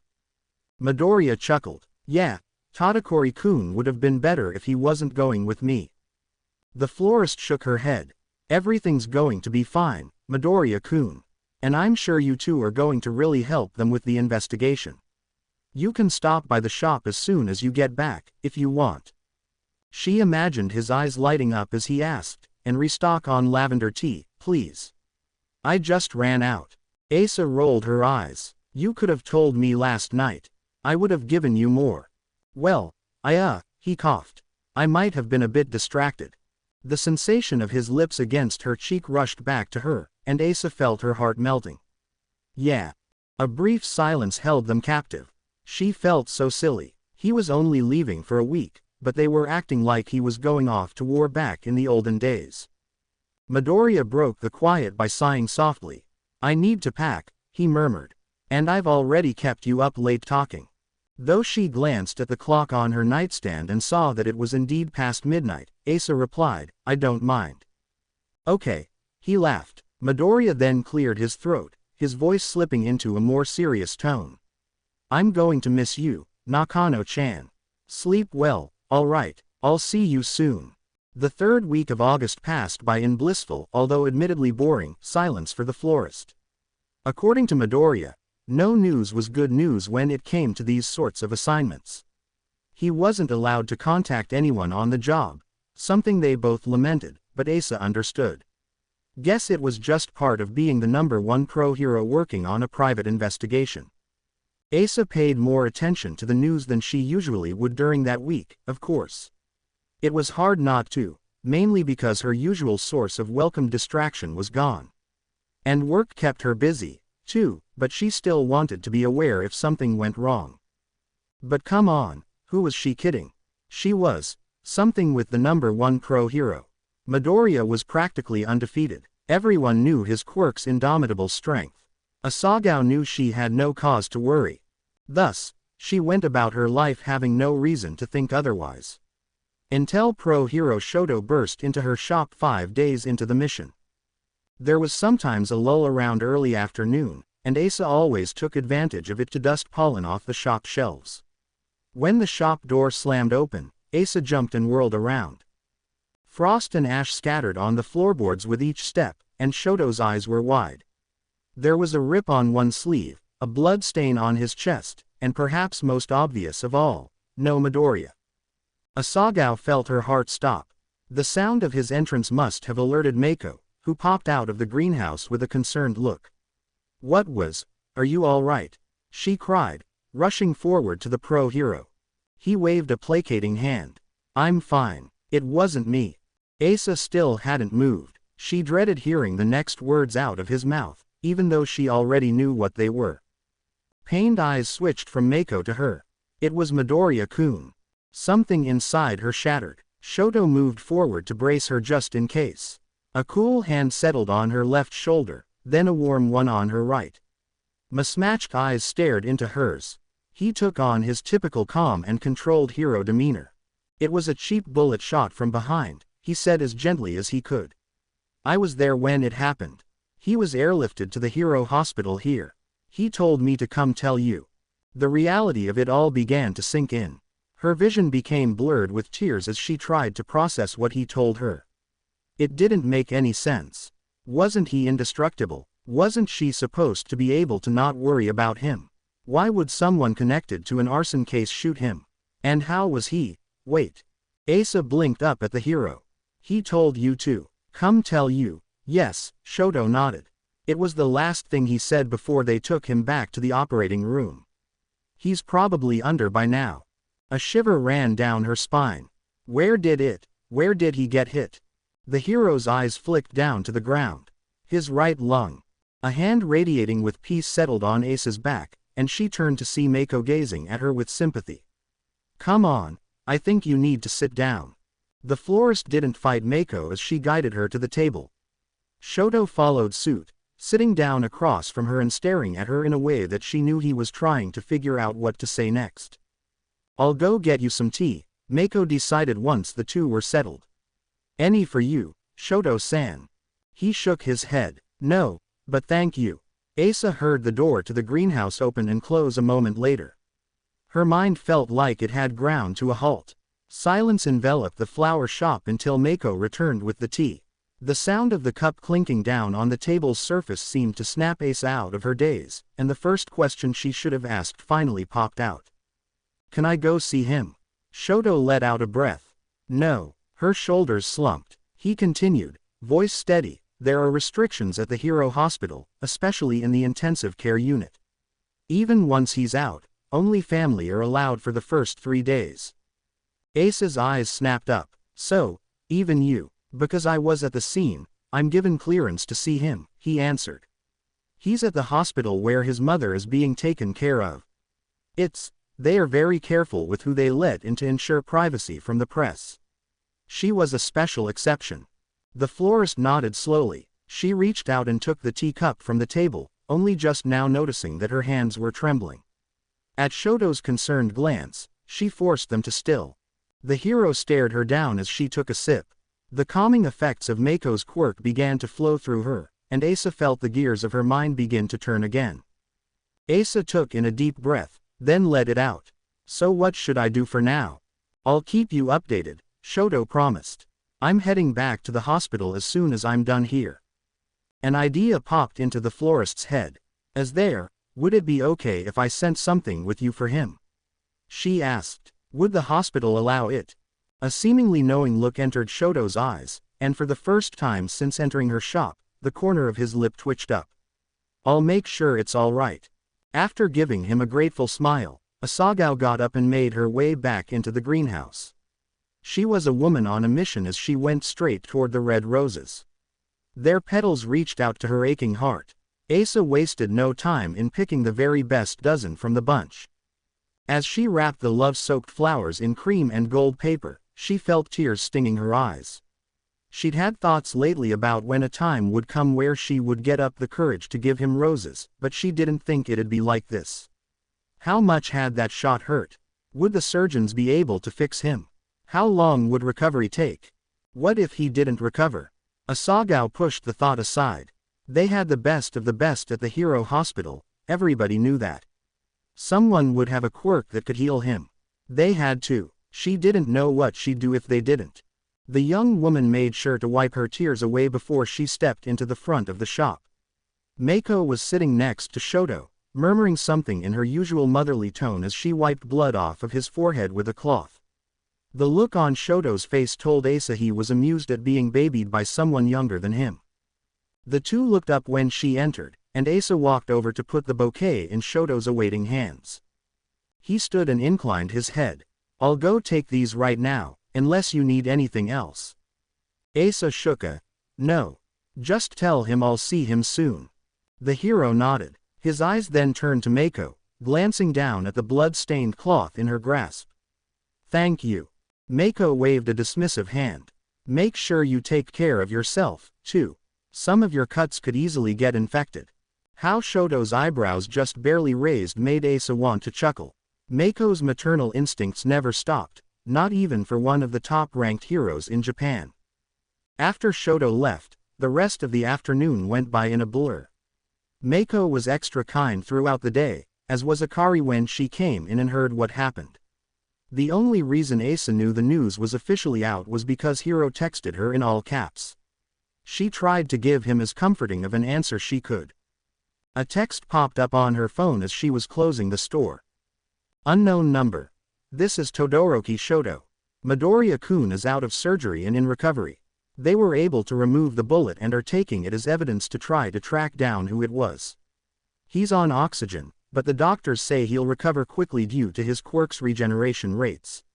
You should be able to visit in 3 days. I'm working on getting a pass for you." Asagao's hand went to her heart, as though that somehow would soothe its ache.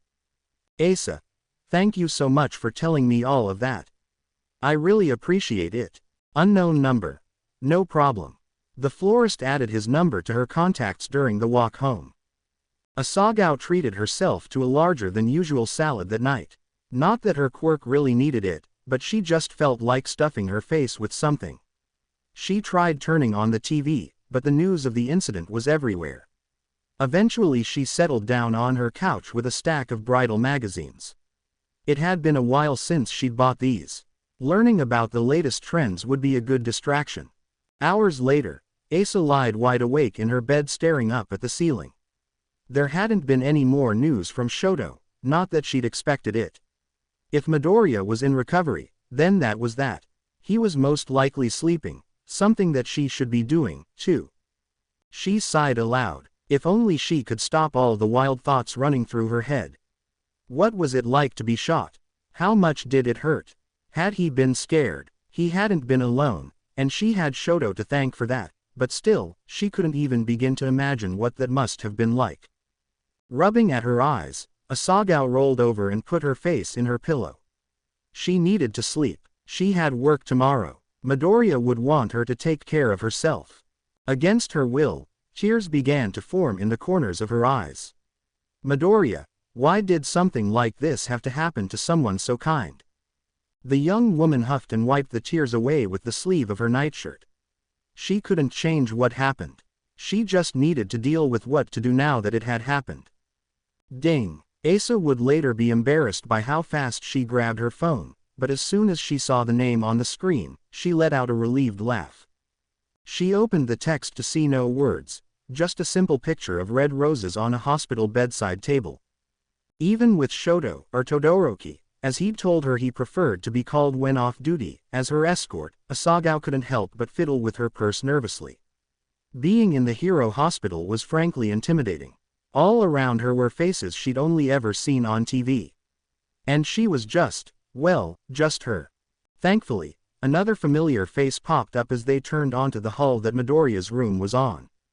"Oh, Asagao-chan," Inko gasped, waving excitedly from her wheelchair. "I'm so glad they let you in." "Oh, I was so worried. They have the strictest rules here." She tsked. Asa took the frail hand Inko offered and smiled. "Todoroki-san pulled some strings for me," she explained. Inko nodded. "Good. I know you two have been texting, but Izuku wouldn't stop asking about when you could come." The florist blushed, but the woman continued, I think he's been driving the hospital staff crazy, but enough talk, I'll show you to his room. While Shoto could have easily done the job, both young adults let the mother lead the way. As they walked along, Asagao picked up the sound of boisterous chatter down the hall. It grew louder with each step. She tossed a curious look to Shoto, who simply said, "Some of our old classmates are here." Asa blinked. She hadn't considered that anyone else would. Oh no, these were the people who literally had a group chat where they talked about her. And they were all pro-heroes, too. "They're all lovely," Inko added, seemingly reading Asa's thoughts. Lovely might have been the wrong word. The second they walked into the whitewashed hospital room, at least a dozen sets of eyes turned to focus on her. "It's her," Alien Queen squealed. Her claim started the riot. A glistening figure popped up in front of her. "Bonjour, Ma Cherry." Before Asa could say hi, Ingenium sped forward with an outstretched hand. "Iida Tenya, an honor to meet you." Asagao reached out, but was spun around. "Nakano-san." Chargebolt beamed. "It's great to see you again. Remember that girl I told you about when?" The energetic hero was bumped to the side by a vaguely amused-looking earphone jack. "Sorry you had to deal with my dunce. I'm Jiro Kyoka." And again, just when Asa was about to introduce herself, a bright red ball of energy came into her field of vision. "Wow, you're even cuter than Midoriya-kun said you were." Red Riot laughed. "He won't shut up about how." Another voice piped up. "Oh, hi, it's you. I'm Uraraka Ochako, but you can just call me." "Nice to meet you, Ribbit. At last she has come to join our revelry in the dark." "Oh, Nakano-san, I've been meaning to get in touch with you about another meeting for my wedding. Maybe next week we could." "Oh, idiots, stop crowding the woman." Asagao wished Ground Zero's yell had been heard, but it only blended into the cacophony that was gradually building louder and louder. She smiled awkwardly at the heroes, really not having any idea of how she could respond to any of them all at once. And then, through the noise, called a soft voice she'd been longing to hear. "Is Nakano-chan here?" The former classmates parted as though Midoriya's question had been a command, and there he was, smiling at her weakly from the hospital bed. "Hi," he said. Asa didn't remember walking. Just that when she sat down in a chair next to him, his tired eyes brightened. "Hi," she breathed. A warm, scarred hand reached forward, and she took it without hesitation. Violet and green eyes gazed at each other adoringly, only breaking when his glanced toward the bouquet. "Thank you for the flowers," he murmured. She gave a wry grin. "It was a predictable gift, wasn't it?" "Maybe," he chuckled, although it soon turned into a cough. Asa squeezed his hand in comfort as he worked through the fit, and when he was done, he smiled wearily. "Sorry, She shook her head. No, don't apologize." His green eyes shined with appreciation. The pair drank in each other's presence, both wondering why it felt like it had been years since they'd last seen each other. Dopey smiles formed on their faces, their hearts finally easing now that they could be back together. So caught up in the little world they'd created, the two had forgotten entirely that they had an audience. That is, until Todoroki let out a rather deliberate cough. "All right, everyone out," he said. The former classmates groaned, but obeyed when Ground Zero barked, "Scram. You've already been here for 2 hours. Give them some space." The group began to file out of the hospital room, still chatting animatedly, obviously about the presumed couple they were leaving alone. Blissful quiet filled the room, but just before the door could shut, Chargebolt popped back in. "Forgot to mention something," he cried. "Shinso-kun texted me to tell you he's sorry he couldn't come. He's still working on Island for the next month or so, I think." Asa watched as Midoriya put on a smile. "Thanks, Kaminari-kun. Tell him I understand, and that he can text me, if he wants." The electric hero gave a thumbs up, and finally, it was just her, Midoriya, and his mother. Asagao let out a sigh. That was overwhelming. "Sorry," Midoriya chuckled. "I forgot to tell them you were coming today. I thought they'd already be gone by the time you got here." "They mean well," Inko chirped from her wheelchair, then winked, "just like you did by getting yourself landed in here, Izuku." When the pro-hero rolled his eyes, Asa tilted her head. Huh. Inko waved a hand. Oh, it's been a little running joke. Izuku used to always do this and get himself landed in the hospital, only this time I think he just wanted to come so he could keep me company. The florist couldn't help but laugh at the joke, even if it was a little weird. Before she could respond, though, the woman began speed-wheeling herself out of the room. The doctors need to see me now, she claimed, obviously lying. You two have fun catching up. The white door slammed behind her, and Asa raised an eyebrow. Subtle. Midoriya laughed, it's not exactly her strong suit. Green and Violet met once again. Both young adults visibly relaxed. The hero's hand squeezed her smaller one. So, he trailed off, expression shifting to teasing. Roses, Asa blushed. Shut up. I was worried sick about you, she groaned. I didn't ever think I'd have to be. His gaze softened. Guess I'm not as invincible as everyone thinks. More of those stupid tears she'd been fighting off lately sprung up in her eyes. Asagao was able to manage a watery smile. Guess not. A loud silence echoed through the room. It had been nice to think he was invincible. Being here made it oh so clear how wrong that assumption had been. After a minute, Midoriya smoothed his thumb over the back of her hand. Another date soon? He asked, hope in his voice. Asa immediately fixed him with a stern look. Only when you're fully better. He grinned. I'll take that as a yes. She shook her head. Yes, you idiot. An idiot. Midoriya gasped in horror. I thought you were my biggest fan. The florist rolled her eyes, even though a genuine smile had crept its way onto her face. I think we moved past that a while ago, she pointed out. His eyes flicked down ever so briefly. She would forever swear that they'd settled on her lips. When he looked back up, Midoriya murmured, true. Can you? He hesitated. Yes. The hero's gaze darted to where their hands laid on the bed sheets. He moved to intertwine their fingers, something Asa happily obliged to. Finally, he dared to meet her eyes again. Can you call me Izuku? He requested. Asa blinked. He was quick to add, I've been thinking on it for a while, but I didn't want it to seem. Only if you call me Asa, she stated casually, because nope, her mind didn't feel like a whirlwind of ahhhhhhhhh right now at all. Or Asagao, or whatever nickname you come up with, she shrugged. I have a bunch. A brilliant smile broke out on the hero's face. I like your full name. Asagao. Asa ignored the shiver that ran down her spine. Now wasn't the time. Wanting some sort of way to seal the deal, though, she unlocked their fingers so she could link her pinky with his. Sounds like a deal, Izuku. A laugh bubbled up out of her, something's mouth. Man, they still really needed to figure out what they were. Oh well, now wasn't the time. Not after all that had happened. She wasn't about to bring it up. Asa would rather just relax in the fact that she could see him, and that he was on his way to getting better. Comfortable quiet settled over them. Asagao played with his fingers idly, again noting the scars that ran across his hand. What was the story behind those? She'd spotted a few on his arms whenever he wore short sleeves, too. Maybe all heroes had scars like that. Occupational hazards were clearly evident, something she should have realized before. A thoughtful hum interrupted her thoughts before they could go down too dark of a path. How's the shop doing? Izuku inquired. Been busy, like always, Asa replied, feeling a weight lift off her shoulders. It felt nice to talk about normal things.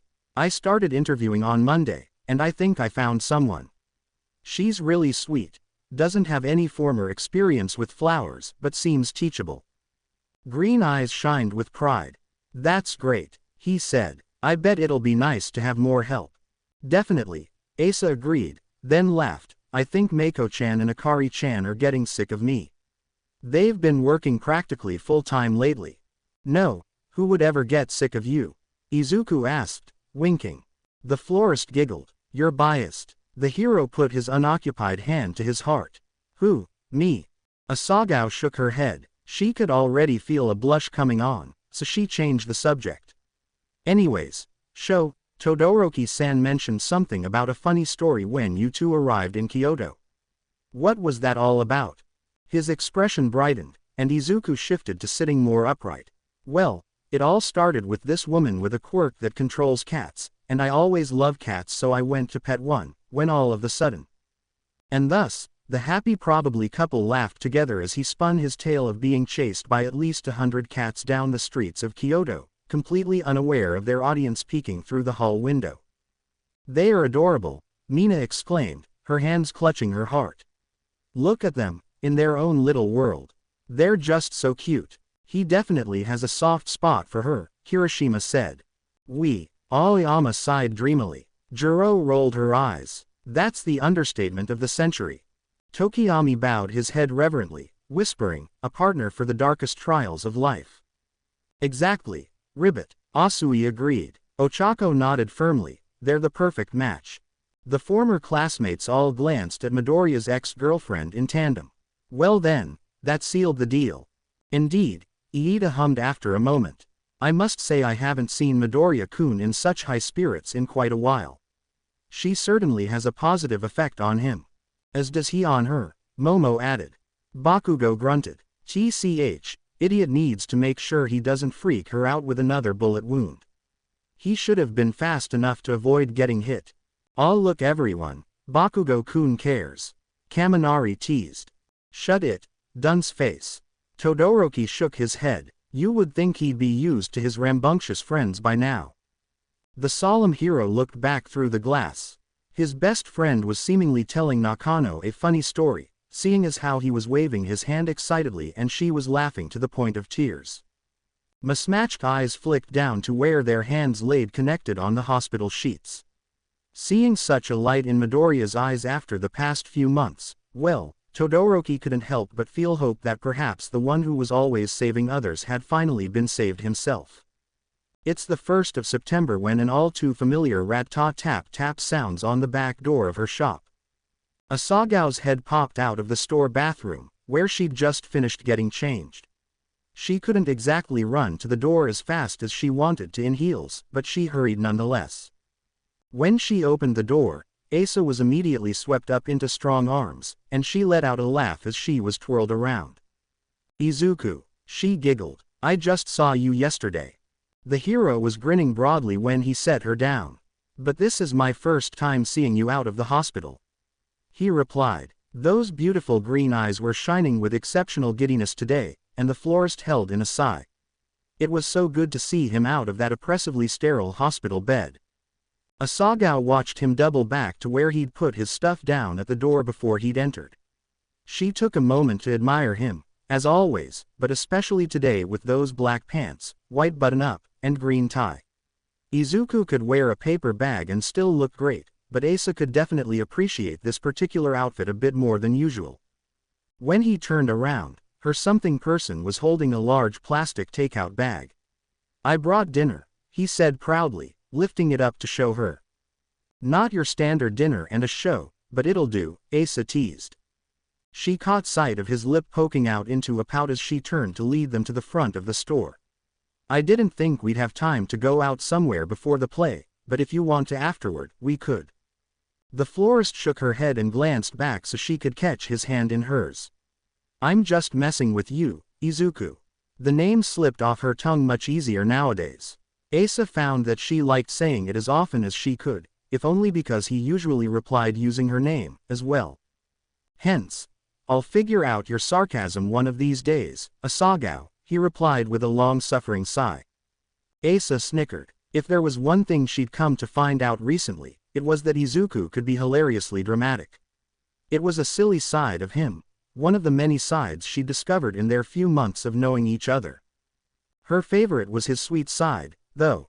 Those moments when he was flustered, warmth in his eyes, his cheeks pink and words a little stammered even though they were filled with absolute truth and vulnerability. Even with how comfortable they'd gotten with each other, Izuku still had the tendency to get shy and embarrassed, and honestly, it was so adorable that Asa half wished that those moments would never go away.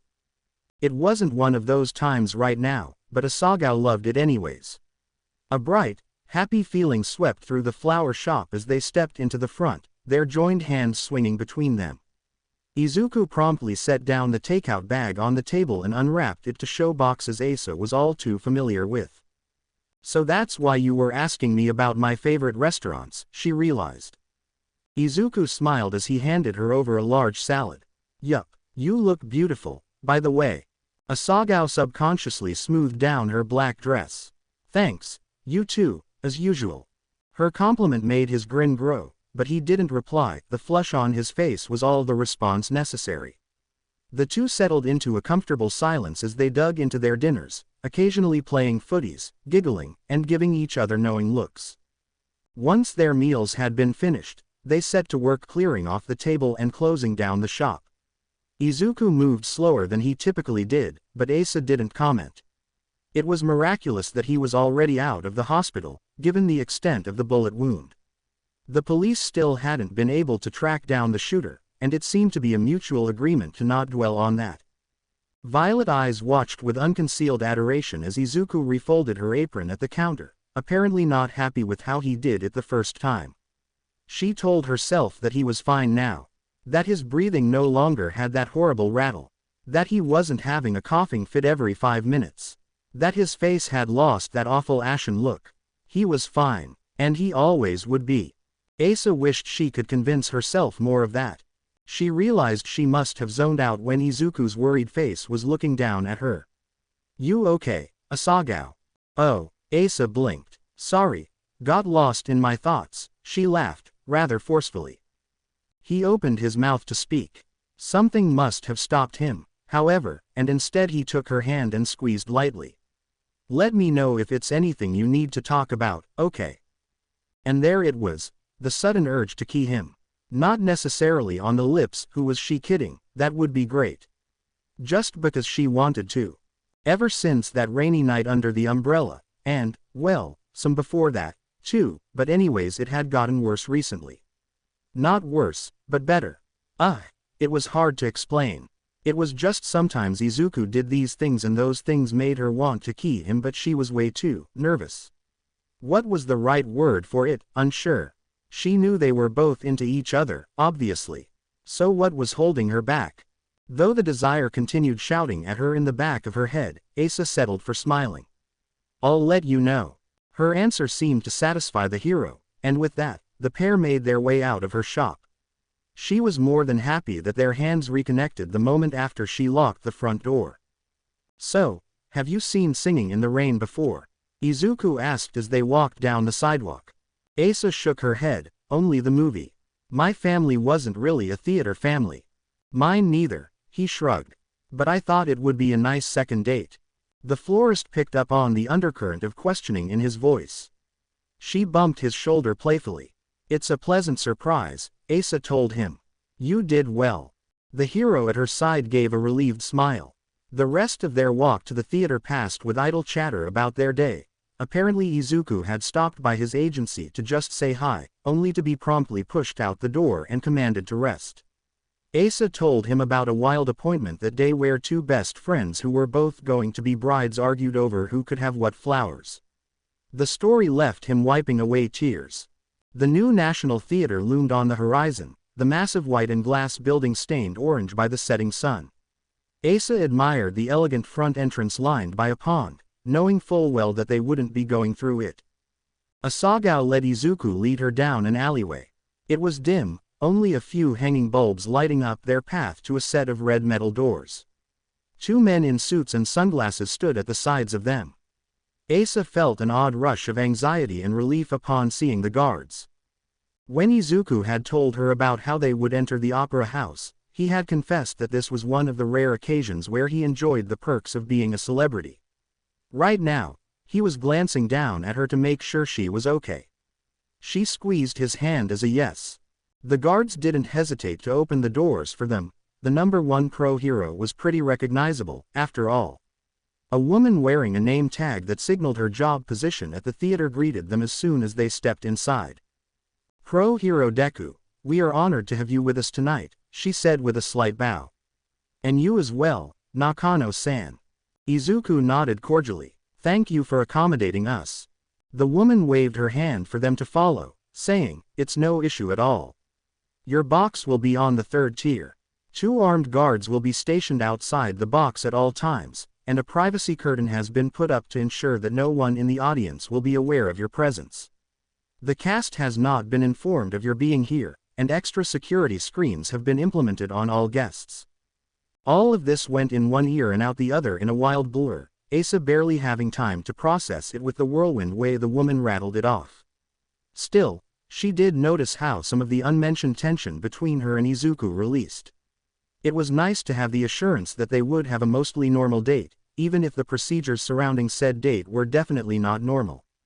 Asa took in the sights as the woman led them through a winding series of hallways. The walls around them were covered with old show posters, cast autographs, and even a few props mounted in glass cases.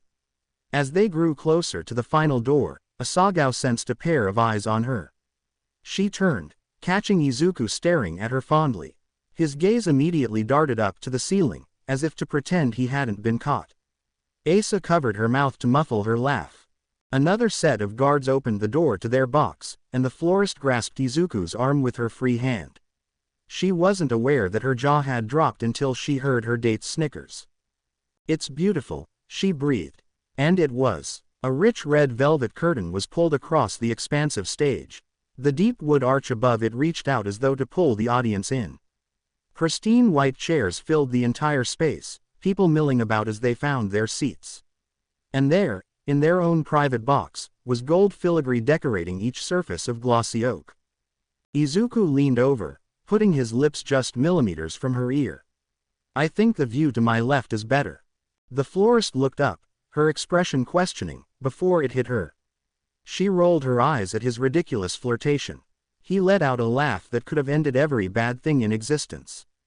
The lights began to dim moments after the two settled in their chairs. Izuku had let go of her hand in order to inspect the playbill the woman had given him. Asa tried to tell herself she didn't miss it too much.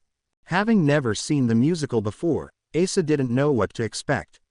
It passed by pleasantly, laughter filling the room during some moments, and wistful sighs being heard during others. She applauded as loudly as she could after all of the dances, incredible feats she knew she would never be capable of. Then came the titular song. Izuku and Asagao stared in awe as actual water began to pour down from the stage's ceiling. Unbeknownst to them, both were traveling back to equally fond memories of their own moments in the rain. If she was honest, Asa had gotten so wrapped up in the performance that she'd forgotten her want for Izuku's hand. But as the actor swung around the light pole, singing happily about his newfound love, a strong hand came over to gently rest on hers. The touch snapped her back to reality, and Asa's head whipped around to stare at her date. Izuku was smiling at her softly, a gentle look in his eyes. A flood of warmth ran through the florist. She laced their fingers together. A chill went down her spine when Izuku lifted their intertwined hands to press a tender key to her skin. It admittedly took Asagao a while to become reabsorbed in the show. Their hands let go during intermission, but quickly reconnected when they'd returned from the bathroom. They watched the rest of the romance musical in silence, an unidentifiable tension hanging in the air between them. The feeling followed them all the way back to her place, even as they chatted excitedly about the performance. So here they were, awkwardly stalling at her door, neither wanting to say goodbye. Everything that night had gone so wonderfully. Was it selfish to wish their time together wouldn't end? I mean, it would have to end eventually, but maybe they could act like it wouldn't for just a bit longer. "Do you?" Asa trailed off. "I have ice cream in the freezer, if you want to." "Yes." A blush lit up his face the second Izuku blurted his answer, but Asa didn't point it out. She just got her keys, unlocked the door, and ushered him in, all the while thanking her lucky stars that she'd had the good sense to clean up a few days ago.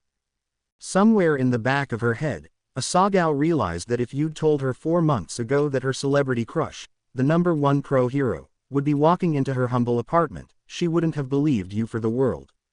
And yet here they were, her picking up her old watering can from the front hall and him slipping off his shoes respectfully at the door. Asa turned to him and held up the watering can. "Do you mind if I?" No, go right ahead," Izuku said. "I can get the ice cream while you're at it." Grinning, the florist led him further into her apartment to the kitchen. There was a pleasant peace as he set to work scooping out vanilla ice cream for the both of them, her standing close by as she filled up her watering can in the sink. The odd tension was still there, but it seemed neither was willing to address it. Whatever it was, though, it made the air crackle with electricity. Everything he did sparked something in her. Whether it was tapping her on the shoulder to ask if she wanted more in her bowl or brushing his arm against hers when he put the scoop in the sink. Asa half thought she must be crazy that these things were driving her so, well, crazy. It was actually starting to get annoying. Stepping away from him to water her plants around the apartment was actually a strange relief. At least the air no longer felt like it was constantly being beeped out of her lungs in anticipation. In anticipation for what, though? Are those yours? He inquired from the kitchen. Asagao shook her head. No, these aren't attached to me, I didn't plant them. I think it'd drive me up a wall to have to listen to plants talking to me all the time. The ones at the store are enough, she laughed. Izuku hummed understandingly. That probably gets annoying every now and then, huh? On some days, definitely, she agreed. The flowers at the shop aren't too loud when I'm here, though. The hero's brow furrowed. You can still hear them. Even here. As she finished watering the last fern, Asa nodded. Yup. Distance makes it harder to understand them right, but I can still always sense them. She paused, trying to think of a way she could possibly describe the little mind space she shared with her flowers. When the words wouldn't come, she shrugged. It's hard to explain. I think most quirks are, Izuku chuckled. They're so personal that it's hard to figure out how to tell others what it's really like. Can I ask you something else about your quirk? Asa made her way back to the kitchen, smiling knowingly. You're always dying to ask more questions, aren't you? Surprisingly, the hero didn't blush. A cheeky grin came onto his face as he placed her ice cream bowl in her hands. Always. So how far have you pushed your quirk? Have you experimented with your limits or anything like that? The florist leaned against the counter and put a spoonful of ice cream in her mouth, trying to pull up long past memories. I tried more as a kid when I first got my quirk, she said. Most of it was pretty exhausting, though. Izuku's head tilted. What did you try? Well, I can bring a flower to life without planting it. What? The hero gasped. Asagao let out a laugh at the way he nearly dropped his ice cream bowl. Gee, that's amazing. And dangerous, she corrected. Mom says I passed out whenever I tried it. Those gorgeous green eyes were still wide with wonder. What? But how'd you do it? How is that possible? Asa scrunched her nose in thought. I never really figured that out. My best guess is that, when you think about it, there's always leftovers of some plant life in the ground. If I can tap into it, then I can make it come back to life. Those were always the flowers with the strongest connection to me, but they were hard to maintain. Because they drained your quirk so quickly. Izuku guessed. Exactly, she nodded. Once Hiro was born, he would always try to get me to do stuff, too. A curious grin came onto his face. Such as, groaning. Asa covered her eyes with a hand. The stupidest stuff, and it almost never worked. The hero was still looking at her expectantly, but the florist just stuffed another bite of her ice cream into her mouth out of defiance. The stare-off continued for almost a solid minute as they finished their dessert. It only ended because Izuku put his lip out in a pout, and something about it made her crack. Asa huffed as she took his empty bowl and put it in the sink. Fine. He started asking me to do stuff when I was 10 and he was 4. Izuku nodded for her to keep going, then grabbed the dish soap to help her clean. There really was no way out of this, was there? Hiro had this idea that maybe the flowers could be used as a message system, she continued. He assigned meanings to all of the flowers based off what I told him they were like. So for almost a whole year, our house was covered in secret messages back and forth from the two of us, and it was an absolute mess. My mom hated every second of it because of how much pollen and dirt we brought in. Izuku was chuckling now, and Asa was more than happy to splash some water in his face in retaliation. Anyways, after that, she made sure I kept all the flowers outside. That's not nearly as embarrassing as I thought it'd be, he replied as he towel-dried the dishes. Oh, when I mean the house was covered, I mean the house was covered, Asa laughed. But it made him happy, and that's all that mattered. He got me to do other tricks, too, but that's a story for another time. There was a brief silence, and Asa looked up to see a thoughtful expression on Izuku's face. She nudged him and handed over her bowl, which he took to place in the cabinet behind her. So, didn't you have any formal quirk training? Like at school or something? He asked. Normal people don't get quirk training, she shrugged. The florist dried off her hands and turned around to look at him. That's only for students in hero courses. We just have to figure it out on our own. Even if I'd wanted to be in a hero course, my quirk would have never be considered powerful enough, anyways. Izuku took a step forward. Powerful doesn't always mean destructive. Asa's arms crossed. But a lot of people see it that way, she replied bitterly. There was a moment of silence. She watched as his expression slowly shifted to one of understanding. Violet eyes darted down. Sorry, I guess, sometimes I can't forget what all hero went through, she sighed. The things that were said to him, all the bullying, she shook her head when her voice cut off. There was movement, and she peered up at Izuku, who had taken yet another step closer. She gazed up into those breathtaking green eyes, the ones that were filled with so much kindness right now, and felt her anger begin to melt away. Maybe that's why I was so impressed by someone like you, she whispered. You have all that power, but you only use it when there's no other choice. You don't want to destroy, you want to save. And you don't care what anyone thinks, either. The rank doesn't matter to you. It's so different from everyone else. You respect your quirk's abilities in a way no one does. When had they gotten so close? Asa couldn't remember. All she knew was there was an undeniable tug, and she wasn't the only one with half-lidded eyes. She could smell his cologne now, and her breath caught. Honestly, I didn't even like heroes that much before you, she admitted. And then there you were, turning everything upside down. Asagao, Izuku murmured. It felt like they were moving in slow motion. A warm hand cupped her cheek, and another went to her waist. Her arms unfolded, fingers grazing just barely against his broad chest as she laid her palms flat to his shirt. Her heels lifted off the ground, and he bent down to her level. Their heads were being drawn closer, tilting just enough, breaths intermingling in a way that made their pulses race. He was waiting, Asa realized. Izuku was making sure this was okay with her, that she wanted it. She answered his silent question by pressing her lips to his. It was the sweetest kiss she could possibly ever imagine. The moment their lips touched, Midoriya let out a pleased hum. The noise sparked something in Asa, and she moved to connect her hands behind his neck.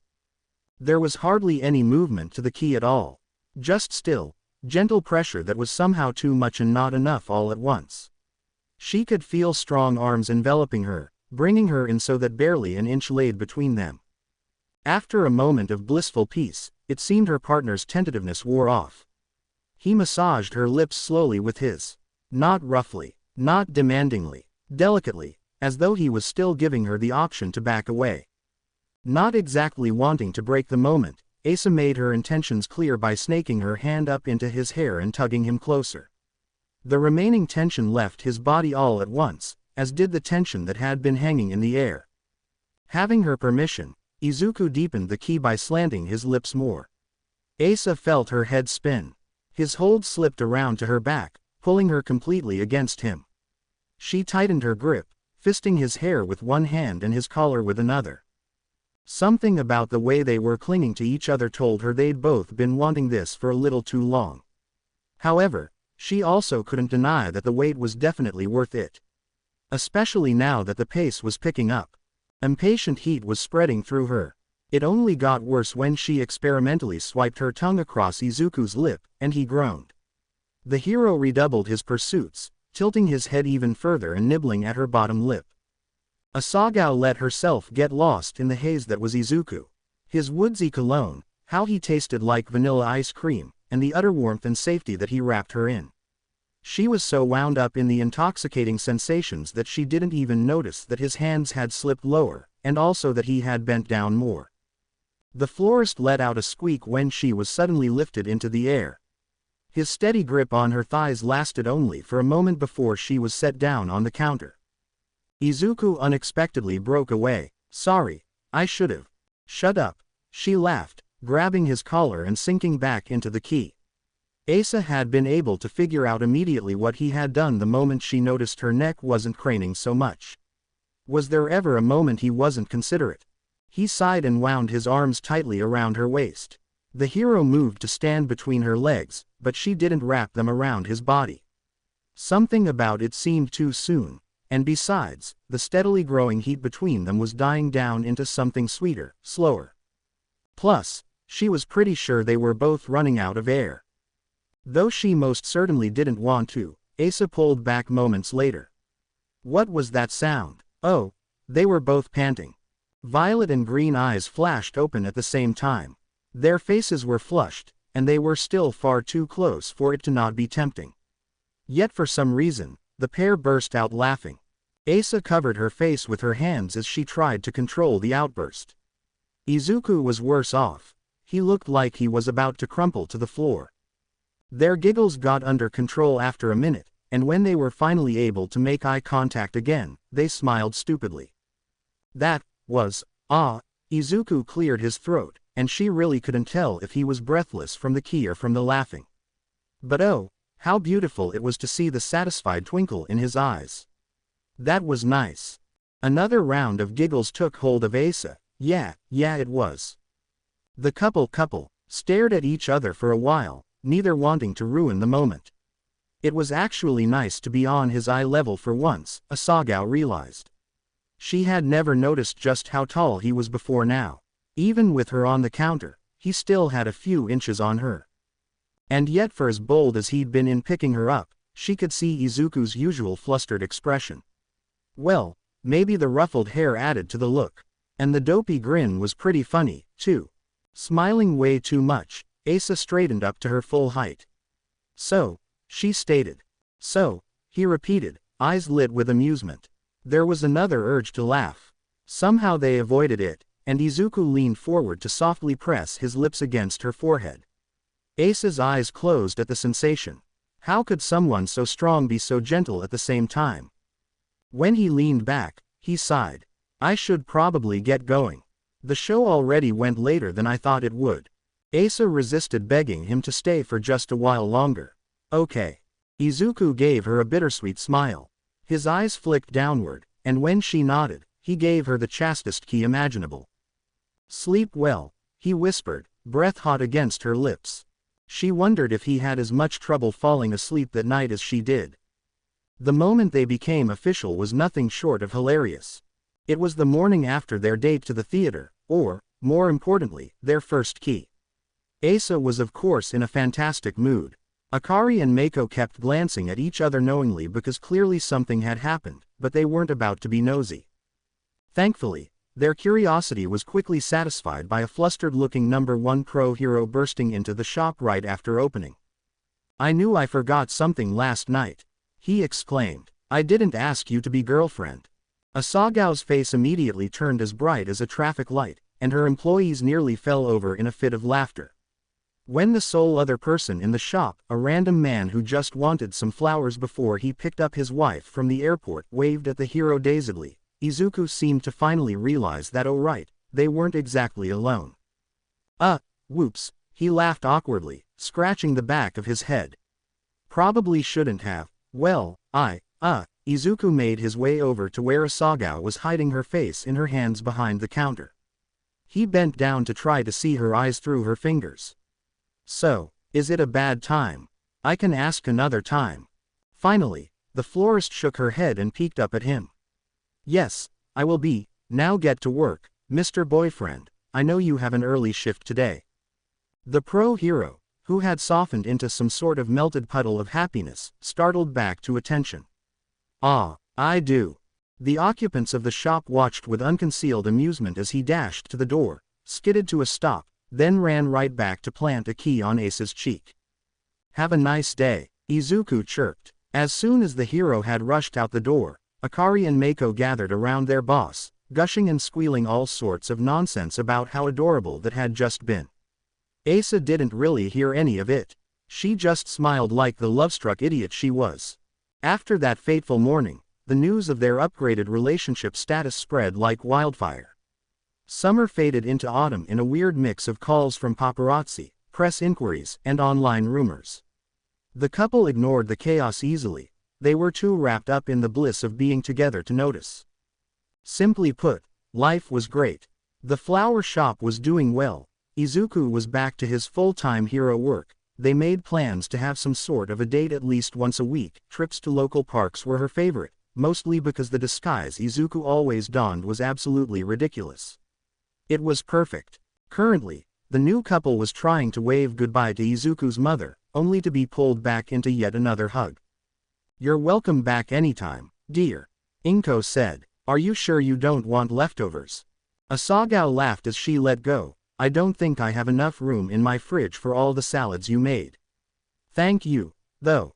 Grinning broadly, Izuku caught Asa's hand in his. "I'm sure we'll be back for dinner again, soon. I'm going to walk her home. Do you need me to come back to help clean up?" No, I'll be just fine," Inko insisted with a wave of her hand. Another round of goodbyes later, Izuku and Asagao were leaving his family home snickering. "I thought she'd never let us go," Asa joked. "She's just excited you finally came over," Izuku chuckled. "And that she can live at home, now. Wanna stop for dessert on the way?" I'd love to if I wasn't so stuffed," the florist replied. She hadn't been expecting to walk into the dining room and be met with an insane array of every salad under the sun. Inko had gone a bit overboard, but no way was Asa going to deny the chance to try so many new things. And as an added bonus, her quirk was thrumming brighter under her skin than it ever had before in her entire life. Plus, Asa added, "Hero's coming over. He's stuck on his literature homework." Izuku's face screwed up. "Yeah, I remember those days. Is he still doing well overall?" "Mostly, but I think he's getting stressed," she sighed. "I got his favorite ice cream for tonight." The hero's strong hand squeezed her own. "You're such a good sister." "I try," Asa laughed. "What about you? How'd your day go?" The train ride back to her apartment was filled with tales of his hero work and the all-too-frequent stare from a nearby passenger. The autumn sunset glowed beautifully when they eventually arrived at her apartment, and the familiar feeling of not wanting to part filled the space between them. Asagao reached for the door handle, groaning when she found that it was unlocked. "Hero's already here," she grumbled. "Stupid spare key, I should have never given it to him." She turned to look at her boyfriend. He had an annoyingly knowing twinkle in his eyes. "Looks like we'll have to settle for a quick goodbye key asterisk, then," he teased her. Even though she rolled her eyes, Asa didn't hesitate to lean up on her tiptoes and capture his lips with hers. As per usual, Izuku hummed contentedly before he wrapped her tenderly in his arms. The simple key left them both wanting so much more, but they parted before they got carried away. "See you soon," her boyfriend asked. Asa smiled. "Of course, I'll text you after Hero's gone, okay?" The hero brushed his lips against her forehead. "MK. Good night, Asagao." Warm tingles went through her body. "Good night, Izuku." After just one more peck, Asagao watched as her boyfriend started down the stairs of her apartment building. She sighed dreamily. She hoped she would never get over all of the lovely feelings being with him made her feel. Hero probably wouldn't want to hear his sister ramble about her new boyfriend, though, so Asa lightly slapped her face to snap out of it. Right, classical Japanese literature and chocolate fudge ice cream. This would be a fun night. Asa opened the door to her apartment and frowned. Weird, no lights were on. Maybe Hero was taking a nap on the couch. He did that sometimes. "Hero," she called softly. When she rounded the corner to the living room, there was indeed a figure on the couch. But her little brother didn't have piercing blue eyes. "Scream and I'll burn the whole building down, taking you and your boyfriend with it," the all-too-recognizable villain stated in a bored tone. Asagao wasn't sure when her heart had stopped. That hair, those scars, the staples, she knew who he was. Dabi rose from the couch, hands in his pockets like he was going on a Sunday stroll. "I'm guessing you don't want that to happen." When she shook her head, the corner of his lips turned up. "Good." He walked closer. She wished she could move. Something about those eyes kept her rooted to the spot. When he was only one more step away, he reached for something inside his coat. The sight of the needle tip sparkling in the light of the setting sun thrust her back into reality. But it was already too late. Even as she scrambled back, a veiny hand grabbed her wrist. In her panic, she hardly recognized the sting of the needle being jabbed into her neck. Immediately, reality began to blur. "That's it," he murmured. "Don't fight it, just fall asleep." Everything after that was muddled. A bright purple and black portal opened up. He guided her toward it. Just before she entered, she heard a door open. She looked back in time for drowsy violet eyes to meet horrified brown. "Asa!" Hiroyasu shouted. Were there tears in her eyes? She didn't know. With a final push, she entered the portal. And then it all went black. Waking up felt like swimming through a pool of dark honey. There were voices around her. She thought she knew what they were saying, but as soon as they stopped, so did her memory of their words. She blinked once, twice. What was that light? Maybe she could just sleep again. A nap sounded nice. Rise and shine, sleeping beauty. Her foggy mind wrestled with the owner of the voice. Who was that? It wasn't anyone she recognized. Oh wow, it really did a number on her. It'll wear off within a few minutes. General anesthesia isn't meant to last forever. What a shame. I rather like the idea of keeping her in a coma. Ah no, she'll be much more fun awake. You wipe her memory. Of course, she should have no recollection of the last few hours. Memory, her memories. Wait, why was she here? Anesthesia, had she gotten hurt? Maybe she was at the hospital. Did Izuku know? Her sluggish brain was having a hard time putting the pieces together. The last thing she remembered, it was Hiro. Hiro was there, in her apartment. He'd called her name. Why would he do that? All right, I've waited long enough. A rough push on her shoulder roused her from her scattered thoughts. Wake up already. Oh, the doctor must need her. Asa forced her eyes open. If it wasn't for the drugs flowing through her veins, she was sure the face in front of her would have given her a heart attack. Dabi smirked. There you go, have a nice trip to La La Land. He left and walked over to a table. Confused violet eyes took in the room. It was dim. No, there was a light above her. But that was the only one in the room. And there were people around her. Her glazed stare passed right over them.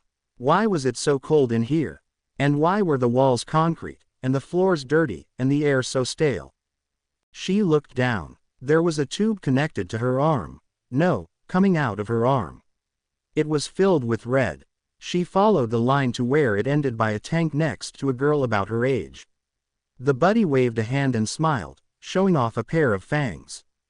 I'm so excited to actually meet you for the first time, Asa-chan. She squeaked. I'm Himiko Toga, and we're going to be best friends. Quiet, Dabi muttered. He sauntered back over. A vial was thrust into Asagao's field of vision. She squinted her eyes at it. That looked like green hair. We got this off your clothes, Dabi said, rattling the vial casually. All we want to know is how Deku's quirk works. And trust me, I really don't feel like making this messier than it already is. Asa blinked owlishly. I dunno. A man wearing a lab coat scoffed. She's still not awake enough. That, or she's playing dumb, Dabi hummed. He gave a loud sigh before he straightened up from his position of towering over her.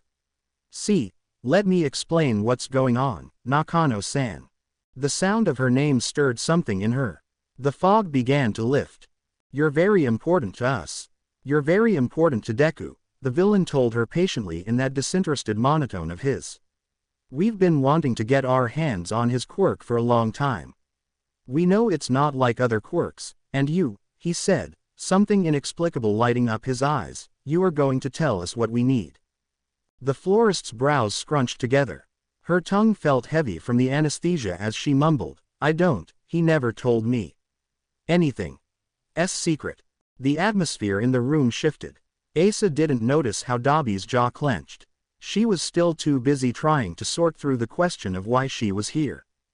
Nothing. Dabi hissed. A man leaning against the far wall growled. She's gotta be lying. Not. Asa said. Zuko didn't want to tell. Asagao only vaguely understood what happened next. The man charged forward, something black in his hands, and she stared dazedly at the barrel of a gun before it was slapped out of the way. We need her, you idiot. She's worth nothing. I told you, she's not awake enough for interrogation. Let me at her. I bet I can get her to talk. You should have let me shoot her when we had the chance.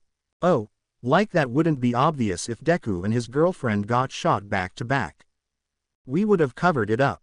They would have figured it out. Tisk, tisk, tisk, the buddy girl tutted. Her burning yellow eyes turned to Asa, almost sympathetic. Boys are so stupid, aren't they? Never knowing who to kill.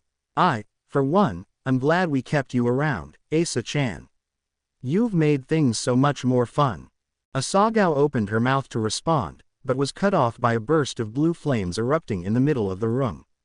Wide violet eyes took in the scene in front of her, and finally, her brain seemed to catch up to what was going on.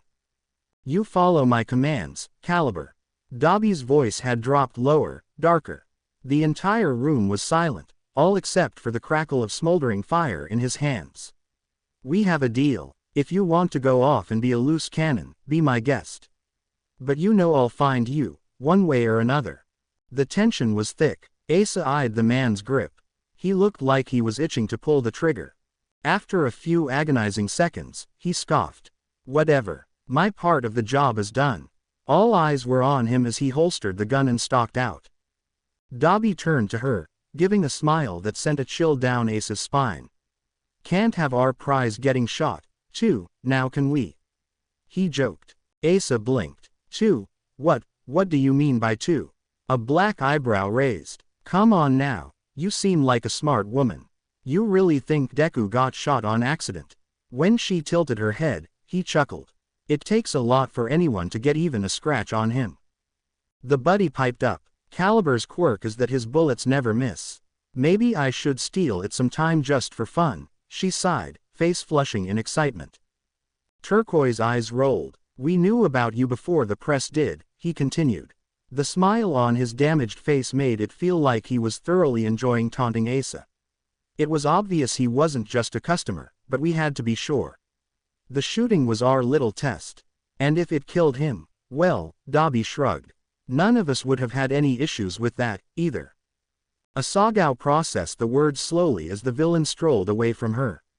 When he swiped the dropped vial from the floor, everything hit her like a train. Her hands had just started trembling when he made his way back to her. Now, Dobby bent down to her eye level, and she felt a shiver run through her. If his burns had been horrifying on a TV screen, then they were absolutely disgusting in person. Asa wanted to close her eyes to avoid the cracking purple skin, but she couldn't. She was frozen stock still, unable to think anything other than, get me out of here, please please please let there be a way out of this nightmare. You can behave, and I'll make sure you get our best cell, he drawled, breath hitting her face. All you have to do is tell me everything you know about your boyfriend's quirk. I don't know anything, Asagao stammered. He didn't tell me. And even if he did, I wouldn't tell you. The lazy smile on Dobby's face twisted into a snarl. His fingers twitched, and Asa's heart jolted. She could only imagine what it felt like to be burned by his fire. It seemed that the villain was attempting to restrain himself, though.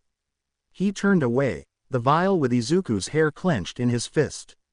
Take her away. Maybe she'll feel like talking after some time to think through her options. The buddy girl, Toga, she'd called herself, saluted. You got it, boss. She skipped up to Asa. The florist bit her lip to hold back a whimper when Toga unexpectedly ripped the IV out of her arm. Blood immediately began to drip down Asa's skin. Don't worry, Toga giggled, it'll stop bleeding eventually. Toga took Asa by the hand and yanked her off of the makeshift hospital bed she'd been laying on. When the florist stumbled, the other girl slipped her arm through hers. Silly, can't have you falling. You might hurt your head. And that would be horrible. From first glance, the way the two women were walking side by side made it look like they were close friends. If you took the time to watch them longer, however, you'd notice the vice-like hold Toga had on Asa's arm and the fearful way in which the florist's violet eyes flicked around the dank and dirty halls she was being led down. You really are a lucky one, Asa-chan, Toga sighed, acting like they'd been gossiping at a girls' night out this entire time. I chased after Deku-kun for so long. He's not an easy guy to nail down. When Asa's mouth opened to reply even though she had no idea what she was going to say, Toga's grip tightened painfully. The florist let out a gasp. Oh, I know, the trials of love, Toga said with an understanding tone. Isn't it amazing what love does to you? Makes you want to be with them, be like them, be them. It's never enough. A dark cell guarded by a wall of rough metal poles was in front of them now. Though Asagao had never considered herself claustrophobic, she could feel it creeping in. She only briefly considered breaking away, but what would she do next? She was nothing next to a villain, let alone a whole team of them.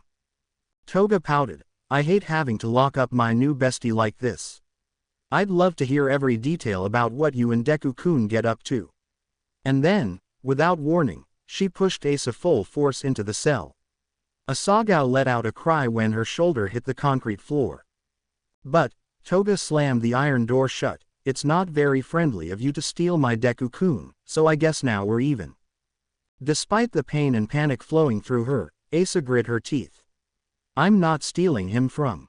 The buddy shook her head. Don't speak without permission. Asagao's hands fisted without her knowledge. She watched as Toga crouched down, acidic eyes burning into hers. I lost my chance with Deku-kun a long time ago, Toga whispered. Her eyes flicked down sadly. And now you've come along, and you're going to help me get him back. Violet eyes hardened. Not happening. Toga hummed. The buddy stood up to her full height again, dusting herself off. I think boss man was right. You do need some time to think. Quote. Not changing my mind. Asa wished she could shut up. Suddenly, Toga burst out laughing, as though Asagao had just told the funniest joke in the entire history of the world. Something about it made Asa tense up. It wasn't a happy laugh. It was sour, and cruel, and far too convinced that it was right. When she was finished, Toga wiped away a tear. You really are silly, she giggled, thinking you're going to stop me from getting what I want. You poor thing, I can't imagine what's going on inside that pretty little head of yours right now, Toga lamented. What's it like, telling yourself you actually deserve someone like him, And just like that, all of the bravado Asagao had managed to muster up disappeared like a puff of smoke in the wind. I mean really, a little flower girl like yourself. The villain continued. Sure you're cute, but there's plenty of that out there. He probably just latched onto you because of the issues with his mommy. The florist gasped, how did you?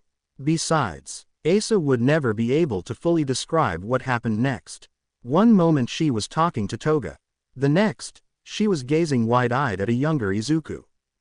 How could he love someone with a weak quirk like yours? The young woman blinked, ice running through her veins. His voice. That wasn't. It was. No, it couldn't be. But how? She recognized him from documentaries and old recordings of his first sports festival, and those eyes still had that same green glow but. Yeah, I know the effect isn't really that great, Izuku sighed. The last time I got Deku-kun's blood was ages ago. With your help, I might get a fresh batch. Asa felt sick to her stomach. The smile was the same. No, it wasn't. It was twisted, morphed into something she didn't recognize. But those eyes, she couldn't look away from them. The younger Izuku wiggled his fingers teasingly. Bye-bye for now. Despite knowing it had to be some kind of illusion, panic settled in as she watched him walk away. And when the door at the end of the hallway creaked shut, she was left alone. Utterly alone. Trapped in a cell. No way out. A cold hand grasped her heart. No, how could this have happened? How had she wound up in all of this? What if they came back? How could she convince them she really didn't know anything? What if she never got out? Or worse, what if they realized she was telling the truth and let that man pull the trigger? The only reason she was alive now was because Dabi, she shuddered, thought she had information they needed. So what happened when they realized she was useless? It's one of those quirks that kinda seems useless at first, but starting this business is really the best thing I could have ever asked for. I don't think it's useless at all. Every quirk is good for something, and it's awesome that you're using it like this. I'm sure you get to make so many people happy with your flowers, and that's really something special. The memory of their first meeting snapped her back to reality. She might be useless to the villains, but not to Izuku. Never to Izuku. And her quirk wasn't useless, either. Think, Asa, think, she told herself. Think back to what happened. You were alone. Izuku had already left, so he probably doesn't know. Wait, hero. So how far have you pushed your quirk? Have you experimented with your limits or anything like that? I tried more as a kid when I first got my quirk. Most of it was pretty exhausting, though. What did you try? Well, I can bring a flower to life without planting it. What? Gee, that's amazing. Asagao swallowed hard. She hadn't tried something that like in years. Hiro had this idea that maybe the flowers could be used as a message system. He assigned meanings to all of the flowers based off what I told him they were like. So for almost a whole year, our house was covered in secret messages back and forth from the two of us, and it was an absolute mess. My mom hated every second of it because of how much pollen and dirt we brought in. Their code game. Surely Hiro hadn't forgotten that. It had been, 12 years. But they joked about it all the time. He had to remember it. Ace's quirk began thrumming to life under her skin as she realized what she had to do. When she got out of here, she'd have to thank Inko for fueling her up so much. It wasn't like the villains cared about her quirk levels. The florist took in a deep breath. It was time to push her quirk further than ever before, to go beyond. Thus, she closed her eyes. Asagao found herself in her quirk's mind field, the familiar inky black settling her nerves. Her flowers swayed gently at her feet by the hundreds. The connections were still strong. That meant she couldn't be far from the shop. The florist swallowed hard. Here goes nothing. Asa focused on her quirk's energy reserves. As expected, they were still high from dinner. How long had it been since then? No, stop it, can't think about that right now. The green glow of her quirk began to shine under her skin, veins lighting up as she concentrated. It would take a lot to birth a flower from the beginning. Anxiety clawed at her heart, but she forced it aside. She didn't have a choice. This was the only way out. She had to take it. The power reached further. A new field of vision appeared. Dirt and roots and minerals and atoms under the Tokyo street above her. So she was in some sort of basement. Whatever, it didn't matter. She willed her quirk's enhanced sensing capabilities to search. There had to be something, an old seed she could latch onto. But she could feel her powers draining by the second, and gasping, she was thrown out of the organic matter and back into her mind field. Tears stung her eyes. No, she had to be able to send out a signal.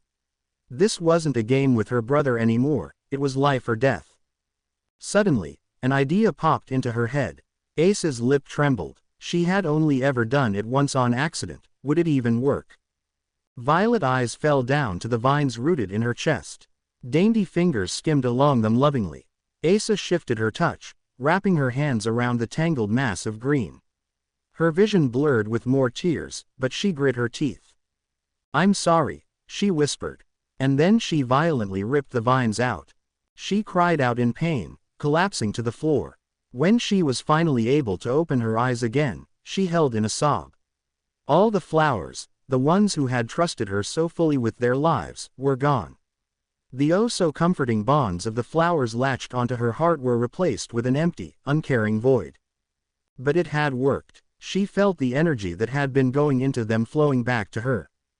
Asagao forced herself back into the ground above. Her quirk was stronger now, faster in its hunt. And finally, she came upon a seed. Her quirk had never been meant for creation. It didn't work like that. But right, she told herself that yes it would, it had to. She dug deep into the seed and found a world she had long forgotten existed. Organic molecules and chemical compounds swirled around her. Asa reached further inside herself, recalling the sensation of the lovely Asagaos that had never left her side. And like an artist painting over an old piece, the atoms began to change. The florist didn't know she was panting. She didn't know how tired she was. All she knew was she needed a final burst, one stronger than anything she'd ever given before. Jaw clenched, she raised her hands. Green light like lightning shot out of her fingertips. The miniature world shook with the raw power she infused into it, electrified and sprouting further and further and further until Asagao gasped as she was thrown out again. She remembered seeing the iron bars, the concrete walls, and thinking of Izuku's smile before everything went black.